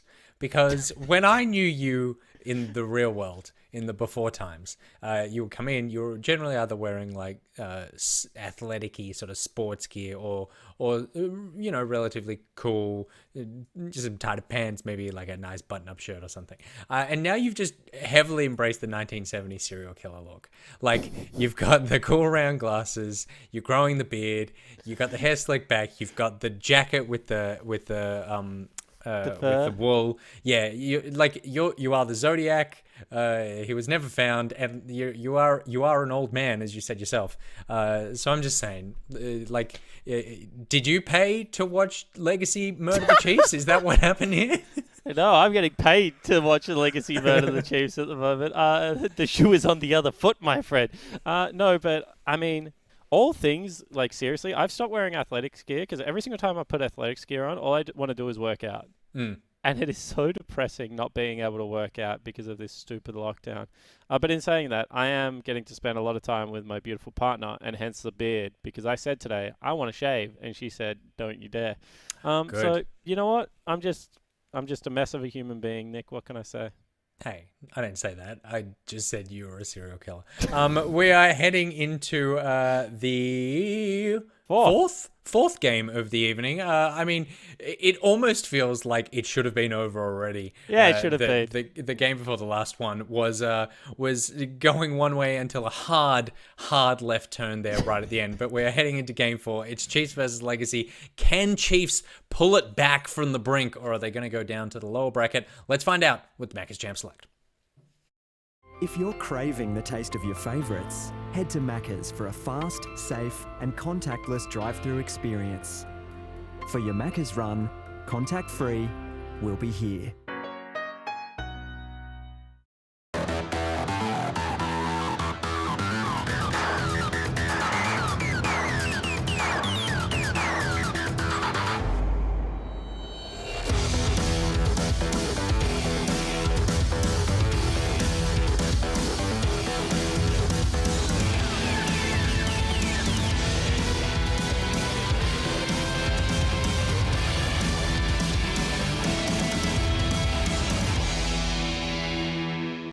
Rest in peace, chat experience. Chat's gone. There you go. It is gone. Goodbye. Potentially like Chiefs' chances in this one. That's too soon. It's game number 4. Legacy taking on the Chiefs. Legacy are leading this one 2-1, and they have just rocking Nezumi Galio every game without fail, denying these crucial picks that we like to see the likes of Tien and Claire on. What, Rusty, would you like to see Chiefs respond with it? Do you want a ban in particular from them? I think, I mean, there are so many things for me, like, watching this game. I think, one, they want to try and keep priority on something that Croc is comfortable with. The way that this series has been going for him so far, it's very hard to say that he has had a good series. But, like, if he gets the Lee Sin, you know, if that is his most comfortable champion and that would be the best choice for him, like, it's hard to say the way that this game has been playing. I think getting rid of Yumi's nice. Yumi's very clearly proven to be a big problem. I don't think you need to attack the Galio if you're continuing to ban the Jarvan yourself. And right now they're being pressed in this ban phase already, the Chiefs, with what they've chosen as their priorities. You know, they have to get rid of the Ornn, they're on red side. And I believe they chose red side in this game as well. So they may still be giving over either the Aphelios or the Yumi because they choose the Jarvan ban for the Galio combo that, like, Legacy they'll just pick it if you let them. They get the Aphelios, they ban away the Varus as well, which maybe is a slight bit of insight to say that they want to go a composition that is favoured around that Galio. What do the Chiefs respond with so far? It's looking pretty standard if they are to go for this Misfortune. I'm starting to wonder though, do Legacy just open this up again with the Yuumi and the Galio and say, you just can't ban all these options in those first three. You've got too many things to try and look at, and if that is the case, then can we see something a little more, a little bit more aggressive perhaps as a retaliation here? I ship this response though. The Misfortune I think is a really good choice. You don't necessarily need to go for the Tahm Kench right now, but I would honestly, something like a Thresh I think is probably just the way to go for it with this one. Korea CK is an outstanding Thresh. Nautilus is a similar thing, right? Like it's a tank hook champion. I think that's important for the Chiefs because that brings back something that they're confident on. Even though it wasn't seen yesterday in the last best of 5, they didn't need to show it. Bring back what works. Now, in this third pick, if you can, probably the Lee Sin, if that's not taken away by Babip right now, maybe the Elise, if necessary. You've already banned the Jarvan. Like, just be aggressive, man. Like, just play your style. You know what Legacy are going to do. Well, they get the Galio again. They're not going to go for the Yuumi this time, potentially. What's interesting, I know, with Nautilus is obviously the fact that his interaction with the passive, right? So if Yuumi's looking to try and dash around, if he can get a flash auto, completely ruins Yuumi's day. So they decide not to go for this time. They've gone for the Braum. Yeah, you can also hook her out of the dash, and any form of crowd control ruins Yuumi completely. So it's obviously very important to be careful around that matchup. But Aphelios is not the Ezreal. So they do go for the Braum Aphelios matchup. Now, honestly, the opportunities open up for like a carry top laner for Top Boon and even like a Sejuani jungle for Legacy. So their composition still has a lot of power behind it. Looking at the Chiefs side, they don't prioritize their jungle pick third and ban things away from Babip at all. They go for the mid laner of Corki. So last game, Corki was banned once the Galio was locked in, and Azir was also taken away. So they choose the one that they want the most, and now they can focus wherever they would like with bans, which to me, like this first ban's good for that. Aatrox, maybe another solo laner taken away from Top Boon, and then you just pick the preferred jungler for yourself fourth.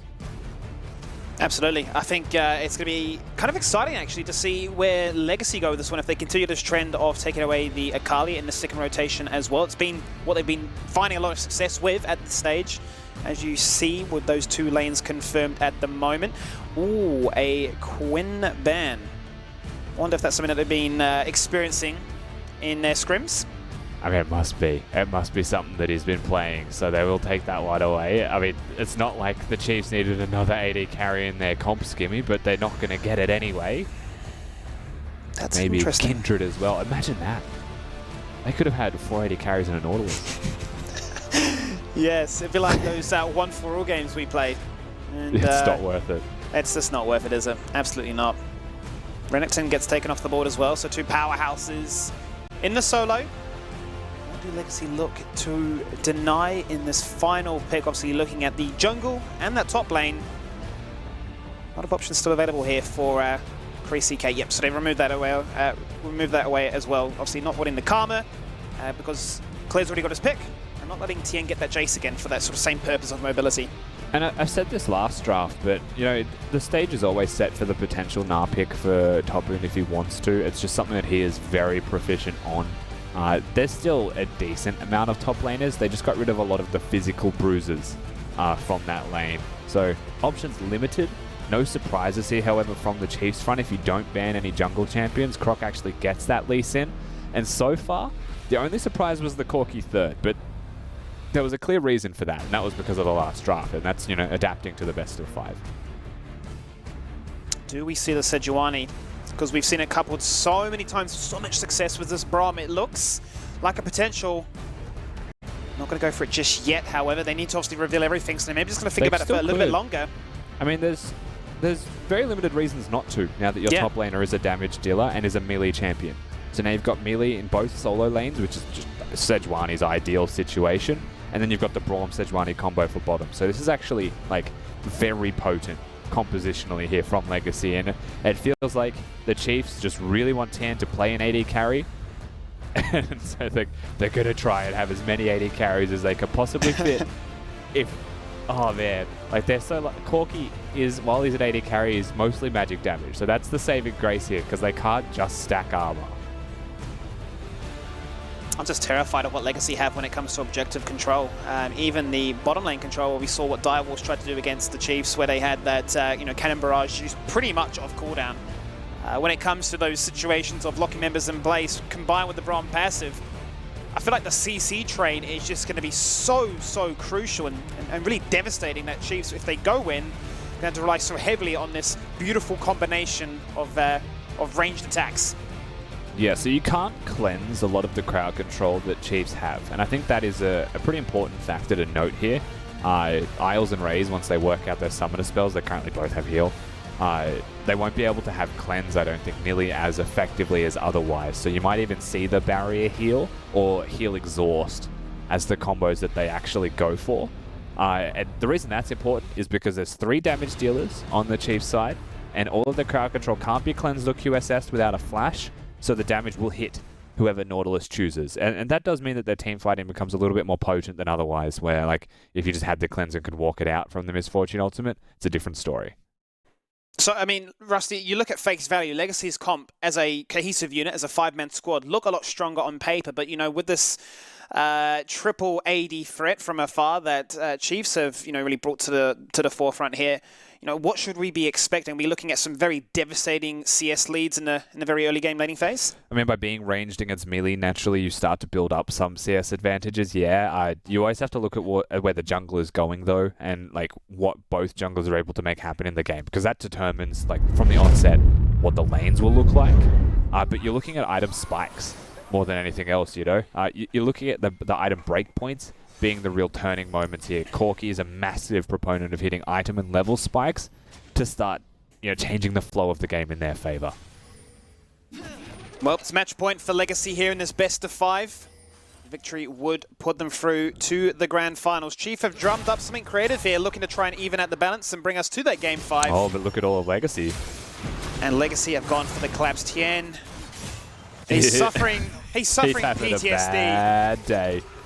This series has not been fun at all for him. They even give the kill to Topu. They just keep the man stranded, say maybe you want to use a summoner spell, let's find out. And the first blood, and the cloth armor, and the cloth armor, and the control ward for Topu. In the way that their comp is designed, the Lucian should be winning. If the Lucian is winning, then they have a bridge, right? You have a Lucian and a Lee Sin that can bring the map down with strength towards the rest of the map and hit team fights. That's the worst possible start.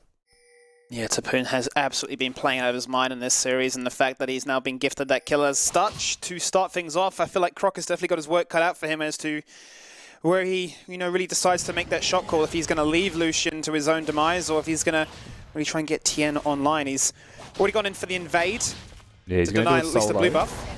It doesn't look like Topoon's going to try and stop him at all, though. I think he was considering there for a second. Nonetheless, he knows exactly where Croc has started. And eyes, to me, go towards Babip. That's where they fall. And is he going to come up here and protect it? Because the question was raised, will he ignore top lane the way that started? Nice hook bottom, though. We'll hold that thought for the moment. He is going to show face. And Galio's in a rough spot to try and assist with this one, given that the wave is going to crash into his tower. They're going to go for the 1v1, red versus blue. What is the superior color? May just be a 1-for-1 here as they look to try and disengage away. Actually, the flash kick in, and the flash on out. Croc evens the balance in the jungle there. Yeah, he does, and he makes top lane just a little bit more difficult. He gives so much more freedom to Tien as well. Was that necessary from Babip? The turnaround, getting even remotely close to that side of the map. I think he lost the right to it from the moment Croc had pushed him out positionally. And then he's just able to net that kill, keep the advantage snowballing. And so immediately, what was a rough start for top lane becomes a safe haven, where this Lee Sin is a massive point of priority. And he's just going to deny all of this topside jungle, then can go to a complete clear on his own side of the map, right? It's a massive deal, and it's going to definitely make it get to 6 quicker. Teleport's bottom.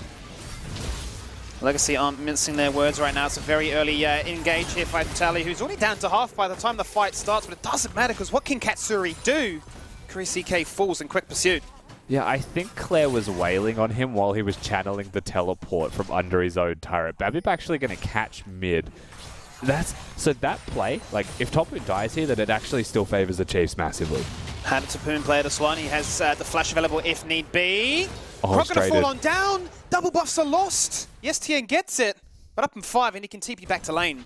This is chaos. This is absolute chaos. This is not the way I expected a game 4 to go, but they've really thrown everything at the kitchen sink at them. Aggressive early moves, unexpected shifts, and here's the thing. The entire blue side and red side of the Chiefs jungler is alive. He could 100% just go over there and take the whole camps. Babip, he covered mid. You know, at the moment that he probably should have just went straight over to the enemy blue buff and traded sides of the map and did a vertical jungle, he covers the mid wave, and now Croc has everything. So Babip has to invade. I don't know if he wins that though. You can see him threatening right now. We'll use that vision orb to scout out that the red buff has been started. They go back to his own side of the jungle. Once again, very reliant really on Tally there for that protection, but Claire always has his number. This is what we saw in the game to start off this series with Corki hard shoving in. Because that's the thing, like, I don't want to discredit Tally's choice to teleport bot lane. They do net a kill, and I mean, any kill that goes to Raze is usually a good thing. But the cost of that teleport was so high. You know, I feel like if I was Babip, that's what I would be looking at. Like, he could still go to the enemy blue buff, but he just doesn't know where Croc is. Because it's not safe. He can't win the 1v1. Croc currently top lane for what it's worth, and is about to try and find top Topoon. Yeah, and this was the answer to the question we posed at the start of this one. Where would Croc invest his resources? And it's very much on, let's deny as much threat from Babip to make sure that he can never show face in this top side, given that I've already beat him in that 1v1. Let's get Tien online. You know, he's finding that advantage in the CS, as you'd imagine from a range versus melee matchup, but, you know, try and not let this guy's mental go fully boom in this series. Yeah, and it's funny because the way that this has played out, Croc is perfectly into his hands with just the way that this has gone so far. Now we're looking at Babip threatening the dive bot lane. He is indeed. I feel like Isles is going to fall on down. No, Summoner Hill coming in absolutely clutches. Raze tanks 2 autos from the turret as well. The shield goes up, but Katsuri finds it. Burns both summoners to make it happen. The bait, as Babip wanted that wave to crash in, does not net anything. Jungler's been very active on the map right now on both sides of the rift. And it still continues in the river. Babip, they're trying to find him. Look at where Claire is, which is why it's such a long journey. It was a good flash top lane from Topoon, but now he's 6. Oh no. Where do you run? He had to sidestep the culling. Made it very easy for Lee Sin to line that one up. And a lot of these minions are going to be denied to the turret. Yeah, now it's actually just building and building in favor of Chiefs. And, you know, this absolute wild start to a game goes so against the grain of what Legacy do best. And that's what's really thrown this for a loop. You know, they've got advantages in top lane from a first blood that went to Topoon. They've got advantages mid because first of all, he's a Corki into a Galio, and then Galio teleports away. And that one place on the map where they were getting advantages, which was the kill in bot, they dive and they actually lose the trade hard for it.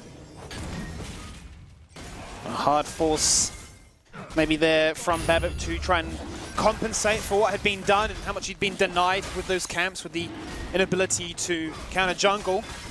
Incredibly low now as this Drake gets begun.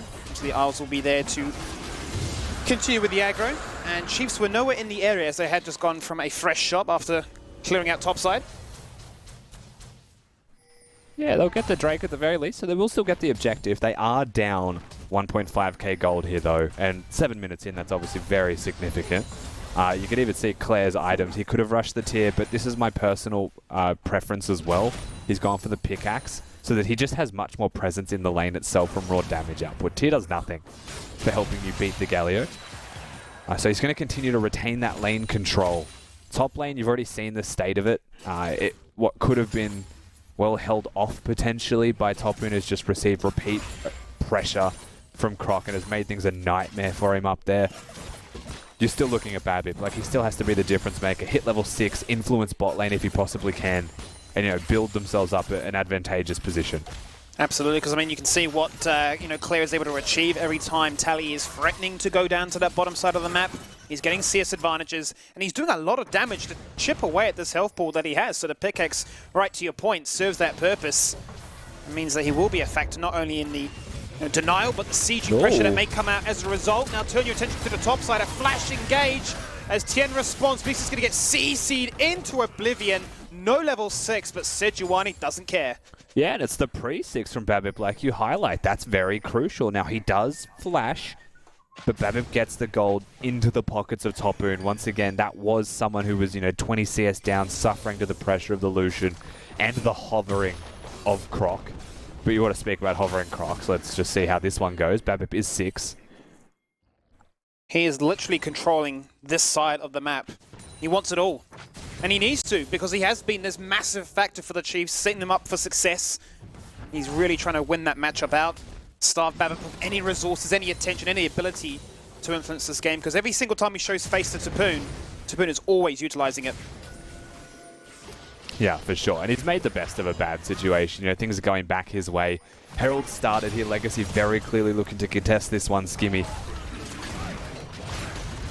How do they set themselves up for success in this one? Claire jumps across, he's going to be completely safe, but that's going to be the Sejuani on top of him. He's got no follow-up as it stands just yet because he disengages across. Down comes the Galio ult, knocking up Lee Sin. And that certainly secures the Rift Herald. Babip makes sure of it. A beautiful little skirmish there to achieve themselves the Herald. Yeah, and now they've got a 5-2 gangplank, so laning phase doesn't matter anymore. He's just going to go back, and if he gets a Sheen, that's pretty much it. He's going to be far too powerful. They pick up the Herald as well, so mid lane outer turret just drops, and any advantages the Chiefs had are completely out the window. Any leads that they looked at, any lanes where they were more powerful, doesn't exist anymore. Legacy have just completely run them through the Ridza once again at a Herald team fight, and just monumental leads start to grow. Well, you talk about the CS lead that the Lucian needed to achieve, has been able to find, but now you got a blue buff GP, which with all these resources, it's going to be such a scary threat to try and deal in when the side lane pressure comes online, when you're looking to try and match it and go for those 1v1s, because he wins those. He wins them 2v1, 1v1, you name it, and he'll collect it. And CK now has those Moby boots online, maybe looking to try and influence the map and almost join his compatriot in Croc to get the ball rolling, get some pressure on the map again. So we've had our first big real fight of the game here, Skimmy. We saw what happened around the Herald. We're looking at 1 minute and 15 seconds until the Ocean Drake spawns. And that's going to be a big one for certain if teams even consider this an objective to fight for. What we need to wait for, however, and this is something that we have to highlight for the Chiefs, because we said this just after the draft, was that they want to get item spikes. If you don't have those item spikes, fighting is a little bit more difficult. Lucian was a bridge point, so was the Lee Sin. And so if you're fighting 2v2, that was okay in isolation. Now, of course, there's a 5-2 gangplank, so not so much. But now they need Corki to get items. Now they need Misfortune to get items. And without those, I would hesitate before I took the fight. You just need to be very careful with your selection now. They have components, but they're still a while away from getting those completed. What I'd be terrified of would be, a GP rocking up to this Ocean Drake with a Trinity Force. Then you're in a whole host of trouble. We discussed how much control this composition as a 5-man squad presented for those objective controls, and we saw a glimpse of it as they deny the Herald away.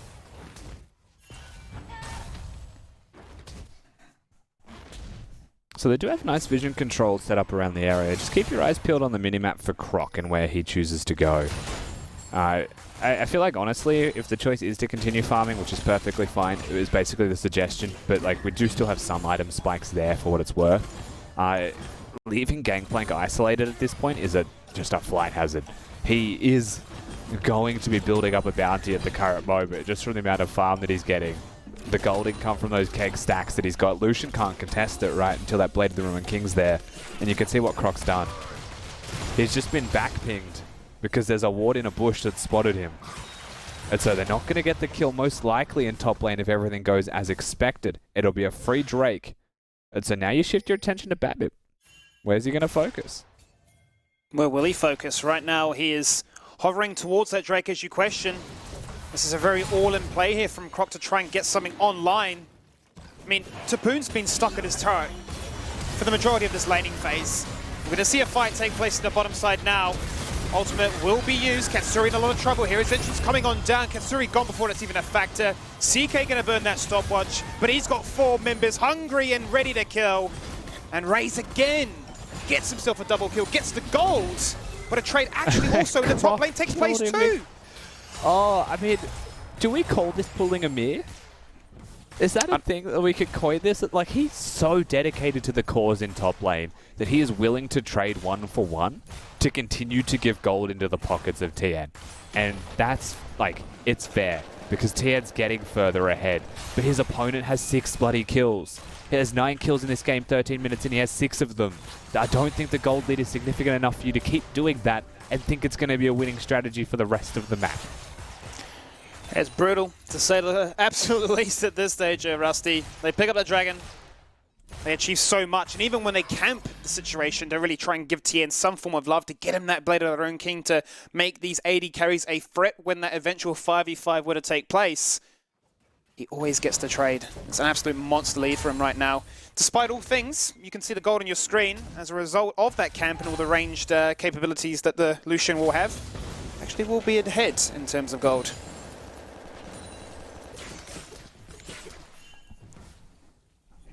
Turret plates are gone now, Skimmy, as we get past the 14-minute mark. So less gold to be found on the map, and so we may actually find ourselves in a lull state. 4 minutes until the Cloud Drake spawns, and objectives are definitely simmering down. That they are. And Legacy will still, as a whole, actually be behind, and a lot of that comes in part to the Lucian factor we've discussed before, but just how willing Tally is to sacrifice CS for the greater good of his team. You can see that score 0-0-6. He's been very influential in assisting this bottom lane to get that man raise online, sacrificing so much CS in the process. So that's a big component as to why you see Chiefs as a team lead the stand by only very small margins, around about 500 gold at this stage. And it's unbelievable to think that we had the chaos that we did in the early games, Skimmy. We somehow got to this point in the game. Like, you remember the first time this split when Legacy played the Chiefs in the OPL? Legacy were 4 men diving bottom lane. It was absolute chaos, like kill a minute style game. That is similar to how this started, right? And that's crazy, because that's almost the Chiefs style of play. Very different now, shoe on the other foot. Legacy actually finding themselves in the driver's seat, even though they're behind in gold. Yeah, you wouldn't think so. If you were to look at this, even if you were a player, you'd imagine that Legacy were certainly further ahead than they are. TN returns this lane, now with that completed Blade of the Rune King. The lane swap has completed, and it's actually Legacy that are the ones to drive that factor home, with Tapoon now bot side, really pulling out what Katseri can achieve. Croc in the middle of no man's land, nowhere to safeguard too, but a lot of damage coming out to Isles. The stopwatch delay is inevitable, but he has no members around him to protect. Clear is looking to fall on down as a flash into the pit, buys him some time. TN and CK do what they can. Croc, the ever assassin hiding away in the jungle, will take down Babbitt finally. We talked about it before, this side of the jungle has belonged to him, and he finds success with it once more. And now just take a second to look at your map, Skimmy. Where is Katsuri? He's bottom. How are the Chiefs able to win a fight like this when it's done on Legacy's terms? It starts with a hook, yes, from Korea CK, but the Chiefs do that without their AD carry, and they wipe Legacy. The blessings of Lucian acting as that hybrid. We'll see how this fight all really started, as you mentioned, with the Korea CK hook. Yeah, now Gameplank is bot lane. He actually teleports into the fight and uses his ultimate. So you want to think about the worth of this matchup. It's a 4v5, but the moment Tapoon gets there, they've already lost their support. Their jungler is half health. Their AD carrier has 0 mana to his name and used his heal just to try and prolong the Braum's life. Like, this is not the type of fight that we expect from Legacy, because this is not the type of fight that we have seen from them throughout all of this series. That's very uncharacteristic from them thus far, and that does come back to hurt them. Now, for what it's worth, that's just bringing the Chiefs back into this game with a momentum swing, more than anything else, but it's still very positive for the Chiefs. Very much so. I mean, we have to wait and see how they use this Rift Herald. For the last few games at least, they've been using it as a means of forcing Legacy's hand, so they have to respond to the push that will come as a result, and then looking to start the Dragon to get themselves online with some potential win conditions. And not only that, but deny Legacy that have really been the ones always finding these Dragons and getting themselves online with a soul. Nice little interrupt there, as TN keeps his lane in check. Yeah, buys a bit of extra time for the reset. He actually evens out the reset timing there with his top lane opponent. Small details, 1%ers, but you like those when you get to see them. Now we've also got the Essence Reaver completed here from TN. So 2 items on the board. You compare that to his opponent, not too far away, honestly. Especially with the way that that went. The biggest advantage right now you'd find would be between Raze and Katsuri. Yes, Katsuri's been farming hard and wasn't present in that team fight, but the item advantage right now, Raze is going to be scary with that Infinity Edge. Yeah, it does seem like we're going to be fighting for this Drake though. Oh, Rabbit. Babbitt jumps in and aggressive. They lock members in place. No, Raze is in this team fight. That's the Rift Herald getting summoned again, but the shutdown onto Tien, the biggest factor that Chiefs had at their disposal. They scurry away like ants to their turret, which is surviving on minuscule health. A fight that was started to make the Dragon look like a desirable condition, but Chiefs are the one to suffer the blow. It's so much better here, though, from Legacy. The way that they engaged was much more cohesive. It's a Sejuani to start it off, and it's the follow-through from the rest of the team. Not disjointed like their last fight at the Herald. If it's disjointed, the Chiefs pick them apart. You could see while they did some decent damage, it wasn't enough to get the kills this time from the Chiefs front. You know, the Lee Sin kick purely for the disengage. Close this time, but no cigar. Legacy bounce back. Legacy must be loving this situation now that they are on a Cloud Rift with the ultimates they have at their disposal. More and more CDR towards that. Absolute dream here.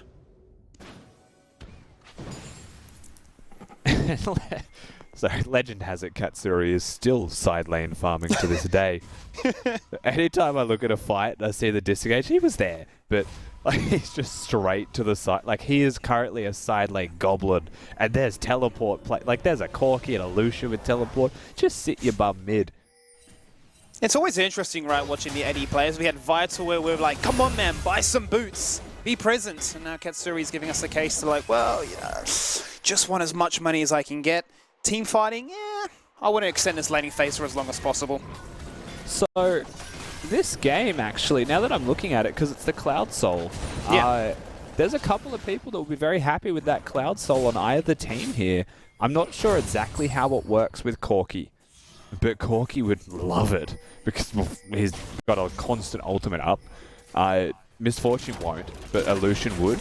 But then looking at Legacy's side, it's actually huge. You know, Sejuani throws the ult, Gangplank throws the ult, they're instant casts, and the move speed's useful afterwards. I feel like this is a similar thing. So, if they're able to get this Cloud Soul, and it's 3 minutes, 25 seconds till that is up to be taken, I feel like I would actually be kind of afraid of my opponents if they got that Soul. Usually Cloud's, you know, the lesser of the lot, and it still is, but very good with their champions. In the right conditions, it really does speak volumes. Makes things like this very much potential. The mobility to get in your opponent's face and to act as that hybrid. You know, we talk about Karma and Jace being a pick that Chiefs are very, very comfortable with, want to reuse so they can be the ones in the driving seat to bring home that pressure, to get in your face and force a response. But you know, the Cloud Drake, as you highlight, would offer so much in that regard. Now, let's do a quick stock check in with the power spikes, the items, as we're at 38k apiece. Both teams dead even, but item spikes coming online. Plenty of BF swords are in their hands. We're just waiting now for Clear to complete that. Muramana, the boomerang goes wild. And CK underneath the tower with the stone player online, survives for such a long time, but the damage just isn't right there. Bullet time, literally they shrug it off. And Raze picks up a kill. Bot lane is there as well. Tapoon finding the 1v1, bullying out his opponents. And Legacy may now look to try and turn their attention towards a Baron call here, Rusty. And that's a bad side of the times if you're a Chiefs fan. The fact that Tien's getting solo killed by Tapoon, that actually changes the flow of this game completely. Even though they lost the fight in mid, you thought that maybe they still had that going for them. Not the case. Nice triple kick from Tapoon onto Croc there as well. He's so low. Stealing this would require something very special from the jungler of Chiefs. They're both level 11. Croc is quite low. He may just look to try and make a Hail Mary as the package goes across with an exhaust on top of it. It's low, but he's just not going to be allowed into that pit.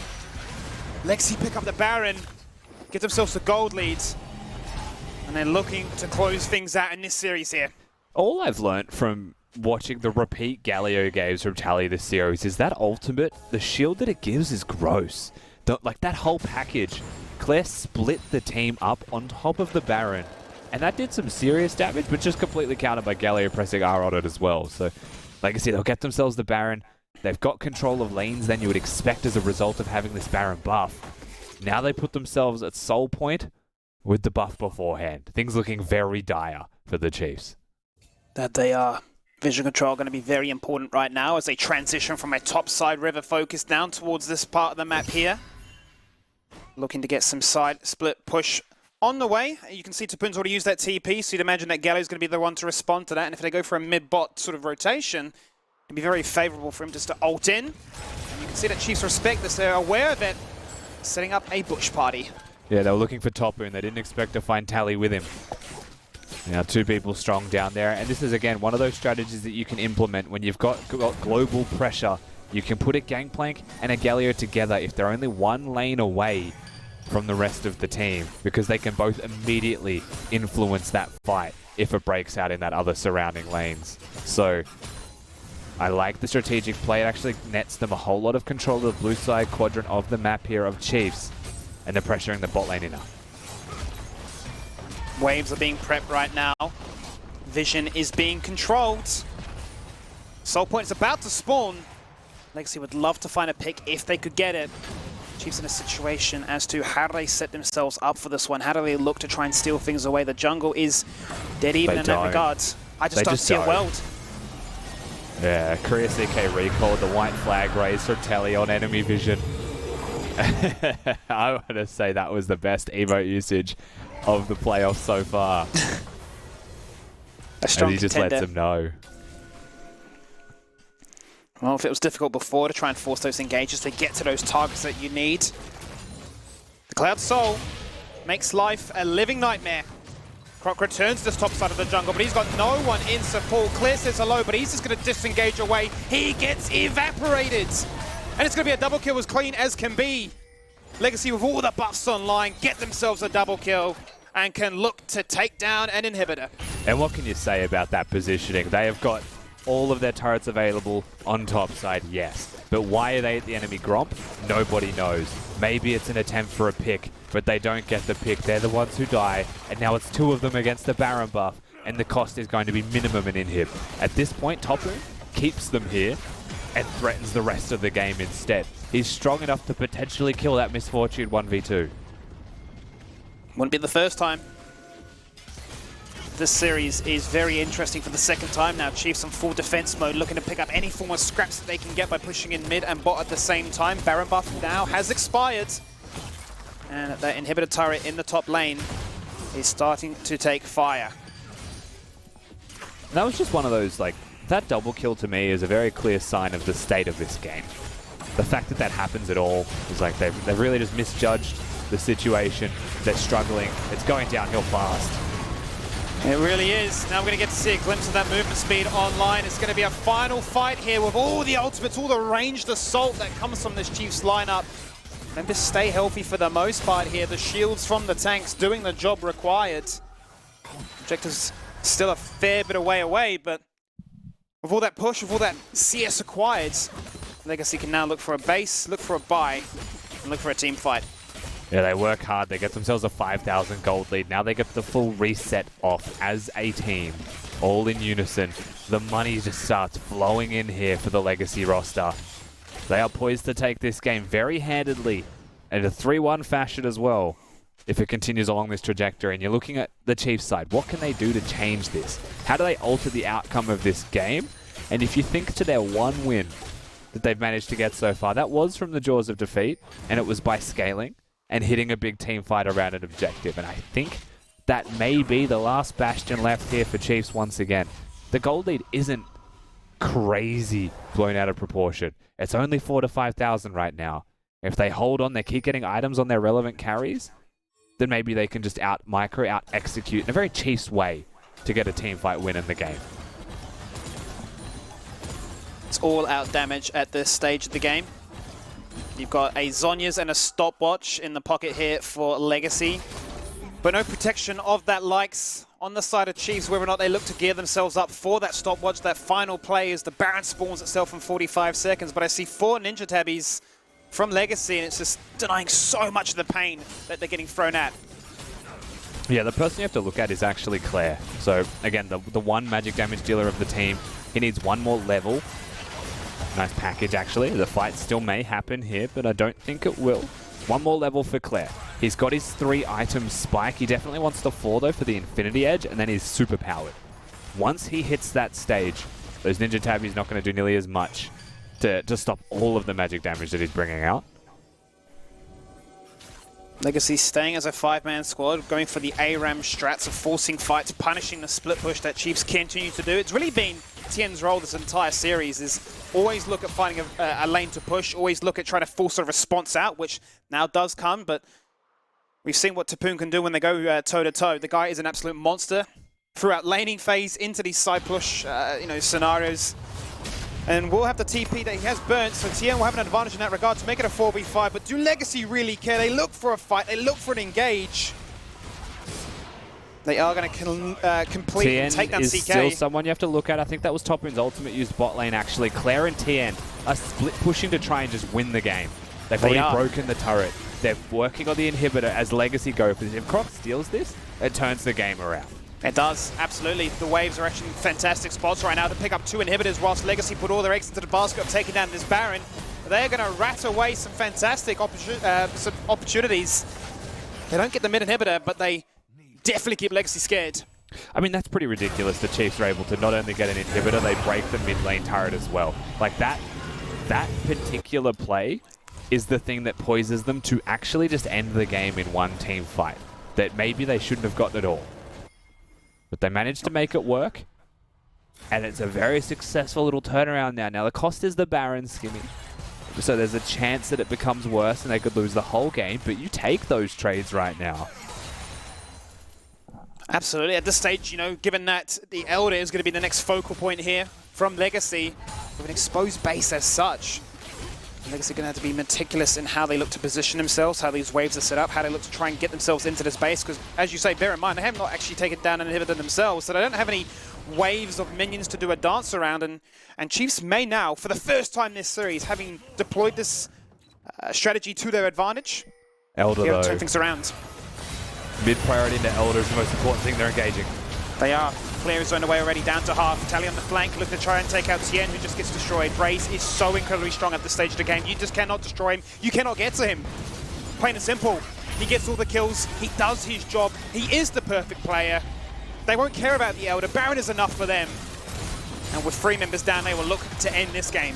Yeah, and that's the risk, right? They get caught with their pants down. They just get the backdoor attempt. They're not able to actually cement anything further after that. Legacy will get the team fight victory. Now they push to win. They push to get themselves into the OPL finals. That they do. Legacy are looking very strong in these grand finals. Well, looking strong in these finals. They're going to get themselves to the grand finals is what we're looking at. They're going to take down the Chiefs 3-1. And there were still moments in there for the Chiefs, man. You have to give them some credit. They managed to, pull a rabbit out of the hat, so to speak, here and there. But at the end of the day, no matter how much credit you try and give the Chiefs, it was still Legacy from near start to finish in every single game that they played where they looked like the superior team. It was just a good showing here from Legacy. And again, proving the point that everyone said they're the #1 team in the league. Well, they've just 3-1 to the Chiefs. And they've proven that before the OPL finals, they are the favourites. A potential 3-0 also, right? It was not as if these were games that they fluked or that they were, neck and neck. For the most part, this was just Legacy from start to finish, finding very strong victories in top lane and in the bottom lane. Tally's job for the most part was like either stay even, sacrifice, but assist these lanes to act as a quote-unquote second jungler. Just get these boys online and, give yourself that massive break to prepare for the grand finals now that you're in. And what a chaotic way to get there, man. The way that game started, there was just action happening left, right, and center. It felt like a Chiefs game for a second there until Legacy bit back a little bit too hard. Well, Chiefs will get dropped into the lower bracket. They will have another chance at going through the gauntlet to face Legacy again. They'll be taking on the victor of Direwolves in Order. But that does it for this series. Let's bring back the boys and get their opinion on that crazy best of 5. It was one of those weird ones, wasn't it, Spawn? I feel like we came in with some expectations that it would be this slugfest between 2 teams battling it out, each taking a win here and there, these huge fights, there's swings in the game, and then it felt pretty much like Legacy's night the whole evening. Yeah, absolutely. I think Bingo. when shit, when you have a look at this and how it's gone during the regular season, you would have high expectations. But I think that Legacy really have shown in the last 3 weeks that they are the best team in the competition, and that's why they're sitting pretty in the grand final, right? They've been able to get there with only one best of 5. They only played 4 matches, and they looked good in all of them. And now that means, of course, that Chiefs are down but not out. They are going to go up against the Direwolves or Order, depending on the outcome of that match next week. Who's the matchup that we like there? Obviously, I know that you have an affinity towards Order, but Order have also been an Achilles heel for Chiefs, at least last split. Yeah, historically, this has been a matchup that Order enjoys in best of 5s, if not in best of 1s. They were able to take out Chiefs in that second versus third place to stop them from making the final. But really, that's taking it a step too far. Order have to worry about Direwolves. They are currently 1-2 in the head-to-head throughout the regular season. They did pick up the last game that they played. But Direwolves, it really depends what team the Wolfpack brings to Summoner's Rift. I popped over into Juves' channel because our Twitch chat was going a little bit strange, Nick. And I asked him what his take on the Direwolves was. And he said it must be internal trouble, right? Like... There can't be anything else going on. They've made a roster change. We blasted Avant Gaming for their roster change. Well, Direwolves have pretty much done the exact same thing. And they just don't look like the same team that they looked like in Week 7 when I said they were the best team in the OPL.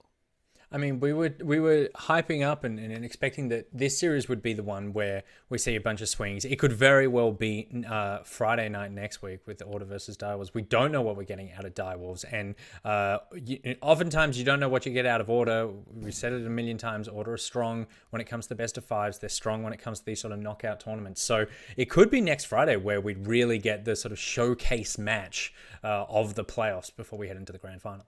Yeah, and I think we will, because I think that both of the teams have really different and contrasting play styles. I think that Order love to leave Swiper on an island. He's playing really good League of Legends. We've already talked at length about how Direwolves like to bring Miru to Chippy's lane and try and get action happening there. Rare 7 is a wild cannon. You kind of have to point in the right direction and hope he doesn't blow up sometimes, whereas Vital does seem to be Mr. Consistent down there for the Direwolves. But really, I think that the utility players will play the biggest part in this game. If Miru and Cupcake outperform Only and Ayla, I think the Direwolves will pick up the victory. However, Ayla and Only both had really, really good series against Avant and against Direwolves last week when we played them. So I'm confident in the utility players of Order, but I definitely think that game goes all 5. I'm seeing in the chat, Easy80 says, Chiefs need to bounce back and get their heads on straight. I want to see my boys win. That was going to be my question. Chiefs obviously have a little bit of time to be able to refocus and regroup. What is the biggest lesson they need to take away from today, since they will get not only another shot to make it to the grand final, but another shot at Legacy potentially? Yeah, really offensive saying, but it's one of my favorites, Nick. A pig in lipstick is still a pig. And Chiefs are a team that needs to play early game. And you can put them on a late game comp, but if they don't get early game rolling, they just lose confidence, they lack structure. They really are just that confidence-based team. So I think that Chiefs, they need to go back and they need to have a good hard look in their mirror. I actually said to my boys as well, like, are we cowards? Like, are we not playing what we're good at because we're scared that we're going to lose on what we're good at? We're giving ourselves like an easy out. Like, it's kind of bullshit. I wanted to see 4 drafts, like that game 4 drafts where they went down swinging, you know, Thean on the Lucian, like Misfortune Nautilus. Why was it the first time we saw an aggressive comp out of the Chiefs in Game 4 when it was on match point? I think if you play all of the drafts like that, we have a very different series, and we're talking about a different Chiefs. So kind of agree with what's-his-face, Degenerate number 1 in Twitch chat.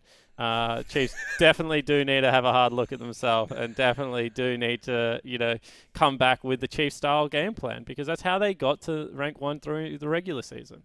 Well, they don't have the safety net of another bracket to fall down into. So the next time that they take on either Direwolves or Order, they are going to have to come out swinging because there's no second chances for that game. And before we go, I just want to shout out Tally, because Nick, Tally to me is what is like one of the most recognizable brands in the world. Give me a most recognizable brand. McDonald's. Okay, so Tally is like the chief marketing officer of McDonald's, right?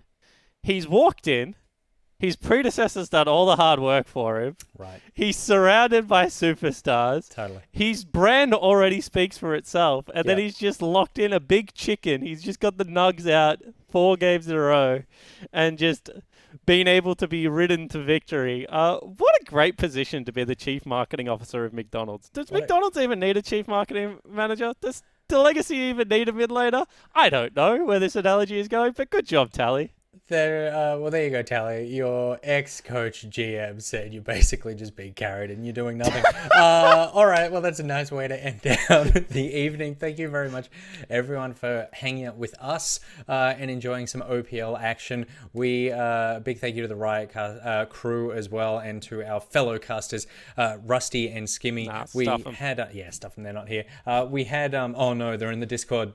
They hear us. Also, a big thank you to Juves, who joined us yesterday. It's exciting to be in the playoffs. It's exciting for more playoffs. We've alluded to it next week. Next Friday is where you're going to get your next OPL fix. It is Order versus the Die Wars, and I think I have my money on this being the game of the playoffs before we head into the grand finals. So please, we would love to have you guys there with us. Until then, stay safe, stay indoors, wash your hands, and we'll see you next week. Peace. 強く強く輝いて消えた長